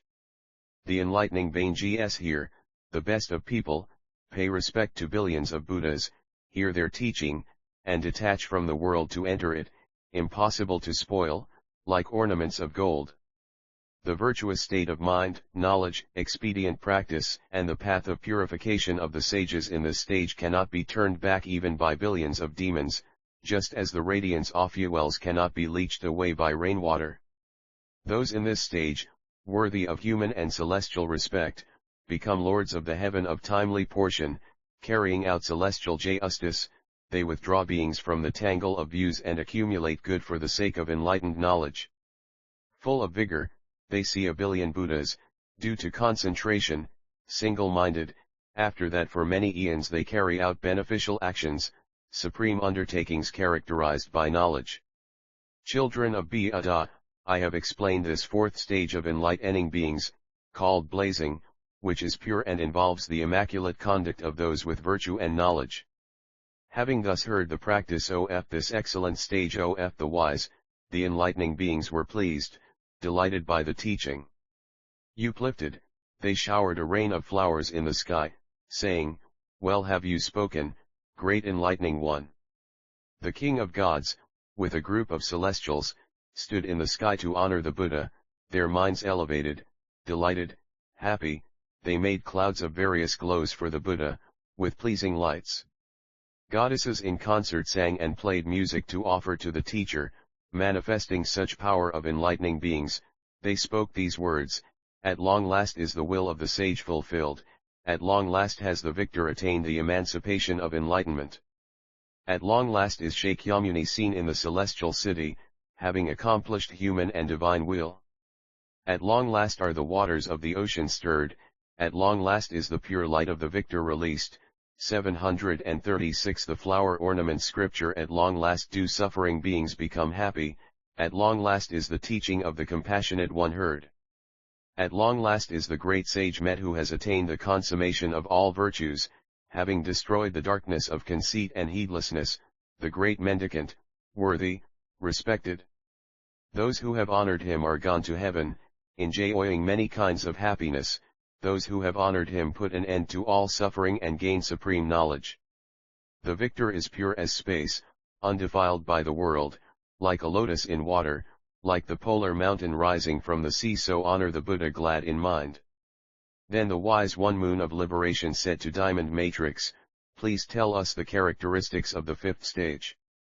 Diamond Matrix said, "Whoever has fulfilled the path of the fourth stage enters the fifth stage. One enters the fifth stage by tenfold impartiality with purity as the focus of the mind, by impartiality of focus on the purity of the teachings of past Buddhas, by impartiality of focus on the purity of the teachings of future Buddhas, by impartiality of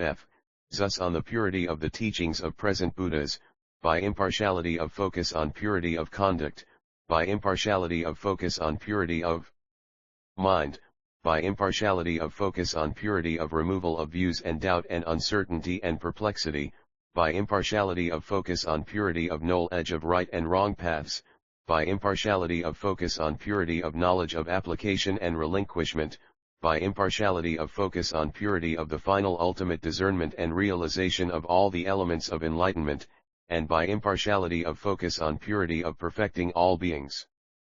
Furthermore, the enlightening beings who have reached the fifth stage, from having cultivated these elements of enlightenment and branches of the path, and from having thoroughly purified their intent practicing what is needed for the quest for a higher path in the future, being supported by the power of vows, compassionately and kindly not abandoning beings, accumulating provisions of virtue and knowledge, never ceasing, putting skill and means into operation, seeing the light of the later stages, seeking the power of the Buddha, being supported by the power of intellect and action and awareness and recollection attain unwavering attention, and doing so, they accurately know as it really is what the truth of suffering recognized by sages is, what the truth of the cause of suffering is, what the extinction of suffering is, and what the Ta's stages 73-7 truth of its attainment is. They become well versed in conventional truth, in ultimate truth, in the truth of characteristics, the truth of distinctions, the truth of structure, the truth of substance, the truth of becoming, the truth of knowledge of extinction and non-origination, the truth of entry into knowledge of the path, and by having accomplished the continuity of accession to the stages of enlightening beings, they become well versed in the truth of the accumulation of the knowledge of the enlightened. They know the conventional truth from satisfying other beings according to their inclinations. They know the ultimate truth by comprehending all in one principle. They know the truth of characteristics from awareness of individual and common characteristics. They know the truth of differentiation from learning the definitions of differentiations in the teaching. They know the truth of structure from learning the definitions of the clusters, elements, and sense mediums. They know the truth of substance from realizing the pressure of the body and mind. They know the truth of becoming from the continuity of realms of existence. They know the truth of knowledge of extinction and non-origination from the ultimate extinction of all burning torments. They know the truth of entry into the knowledge of the path from the accomplishment of non-duality. By accomplishment of continuity of accession to the stages of enlightening beings from perfect awareness of all their features, ultimately they know the truth of accumulation of the knowledge of the enlightened. This is, however, on the basis of the power of knowledge in the process of application, not by ultimate exhaustive knowledge. By means of the awareness effected by this knowledge of truths, they know in truth that all that is conditional is void, unreal, delusive, deceptive, fooling the ignorant. They become all the more compassionate toward beings, and the light of great goodwill shines forth. Supported by the power of knowledge, with concern for all beings, seeking enlightened knowledge, they examine all conditioned activities, past and future. They know for a fact how the mass of suffering of beings, sprung from ignorance and craving for existence from the past,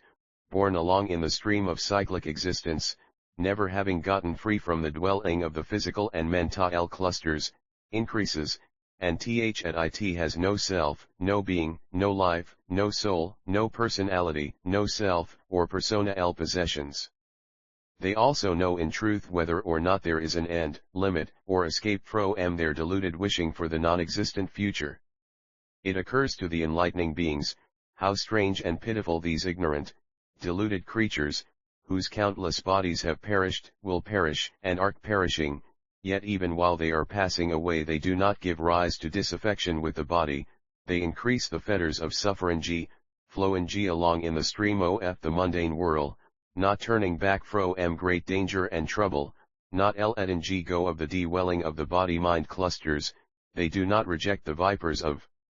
the elements, they 738 the flower scripture are unaware of the prison of greed for happiness, they do not pull out the arrows of pride and views, they do not extinguish the flames of desire, hatred, and delusion, they do not disperse the darkness of ignorance, they do not evaporate the flood of craving, they do not seek an enlightened guide, going along with maniacs, they swim around in the sea of the mundane world, in the confusion of grasping of various bad thoughts.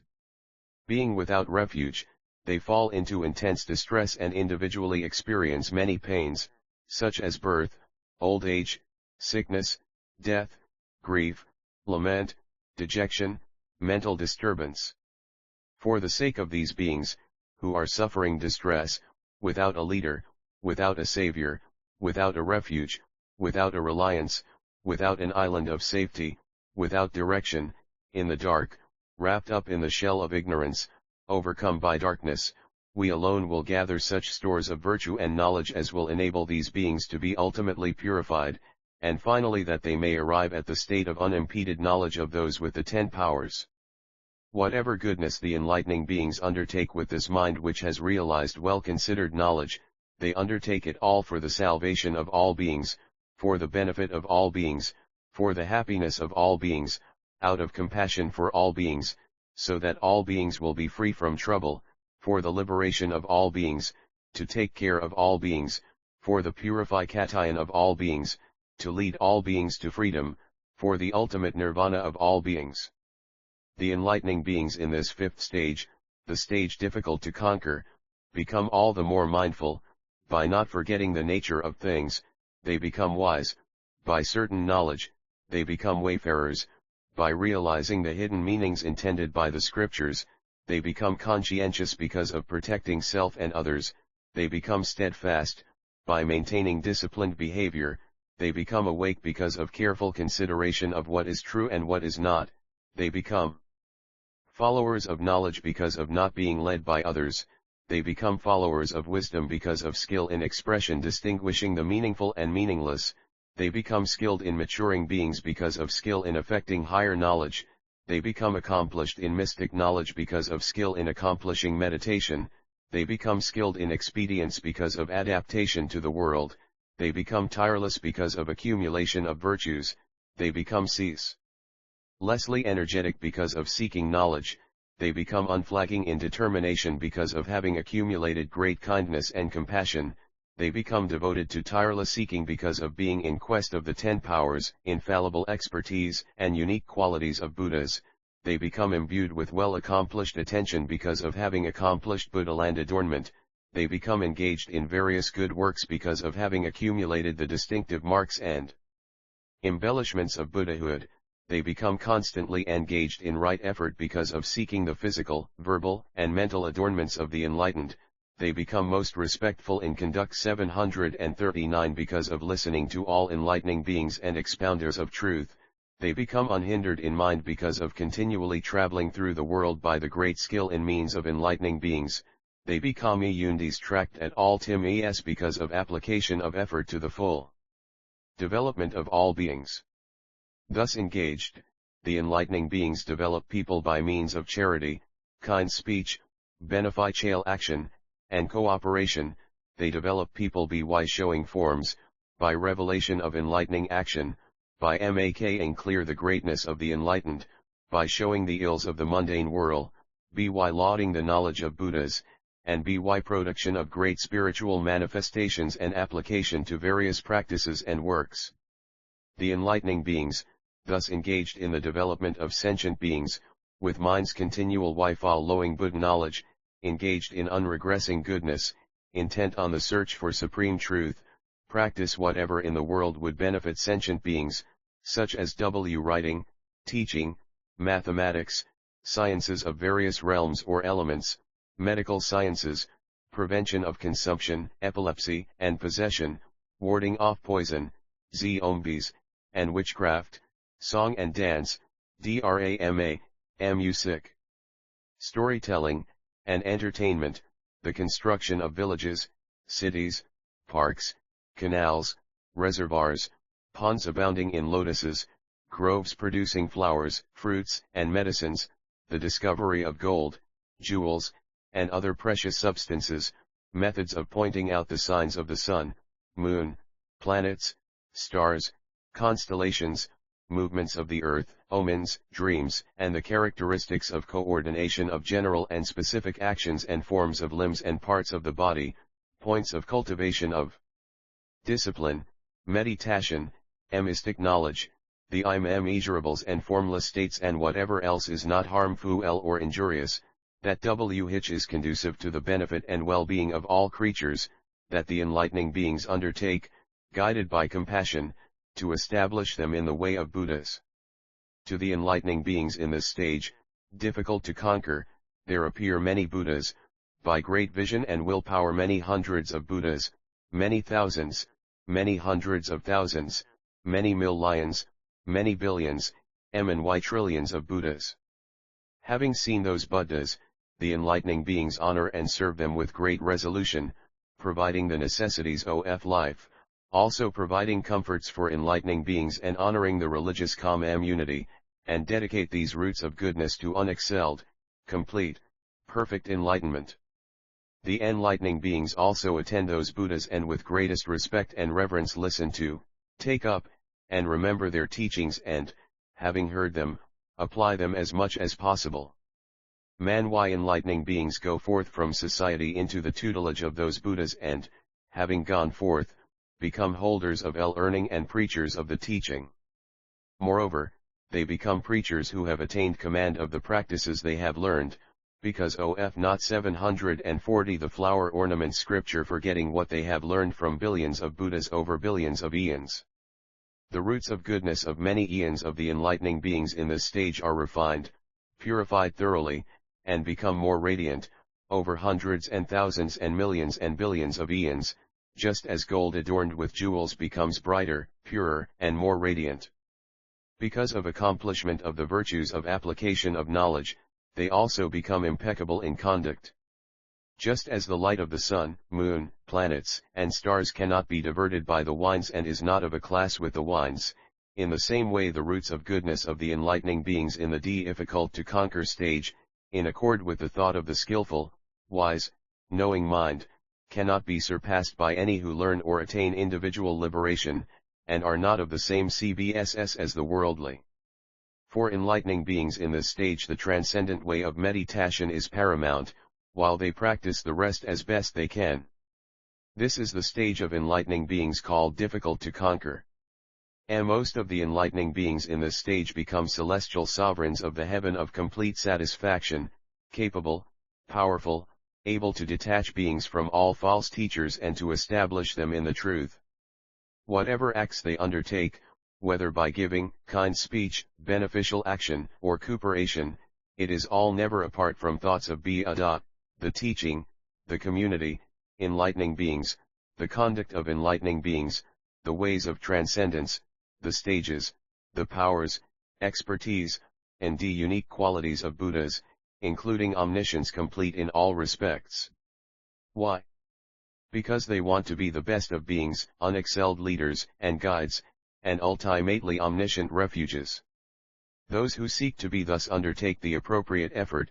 by the energy of which they instantly attain 1,000,000,000 concentrations, see 1,000,000,000 Buddhas and perceive their power, shake 1,000,000,000 worlds, go to 1,000,000,000 lands, illumine 1,000,000,000 realms, mature 1,000,000,000 beings, abide for 1,000,000,000 eons, penetrate 1,000,000,000 eons past and future, contemplate 1,000,000,000 doctrines, and manifest 1,000,000,000 bodies, each appearing surrounded by 1,000,000,000 enlightening beings.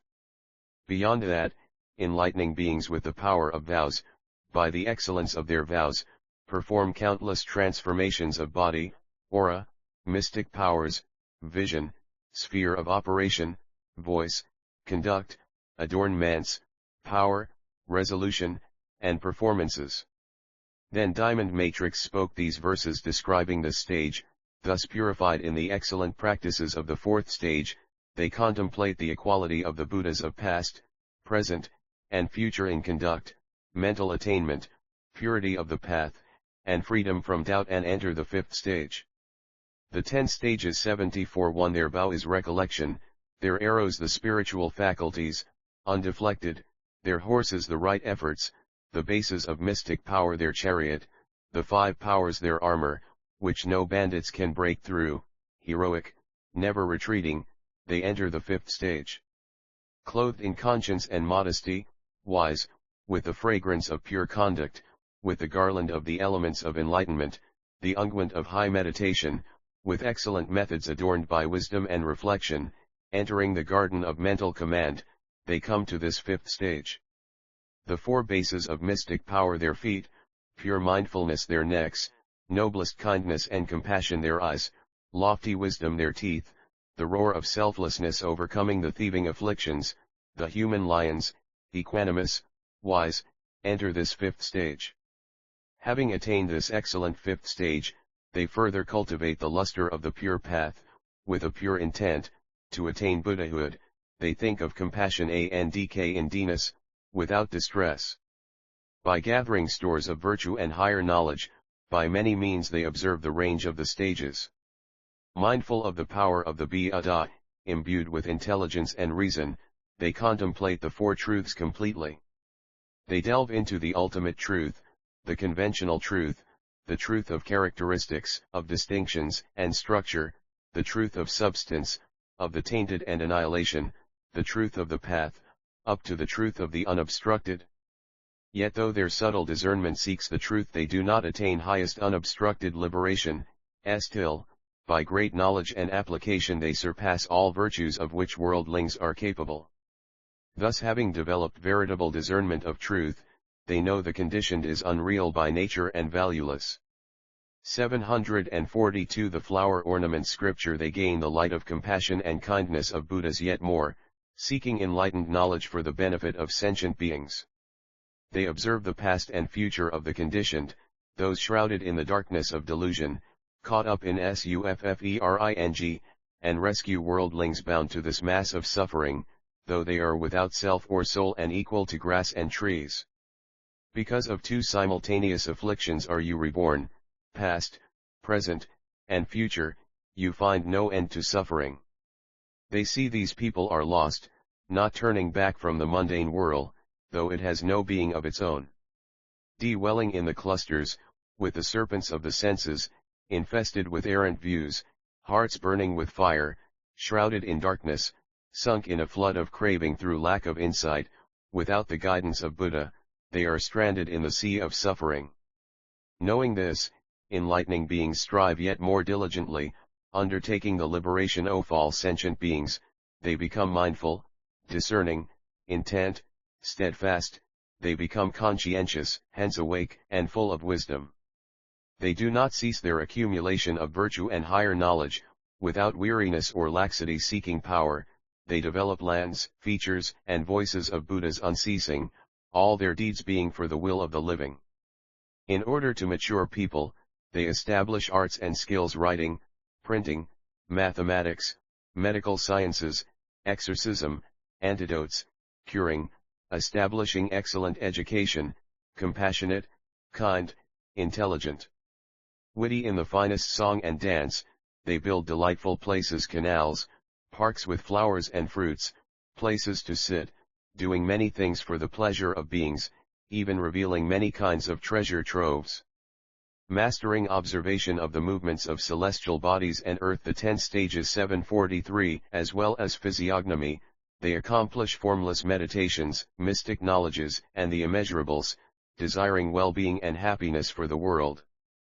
Arriving in the difficult to conquer stage, practitioners of higher wisdom serve billions of Buddhas and hear their teaching. Their goodness and heart become more radiant, like gold sprinkled with jewels. As the jewel palaces of the constellations are not swept away by the wind, so are enlightening beings unaffected while working in the world for being's sake, like lotuses to which water does not cling. In this stage, those experienced lords of contentment destroy the actions of false teachers, the abodes of manifold V1EWS. All the good they do is in the cause of enlightened knowledge, wishing to become saviors of beings, rich in the 10 powers. Arousing superior energy, unflagging, they serve a trillion Buddhas. Having attained concentration, they shake a trillion worlds, bearing the undertakings of the virtuous. Thus have enlightening beings, excellent guardians of the living, told of the 5th stage, called difficult to conquer, in myriad different ways. Having heard of the superior practice of this exalted stage of the wise, the host of enlightening beings, delighted, showered flowers and sprinkled the Buddha with sublime jewels radiating pure light, uttering praise. 100,000 celestial beings in the sky, pleased, scattered exquisite varicolored celestial jewel dust on the Buddha, presenting incense, garlands, perfumes, parasols, decorative banners and pennants, and ornamental crescents. The commanding Lord of the celestials, along with all heavenly hosts, hovering in the empyrean, well-pleased and serene, showered clouds of fuels in offering to the victor, urging the enlightening beings to speak. 8,000 goddesses in the sky sang pleasantly and played music, singing as with one voice in praise of the Buddha, destroyer of the fire of afflictions, empty nature quiescent, all things are signless, equal to space, beyond discriminating thought, totally pure. 744 The flower ornament scripture beyond emotion or stillness, beyond philosophy, all equal in suchness, high their suchness, the essence of things is beyond thought. Those who understand all things thus are unmoved by existence or non-existence, with compassion are the world, striving for liberation, they are offspring of L3UDDHA, born from the teaching G. They practice generosity without concern for appearances, with well-disciplined minds, fundamental y tranquil, extremely calm, they tolerate what is made in the world, knowing the imperishable truth, they are endowed with vigor and strength, detached from all things. Having full y entered into meditation, exhausted afflictions, they are purified, knowing all things, they are centered in primordial emptiness. Rich in knowledge and practical power, they are always devoted to the welfare of the world, forthey are great beings, offspring ng of Buddha, having extinguished all evil. Having uttered 1,000 such songs, those beautiful goddesses hovered in the sky silently gazing at the Buddha, serene, enraptured with admiration for the teaching. Moon of Liberation said, continuing, to Diamond Matrix, hat are the characteristics of attainment of the next stage after this fifth one. The enlightening being Diamond Matrix said, those who have thoroughly fulfilled the path of the 5th stage of enlightening beings enter into the sixth stage. They enter by way of 10 equalities of things, by the equality of signlessness of all things, by the equality of non-origination of all things, by the equality of absence of characteristic marks of all things, by the equality of non-birth of all things, by the equality of detachment of all things, by the equality of primordial purity of all things, by the equality of non-conceptuality of all things, by the equality of all things in neither coming nor going, by the equality of all things in being like illusions, dreams, reflections, echoes, the moon's image in the water or apparitions, and by the equality of non-duality of existence and non-existence of all things. Thus observing all things in terms of their intrinsic nature and according with it without opposition, they attain the sixth stage of enlightening beings, the stage of presence. But this is only by penetrating conformative tolerance, they have not yet attained the tolerance of the non-origination of things. THETC 11 stages 745 Thus understanding ALLTHings in their intrinsic enlightening beings, all the or guided by compassion, com ma11 lied by great compassion, in order to complete ly fu ltl. LL great com passion, observe the formation and disintegration of the world. While observing the formation and disintegration of the world, it occurs to them, the origins of \v orldal yways are all due to attach mnt to self and those who have no attach mnt to self the development of worldal y ways docs not take place. Italso occurs to them. These being gs, intellectually infantile, attached to their selves, covered by the blinders of nescience, seeking existence and non-existence, thinking illogically, gone on a wrong path, acting perversal yaqmu la te conditioned states of good, bad, and immobility. The mental seed conceived and planted by those conditioned states, im w ith li nt, md grasping leads to future birth, old age, and death, coming into being as a result of ren and existence. In the cld of action, in the darkness of ign orans, with the moistery of craving and the flow of egotism, the net of bimbs grown, the sprouts of name and torm appear. Having paired, they grow, and name and form obeying the /clopped. Thetivc sen ses becco me operati ve. F. Rom the intercu rse of the operative senses com es contact. From the intercu rse of contact con 1 es sensation. After summation there is desire, thence craving and grasping grow. Once grasping is developed, becoming comes into existence. Once becoming has come into existence, the TLVE dusters emerge. The 5 clusters having emerged, they progressively deteriorate 111 the 5 courses of existence CE. Having deteriorated, they disintegrate. From deterioration and disintegration there is anguish. Ca used by anguish, all troubles of sadness. Lament, pain, and dejection arise together. And yet there is no one who collects these. Of their own nature, spontaneous ly they disintegrate, there is no one who disintegrates them. In this way enlightening beings examine interdependent origination in order of progression. They think, not knowing the truth in the highest sense is called ignorance. The fruit of action fashioned by ignorance is conditioning. The initial mentation based on conditioning is consciousness. The 4 grasping clusters arising together with consciousness are name and FC, RM. The development of name and form is the 6 sense mediums. The conjunction of the sense taculti, objects, and consciousnesses is tainted contact. Born together with contact is sensation. Clinging to sensation is craving. Craving develops into grasping. Tainted action issuing from grasping is becoming. The outcome of action is birth, the emergence of the clusters. The development of the cluster, is old age. The disintegration of the aged clusters is death. The mental anguish of the dying, the disintegrating, who are deluded and attached, is crying out in grief is lament, in the ve senses it is pain, in the vision of the mind it is dejection.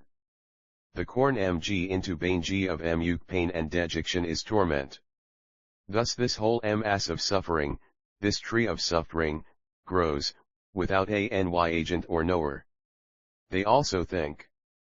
From attachment to an agent, axiom are cognized 746 the flower omament scripture where there is no doer, doing cannot, in the ultimate sense, be found either. They also think, all that is in the world is only mind. These 12 elements of becoming analyzed and explained by the Buddha are also all based on one mind. Whenever the mind is aroused with desire for a thing, that is consciousness, and the thing is conditioning. The delusion of conditionings is ignorance. Name and form are born together with the ignorant mind. The development of name and form is the 6 sense mediums. Connected with the 6 mediums is contact. Born together with contact is sensation. Obsession with sensation is craving. The unrelenting seizing of what is picked up by craving is grasping. The conjunction of these elements of existence is becoming. The emergence of becoming is birth. The full development of birth is old age. The end of old age is death. The ignorance there tends to produce 2 kinds of effects, as and object, it confuses beings, and it provides a cause for the development of conditioning. Conditionings also tend to produce 2 kinds of effects, they manifest future development and provide a cause for the emergence of consciousness. Consciousness also tends to produce 2 kinds of effects, it makes the continuity of existence and also provides cause for the development of name and form. Name and form also tend to produce 2 kinds of effects, they make mutual support and also provide cause for the development of the 6 sense mediums. The 6 sense mediums also tend to produce 2 kinds of effects, they show the differentiation of their own spheres and provide cause for the emergence of contact. Contact also tends to produce 2 kinds of effects, it contacts objects and provides cause for the emergence of sensation. Sensation also occasions 2 kinds of effects, it affects reception of the desired, of that which is not desired, and of that which is neither, and it also provides cause for the emergence of craving. Craving also occasions 2 kinds of effects, it creates intense desire for desirable things and provides cause for the emergence of grasping. Grasping also occasions 2 kinds of effects, it creates bondage by afflictions and provides cause for the emergence of becoming. Becoming also occasions two effects. It creates a tendency toward other courses of existence and provides cause for the emergence of birth. Birth also occasions two effects. It produces the emergence of the clusters and provides cause for old age. Old age also occasions two effects. It produces changes in the faculties and provides the cause for meeting in death. Death also occasions two effects. It destroys the compounded and causes continuation through lack of perfect knowledge. Therein, conditionings grounded on ignorance means the continuation and support of conditionings by ignorance as a cooperating cause. Consciousness grounded on conditionings means the continuation and support of consciousness by conditioning as a cooperating cause. Name and form grounded on consciousness means the continuation and support of name and form by consciousness as a cooperating cause. The six sense mediums grounded on name and form means the 10 stages 74-7 continuation and support of the six sense mediums by name and form as a cooperating cause. Contact grounded on the six sense mediums means the continuation and support of contact by the six sense mediums as a cooperating cause. Sensation grounded on contact means the continuation and support of sensation by contact as a cooperating cause. Craving grounded on sensation means the continuation and support of craving by sensation as a cooperating cause. Grasping grounded on craving means the continuation and support of grasping by craving as a cooperating cause. Becoming grounded on grasping means the continuation and support of becoming by grasping as a cooperating cause. Birth grounded on becoming means the continuation and support of birth by becoming as a cooperating cause. Old age and death grounded on birth means the continuation and support of old age and death by birth as a cooperating cause. The extinction of conditionings due to the extinction of ignorance means the stilling and non-stablishment of conditionings due to the non-existence of ignorance as a cooperating cause. The extinction of consciousness due to the extinction of conditionings means that without conditionings as a cooperating cause, consciousness is stilled, unsupported. The extinction of name and form due to the extinction of consciousness means that without consciousness as a cooperating cause, name and form are stilled, unsupported. The extinction of the six sense mediums due to the extinction of name and form means that without name and form as a cooperating cause, the six sense mediums are stilled, unsupported. The extinction of contact due to the extinction of the six sense mediums means that without the six sense mediums as a cooperating cause, contact is stilled, unsupported. The extinction of sensation due to the extinction of contact means that without contact as a cooperating cause, sensation is stilled, unsupported. The extinction of craving due to the extinction of sensation means that without sensation as a cooperating cause, craving is stilled, unsupported. The extinction of grasping due to the extinction of craving means that without craving as a cooperating cause, grasping is stilled, unsupported. The extinction of becoming due to the extinction of grasping means that without grasping as a cooperating cause, becoming is stilled, unsupported. The extinction of birth due to the extinction of becoming means that without the cooperating cause of becoming, birth is stilled, unsupported. The extinction of old age and death due to the extinction of birth means that without the cooperating cause of birth, old age and death are stilled, unsupported. Ignorance, craving, and grasping are the continuation of the course of affection. Conditioning and becoming are the continuation of the course of action. The rest are the continuation of the course of suffering. The preceding and the succeeding annihilated by analysis, these courses are cut off.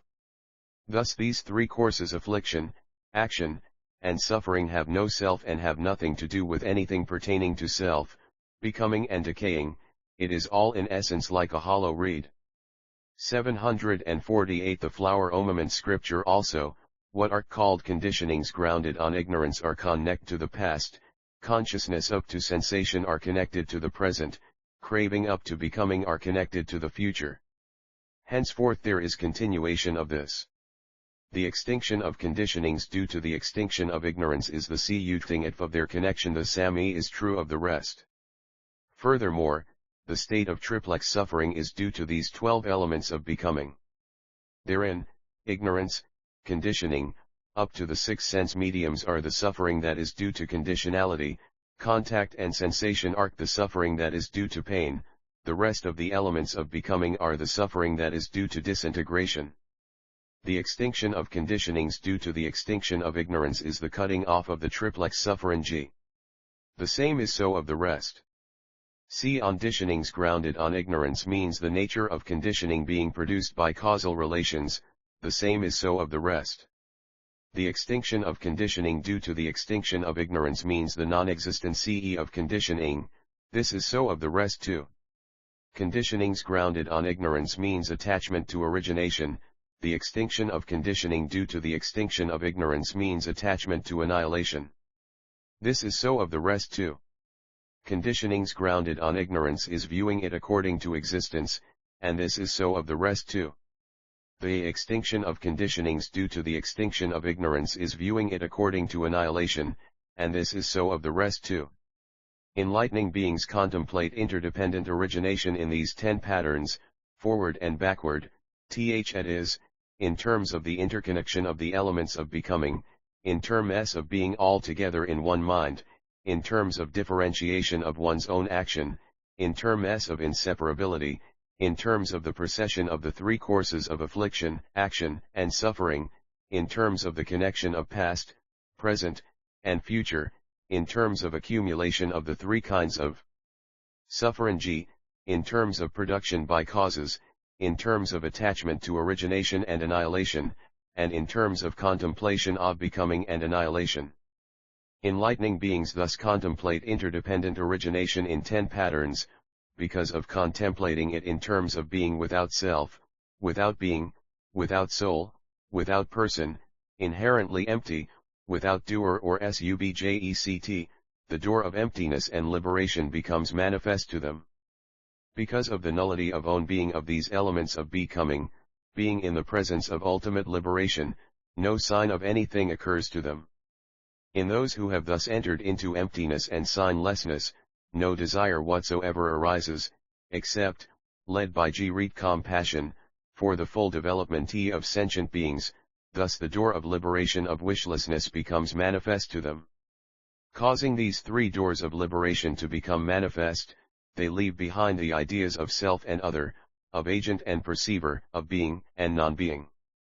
All the more, filled with compassion, they work to perfectly attain the elements of enlightenment which they have not yet attained. 749 The enlightening beings think, that which is fabricated goes on because of linkage, without linkage it does not proceed, the fabricated goes on because of assemblage, without assemblage it does not go on. Having recognize the man yills and bad effects of the fabricated states of conditioning, we should cut off this linkage, this assemblage. But we should not go to the ultimate cessation of the created, for the sake of the full development of sentient beings. This abode of transcendent wisdom, encountered by enlightening beings examining the many ills of fabricated conditioned states, by nature without inherent existence, unborn and not annihilated, is called the presence of unattached knowledge. It is realized by undertaking Griya compassion and not abandoning duty to living beings, by merging with its light. Endowed with such knowledge, illumined by transcendent wisdom, they bring together the cooperating causes conducive to the elements of enlightenment, but they do not abide in the created state. They also observe the essential nullity of conditioned states, but they do not settle down in that, because they have not yet completely fulfilled the elements of enlightenment. The enlightening beings in this stage, the stage of presence, realize the concentration of enlightening beings called entry into emptiness. They attain absorption in emptiness of inherent nature, emptiness of ultimate reality, supreme emptiness, great emptiness, emptiness of union, emptiness of production, non-conceptual emptiness according to reality, emptiness of concern, emptiness of disconnection and non-disconnection.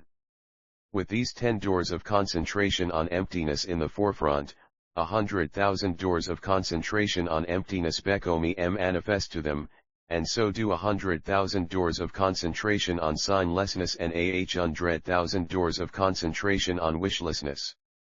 Furthermore, the enlightening beings in this stage of presence full develop unbreakable intent, certain intent, good intent, profound intent, unretreating intent, unrelenting intent, pure intent, endless intent, intent to seek knowledge, intent to perfectly unite means and wisdom. These 10 intents of enlightening beings lead to the enlightenment of Buddhas. The enlightening beings become courageous and do not retreat before verbal opposition. They enter the stage of knowledge, they give up the stages of listeners and individual illuminates, being wholly directed toward Buddha knowledge. They also become immune to the doings of demons and afflictions, and become firmly established in the light of enlightening beings. They also become fully imbued with the practices of the principles of emptiness, signlessness, and wishlessness, and they become one with the contemplations of means and wisdom, and they become filled with the clemens of enlightenment. In the enlightening beings in this stage of presence, the abode of transcendent wisdom becomes paramount, and they attain the third acceptance of these principles, that of in accord, by following them without opposition. To the enlightening beings in this stage many Buddhas become 750. The flower ornament scripture visible, by great vision and willpower many hundreds of Buddhas, many thousands, hundreds of thousands, millions, billions, trillions of Buddhas. Having seen these Buddhas, with great zeal they pay honor and respect to them, providing them with offerings of food, clothing, bedding, medicines, and other furnishings, and also bring comforts for enlightening beings, and also honor the religious community. They dedicate all these roots of goodness to perfect enlightenment. They also attend those Buddhas and listen to their teachings in person with great respect and appreciation of their rarity, taking up the teachings and remembering them. Having heard the teachings, they practice them by means of true application, wisdom, knowledge, and illumination, and effectively preserve them in action. They reach further into the store of teachings of the enlightened. The roots of goodness of the enlightening beings in this stage of presence become more and more radiant over many eons, over hundreds, thousands, millions, billions, trillions of eons. Just as gold covered with jewels becomes even more radiant, so do the roots of goodness of enlightening beings in this stage, cultivated by expedient means and wisdom, become all the more radiant. They also become more and more tranquil and imperturbable. Just as moonlight refreshes and delights people and cannot be diverted by the four winds, in the same way those roots of goodness of enlightening beings in the stage of presence quench the fires of afflictions of countless beings and make them refreshed and happy, and those roots of goodness cannot be diverted by the four demons. Among the 10 transcendent ways, transcendent wisdom is paramount in these enlightening beings, but they also practice the others as best they can. This is a brief summary of the 6th stage of enlightening beings, called the stage of presence. Most of the enlightening beings in which are masters of emanation, expert and powerful in stopping people's conceit, skilled in drawing people away from the conditions of pride and arrogance. They cannot be distracted by the interrogations of all listeners. They are skilled in introducing beings into interdependent origination.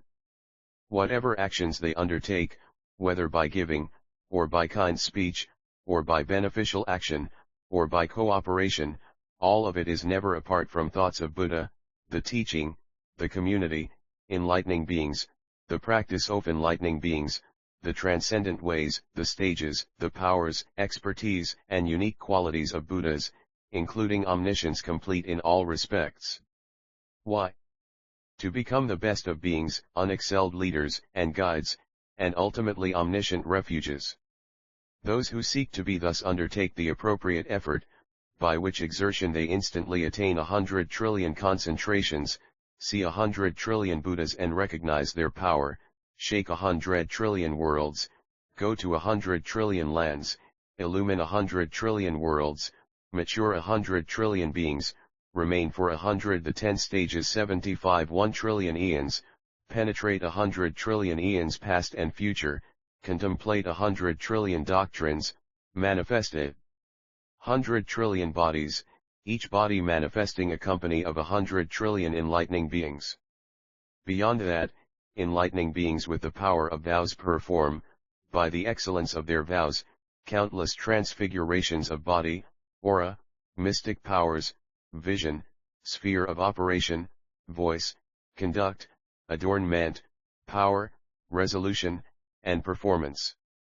Then the great enlightening being Diamond Matrix uttered these verses describing this stage, having fulfilled the practice of the path of the fifth stage, realizing knowledge of the signlessness, formlessness, and birthlessness of things, knowledge of their non-origination, primordial purity, and inexpressibility, thus enlightening beings enter the sixth stage. The objective eye-tracing phenomena consistently without rejection or attachment, without false ideas, knowing them to be of the nature of illusion, apart from being and non-being, enlightening beings enter the higher sixth stage. Stable in keen accord, full of knowledge and power, they observe becoming and decay in all worlds. The becoming of the world is in essence the becoming of the dark of delusion. When that delusion is destroyed, becoming is non-existent. They contemplate conditional creation, ultimately empty, without contradicting the causal relations of action or the function of names, knowing in truth action has no agent. They look upon the fabricated as like dense clouds, without will.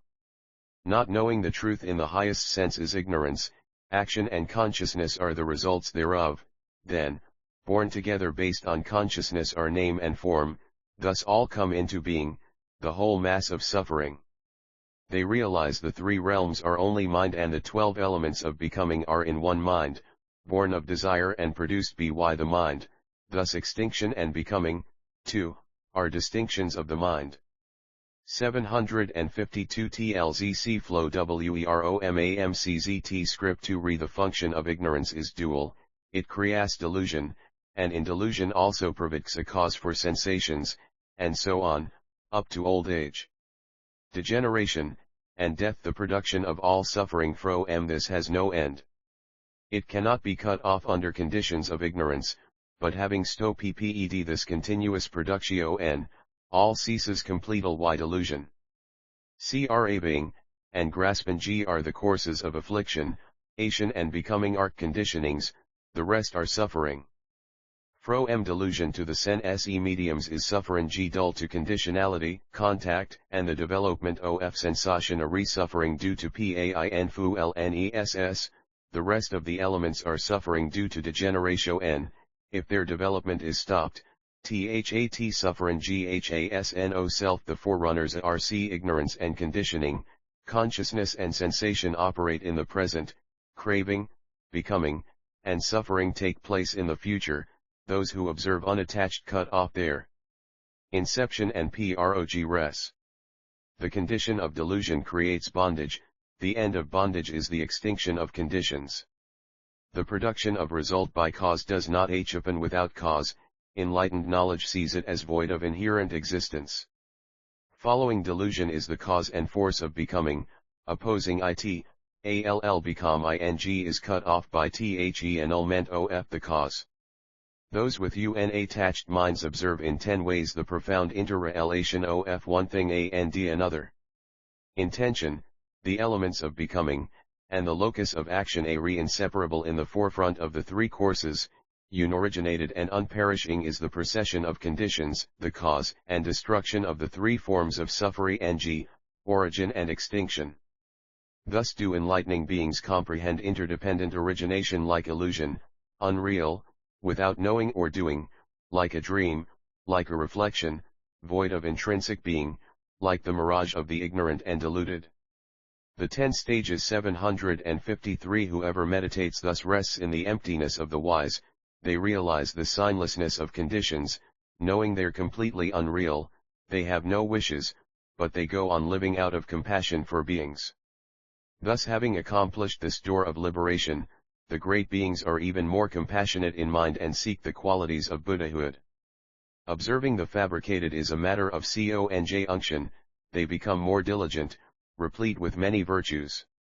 Having fulfilled myriad concentrations in emptiness, as well as signless and wishless liberation, their wisdom and conformative acceptance increase, and their freedom and knowledge mature. They also serve many Buddhas resolutely and practice the way in the Buddha's tutelage. Attaining the treasury of Buddha teachings, they propagate roots of goodness like gold encrusted with jewels. As moonlight refreshes the minds of people in the world undetected by the four winds, the light of enlightening beings, overcoming the path of demons, quenches the burning of afflictions of those suffering from pain. Having reached this stage, they become celestial monarchs, adept at emanation, destroyers of conceit. Whatever they do on the path of knowledge is insuperable, steadfast, beyond the path of listeners. Seeking, the enlightening beings, imbued with vigor, having attained 100 trillion consummate concentrations, see in an instant the Buddhas in the 10 directions blazing like the sun in the midsummer sky. Kwnho ikrahi. Ich parvo e fatalmdo, fdaredstixothsaset agarat fgorelates binyonaries sa, ent desetlufxio and purer so ernstio. Now the crowd of celestials, exhilarated, showered clouds of various lights and uttered sweet words full of supreme pure joy, praising the supremely acute mind, master of knowledge, imbued with 100 virtues, excellent in conduct, blissful, benefactor of the world, one of the lotuses of humanity. The great gods traversing the sky showered sublime immeasurable light on the best of humans, and clouds of Fra 754 the flower ornament scripture grants of supreme beauty, to destroy afflictions. The host of celestials spoke in sweet, pleasing, beautiful voices of how they had gained supreme benefit on hearing the explanation of this stage. The goddesses, delighted, playing sweet music, spoke in praise of this eminent practice, by the power of Buddha, best in conduct among the wise, tamers of the tamed, benefactors of the world, having transcended the world, they act in the world, showing the subtle. They manifest various bodies, all the bodies one with the essence of things, peaceful, uncontentious, they speak without the idea of having said even a syllable. They go to 100 lands and pay respect to the guides, those who are most worthy of honor, having given up their concept of a land, being masters of knowledge. They fully develop beings, yet have no concept of self or other, they accumulate highest goodness, yet have no attachment to accumulation of good. Having seen the world burning with desire, hatred, and delusion, they get rid of all concepts and out of compassion undertake higher efforts. The gods and goddesses, having offered their splendid Sunji, became silent, enraptured, all gazing at Buddha. This assembly is calm, they said to the enlightening being, tell us the features of the 7th stage, abode of virtues. The enlightening being diamond matrix spiral, any enlightening beings who have thoroughly fulfilled the course of the 6th stage come to the 7th stage. They gain access to the 7th stage by means of 10 kinds of special undertaking in the path which are accomplished by skill in means, transcendent wisdom, and knowledge. What are these 10? They develop a mind well trained in focus on emptiness, signlessness, and wishlessness, yet they collect great provisions of virtue and knowledge. They enter into the selflessness, absence of being, absence of soul, absence of individuality, and absence of personality in all things, yet they do not give up the production of the 4 immeasurables: immeasurable kindness, compassion, joy, and equanimity. They perform the 10 stages 755 transcendent practices to increase virtuous ways, yet they do not cling to anything. They become detached from everything in the world, yet they produce arrays of adornments for the world. They become ultimately calm and tranquil due to removal from the fires of afflictions, yet they undertake to accomplish the extinction of the flames of afflictions of lust, hatred, and delusion of all beings. They realize the non-duality of essence of being and non-being, all things being like illusions, mirages, dreams, reflections, echoes, apparitions, yet they put into effect resolution in innumerable different deeds and works. They have cultivated the perception that all lands and paths are equal to space, yet they undertake the adornment of Buddha lands. They arrive at the nature of all Buddhas as being fundamentally and essentially the reality body, yet they undertake the production of the adornments of the marks of distinction and embellishments of the physical body of a Buddha. They grant that the voice of the Buddha is unutterable, free from sound, and by nature ultimately silent, yet they undertake the production of pure arrays of all different tones to communicate with all beings. In a single instant they enter Buddha's awareness of past, present, and future, yet they enter into distinctions of various appearances, ages, and reckonings by discernment of beings' minds. By these 10 kinds of special undertaking on the path, accomplished by skill in means, wisdom, and knowledge. Enlightening beings enter the seventh stage, and they are said to be in this stage by virtue of the manifestation of the practice of these undertakings. Enlightening beings in this seventh stage penetrate infinite realms of beings, unlimited acts of guidance by which Buddhas develop beings, infinite networks of worlds, infinite purification of Buddha lands by the enlightened ones, the infinite variety of phenomena, the infinite realization of knowledge of Buddhas, the unlimited methods of calculating ages, the Buddha's immeasurable awareness of past, present, and future, the infinite differences in beings' interests, the infinite variety